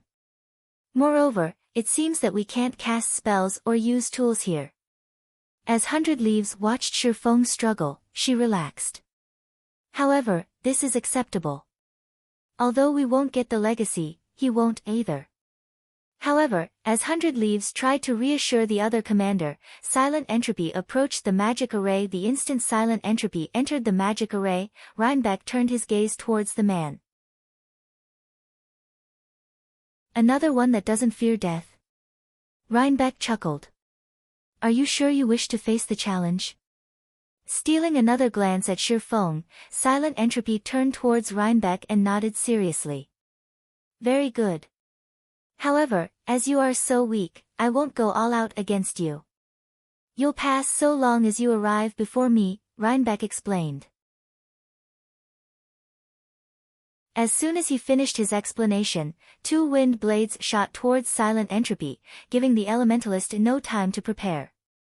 Unlike the wind blades Shifeng faced, the 2 wind blades Silent Entropy faced were much slower. In response, Silent Entropy began to double cast, countering the wind blades with 2 ice arrows. Boom! After a brief pause, the wind blades shattered the ice arrows and continued towards Silent Entropy. Meanwhile, Silent Entropy took the opportunity to move out of the wind blade's attack trajectory, taking 2 steps towards Reinbeck. That old fox. Realization immediately dawned on 100 Leaves. As the first person to obtain a legacy from the Sea Dragon's secret land, Silent Entropy knew far more secrets than she did. Clearly, the trial before her didn't treat all challengers equally. Rather, it varied depending on the player's strength. Magical classes had an advantage in this trial. After all, a physical class like Shifeng had to counter 15 powerful wind blades at once, whereas magical classes only had to face 2. Moreover, after Silent Entropy entered the magic array, he could still use spells. If that were the case, it blocking 2 wind blades would be a piece of cake. Sure enough, Silent Entropy approached Reinbeck, step by step, by blocking the wind blades with his spells. After realizing the nature of the trial, 100 Leaves dashed into the magic array to challenge the trial. However, despite 100 Leaves also defending herself with spells, she couldn't proceed. She could only move left or right to dodge the incoming wind blades. What's going on? 100 Leaves was confused as she glanced at Silent Entropy, who had already taken over a dozen steps forward. Are my wind blades stronger? She had similarly grasped double casting and assaulted the wind blades with her spells, yet she was forced to dodge left and right, not forward. If she advanced recklessly, both wind blades would strike her. Seeing Shifeng and 100 Leaves, Silent Entropy smiled as he said, "You youngsters are impressive. It's a pity that you've experienced too few hardships. I'll accept the legacy on your behalves." Silent Entropy took another step forward and finally reached the halfway point. Not bad. It seems you have an initial understanding of the truth, adventurer. What shall you do with this, then? Saying so, Reinbeck smiled and waved his hand lightly. Suddenly, Silent Entropy had to face 3 wind blades rather than 2. The wind blades had also grown slightly faster. Damn it! They've gotten stronger. Silent Entropy's expression darkened. Hurriedly, he used 2 ice arrows to block 2 of the wind blades. Unfortunately, he had no choice but to dodge to the right to avoid the third. He was no longer able to advance. 100 Leaves could not hide her grin. She had worried that Silent Entropy would really snatch the legacy. It seems that none of us will get the legacy this time. Since that is the case, I won't waste my time here. After seeing this outcome, 100 Leaves lost interest. However, as 100 Leaves was about to give up and leave, Shifeng, who had quietly observed the other 2 from the side, made his move. I see. It's no wonder why I couldn't get through them before, Shifeng muttered in a self-mocking tone. Have you learned something? 100 Leaves asked when she noticed Shifeng laugh for no obvious reason. However, Shifeng did not bother with answering her.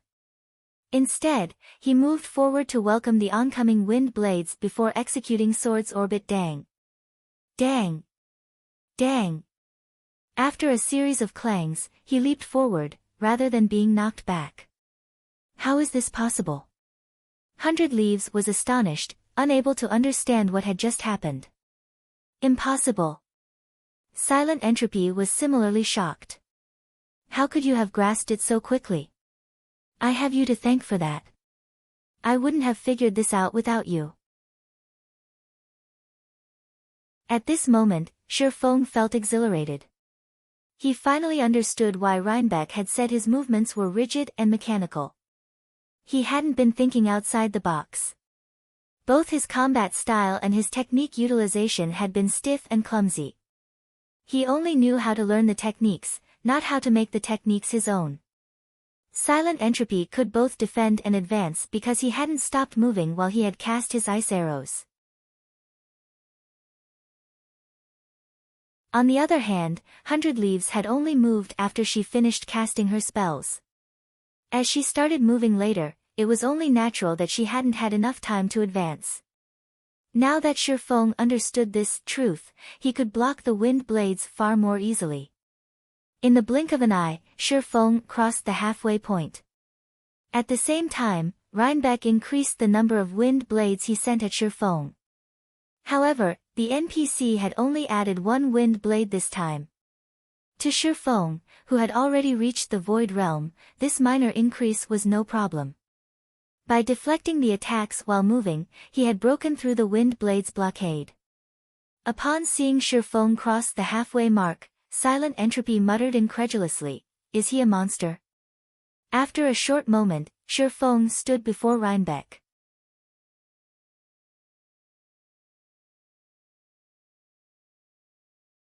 Chapter 1239, Strongest Legacy Obtained. Hellscythe _FluffyGoblin Chapter 1239, Strongest Legacy Obtained. Good. Excellent. A hint of praise flashed in Reinbeck's eyes as he looked at Shifeng, unlike the previous indifference. He looked down at Shifeng as if he were an excellent junior. Who is he? Silent Entropy wore an incredulous expression as he watched Shifeng, unable to calm his pounding heart. He had learned to make a combat technique his own after clearing a legacy trial the last time. However, achieving that was easier said than done. Many of the techniques in God's domain were extreme and contrary to humans' natural movements. The brain programs fixed signals to manipulate the body's muscles based on a person's habits, which allows them to perform actions faster and more efficiently. If one wished to execute God's domain's extreme combat techniques swiftly, they needed to alter their brain signals. Silent Entropy had spent an entire month reshaping his habits to get to where he was now. Yet, after watching his performance for a few moments, Shifeng had executed the same to a skillful degree. Since someone has passed the trial, the rest can leave, Reinbeck announced, waving his hand once more. Suddenly, both Silent Entropy and 100 Leaves were teleported out of the Tower of Falling Stars. In the blink of an eye, both players appeared in the rest area. "Commander, why are you out so earlier?" Scorpion, who had stood guard by the Resurrection Temple, asked in surprise when 100 Leaves appeared. 100 Leaves had just completed the second-floor trial. With the third-floor trial's difficulty, logically, it should take her even longer to clear, yet she had only reached the third floor a few minutes ago and was out already. "That person has already obtained the legacy," 100 Leaves said, frowning. When she thought about Shifeng's performance in the magic array, she warned her subordinate, "It won't be long before he comes out. Keep a close eye on him once he does. He isn't an ordinary player." "Commander, rest assured, I'll use the Soul Lock scroll on him the moment he appears. Even if he is more powerful, he won't escape my tracking for 5 hours, Scorpion said, laughing. In God's domain, there were many methods of tracking a player. However, there were only a handful of expert trackers like himself. Not only was his tracker subclass at master rank, but he had also obtained the design to produce the Soul Lock scroll in an ancient ruin. The Soul Lock scroll allowed the user to keep a lock on a player's soul. No matter where the targeted player went, he could find them on the system map. Its only flaw was its low accuracy. The map would only tell him the target's general location. However, he could easily deal with this flaw with his Master Tracker subclass. "I'll leave this to you. I have to head to the other locations and obtain the legacies there as quickly as possible." 100 Leaves nodded, considering that she worried a little too much. No matter what was said or done, Scorpion was one of the Sacred Temple's peak assassins. With his skills and the various tools, it was impossible for anyone to escape his pursuit. When Uncle Lee and the others eventually arrived, it would be very difficult for Shifeng to get away, even if he could grow wings and fly. Following which, 100 Leaves led her subordinates to another cavern. Silent Entropy's fleet did the same. After all, the Sea Dragon's secret land had more than one legacy. As long as they still had time, they could obtain as many legacies as they wanted. Back on the Tower of Falling Stars' third floor, after Silent Entropy and 100 Leaves teleported out of the tower, Reinbeck led Shifeng through the magic array to a dazzling, golden temple. Numerous crystal pillars had been situated around the temple, and every pillar had an item on top of it. Every item, whether they be tools, weapons, or equipment, was top tier in the current God's domain.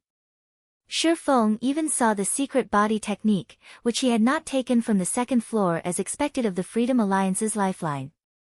The Sea Dragon's secret land is really extraordinary. Feng's eyes shone as he looked at the various items before him. If he could take everything here with him, Zero Wing's strength would skyrocket. Reinbeck led Feng to a stone monument inside the temple. All sorts of divine runes and images had been carved into the stone, depicting ancient history. The entire monument radiated divine might, so Feng knew it was extraordinary with a single glance. You have passed the legacy trial, so you can now obtain the Sea God's legacy. However, whether or not you inherit the legacy will depend on your own abilities, Reinbeck said. He then began to chant an incantation, which caused the massive stone monument to shrink. Eventually, it became a tablet that was only the size of a palm. This is the Sea God's legacy item. How you use it depends on you. Aside from this legacy tablet, you will be awarded 10,000 Sea God's temple points. You may use these points to trade for items in any Sea God's temple. Likewise, you can trade for items here. However, once you leave this temple, you will not have access to these items in the future. You can only use your points in the Sea God's temples elsewhere. You may now choose. If you wish to leave this place, step into the magic array. After saying so, Reinbeck transformed into a streak of light and disappeared. What a pity. If I knew something like this would happen, I would have earned some Sea God's temple points before coming. Like the War God's temple, the Sea God's temple had a point system that allowed players to earn points. Take the runic crystal for example. Each crystal could be traded for 10 points. It was one of the fastest means of earning Sea God's temple points. The only other method of earning points was to complete special quests from the Sea God's temple. The reward of 10,000 points was a huge windfall. He would have to spend 1,000 runic crystals to obtain so many. Forget it. Let's see what items are available first. Feng walked up to each of the crystal pillars, one after another, investigating the items. There were 88 crystal pillars in the temple. Unfortunately, some were empty. Currently, there were only 82 items available for trade. The cheapest item among them cost 5,000 points, a mysterious iron pick that would make it easier to mine ores. The pick also increased the chances of obtaining high-ranking ores. If auctioned off, it could easily fetch over 100 gold. The most expensive item cost 111,000 points. Naturally, Feng wanted this item more than any of the others as it was a fragmented legendary item. It was the sole fragmented legendary item in the temple. The item was called the Sea God's Shield. It could also be restored to legendary rank. An excellent shield's value to a team went without saying. Without a powerful MT, defeating a powerful boss would be very challenging. If an MT used a fragmented legendary shield, killing powerful bosses would become a lot easier. However, Feng could only drool over the shield, he didn't have nearly enough points to obtain it. Let's go with the secret body technique first. Feng immediately retrieved the secret body technique, which he had failed to obtain before, from its pillar. The secret body technique cost 3,600 points. With how valuable the technique was, it was definitely worth the price. The secret spellcasting technique had sold for several 100,000 magic crystals, yet this technique, which was more valuable, only cost 360 runic crystals. What should I pick with my remaining points? After obtaining the secret body technique, Feng considered his options. Every item here was powerful. There was no lack of epic weapons or equipment. He could even trade for rare intermediate magic array designs. Unfortunately, with his remaining points, he could only choose 3 more items.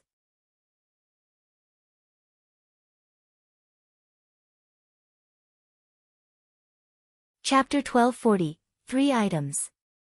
Hellscythe_Vampire Cat Chapter 1240, 3 items.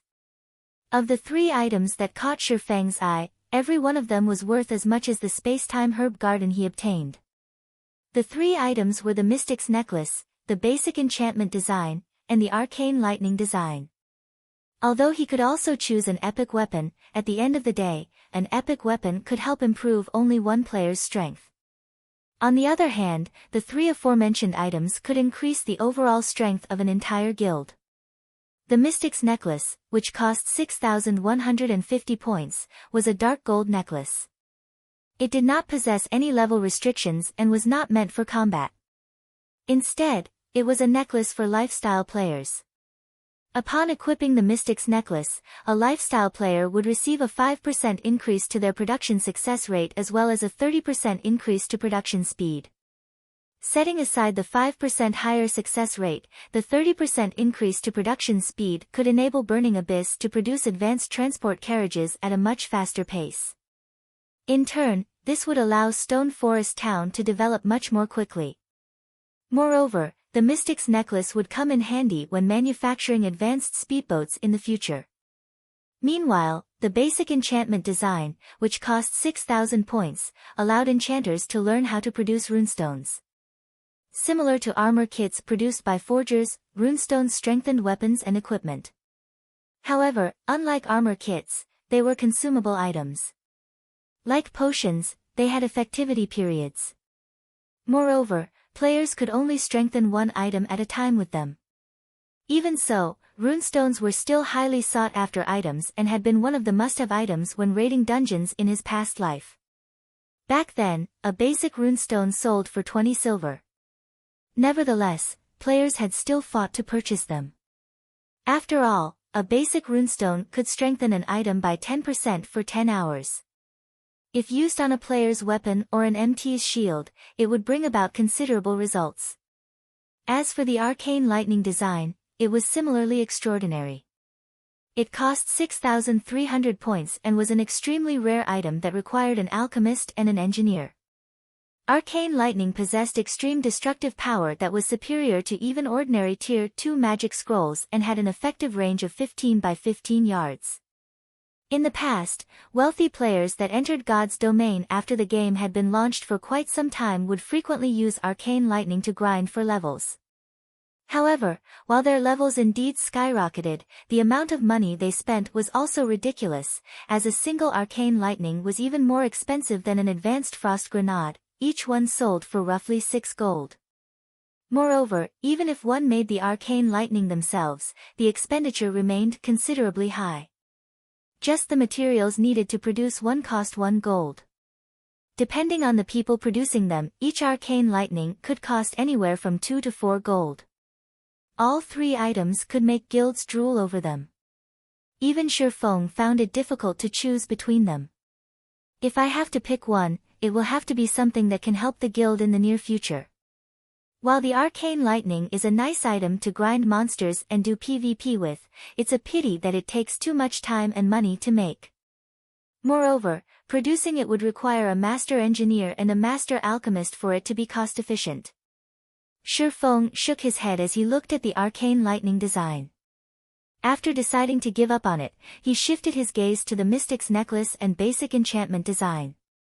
The Mystic's Necklace will be of great help to only one lifestyle player, and within the short term, its usefulness would be limited to accelerating the production of the advanced transport carriage. In the end, it seems the basic enchantment design is the better choice. The basic runestone would be a boon to both ordinary and elite players. It was a very beneficial item for large guilds. Currently, the various large guilds in God's domain should not have obtained the basic enchantment design yet. If he could mass-produce basic runestones, they would definitely sell like hotcakes. Moreover, the cost of making the basic runestone was not very high, only around 7 silver. Its production difficulty and production time were also relatively low, even advanced enchanters could produce them at a reliable rate. This was a good opportunity to extend the candlelight trading firm's fame further. Moreover, the basic enchantment design was different from regular production designs, where each design normally allowed only one player to learn it. Up to 5 enchanters could learn the basic enchantment design. Hence, there was no need to worry about the production volume being too low. Following which, Shifeng chose to exchange for the basic enchantment design. His remaining points immediately fell to just 400.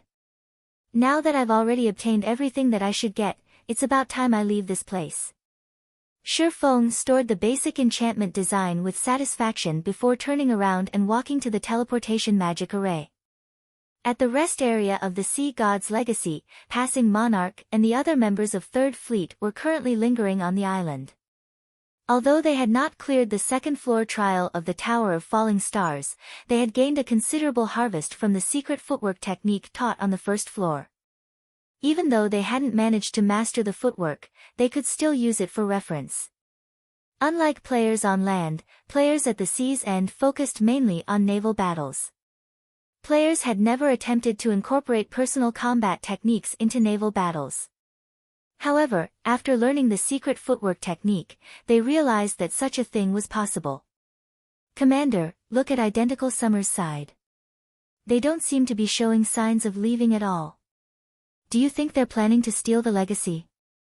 Blue Joy asked worriedly as she looked at Identical Summer's group, who were currently resting at a distance. In the previous naval battle, Identical Summer and Heavenly Spider had both suffered grievous losses. Particularly, Identical Summer had forfeited his small sailboat to Shifeng. Only a gullible fool would believe that he did not have any ulterior motives right now. Ignore him. If they couldn't take advantage of us before, it is even more impossible for them to do so now. Rather than camping here, it would be much better for them to simply search for legacies in the other caverns, Passing Monarch said, chuckling.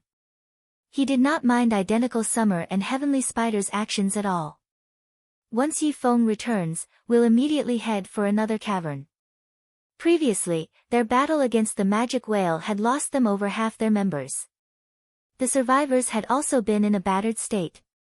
Even then, they had still managed to win against Identical Summer's and Heavenly Spider's fleets.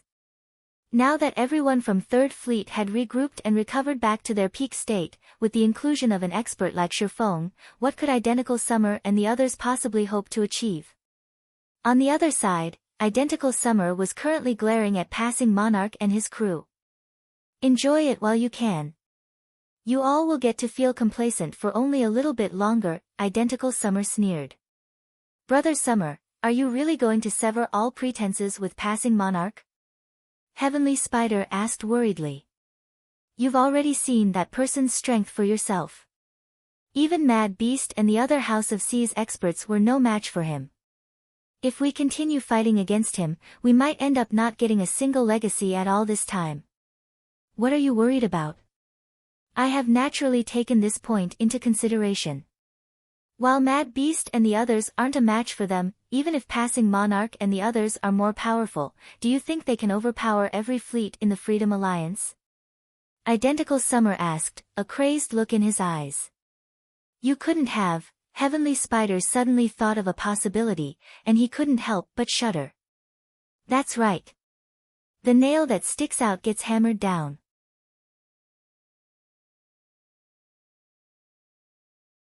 I notified the other fleets regarding Passing Monarch obtaining the greatest legacy as well as 2 small sailboats, Identical Summer said, laughing.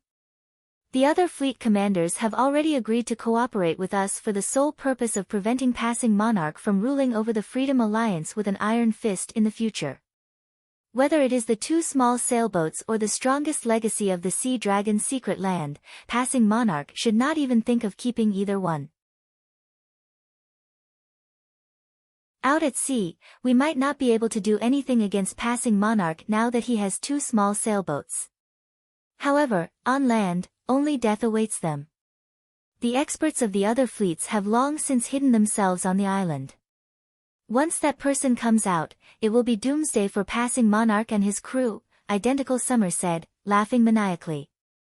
The operation this time involved not only the 2nd and 4th fleets but also every other fleet aside from 3rd Fleet. Even Silent Entropy and 100 Leaves had dispatched some of their subordinates to help out. Even if Passing Monarch doubled his fleet's member count, he would have no chance of victory at all. At this moment, an assassin, who was sneaking around the Resurrection Temple, suddenly reported, "Commander, that person just came out from the Resurrection Temple." You're tuning in to the Blissful Bookshelf YouTube channel. We're so grateful for your support, and don't forget to subscribe to join us on this incredible journey through captivating stories. Your generosity through donations truly makes a world of difference, as it's the primary source of revenue that allows me to expand and enhance this channel for you. Thank you from the bottom of my heart for being a part of this adventure.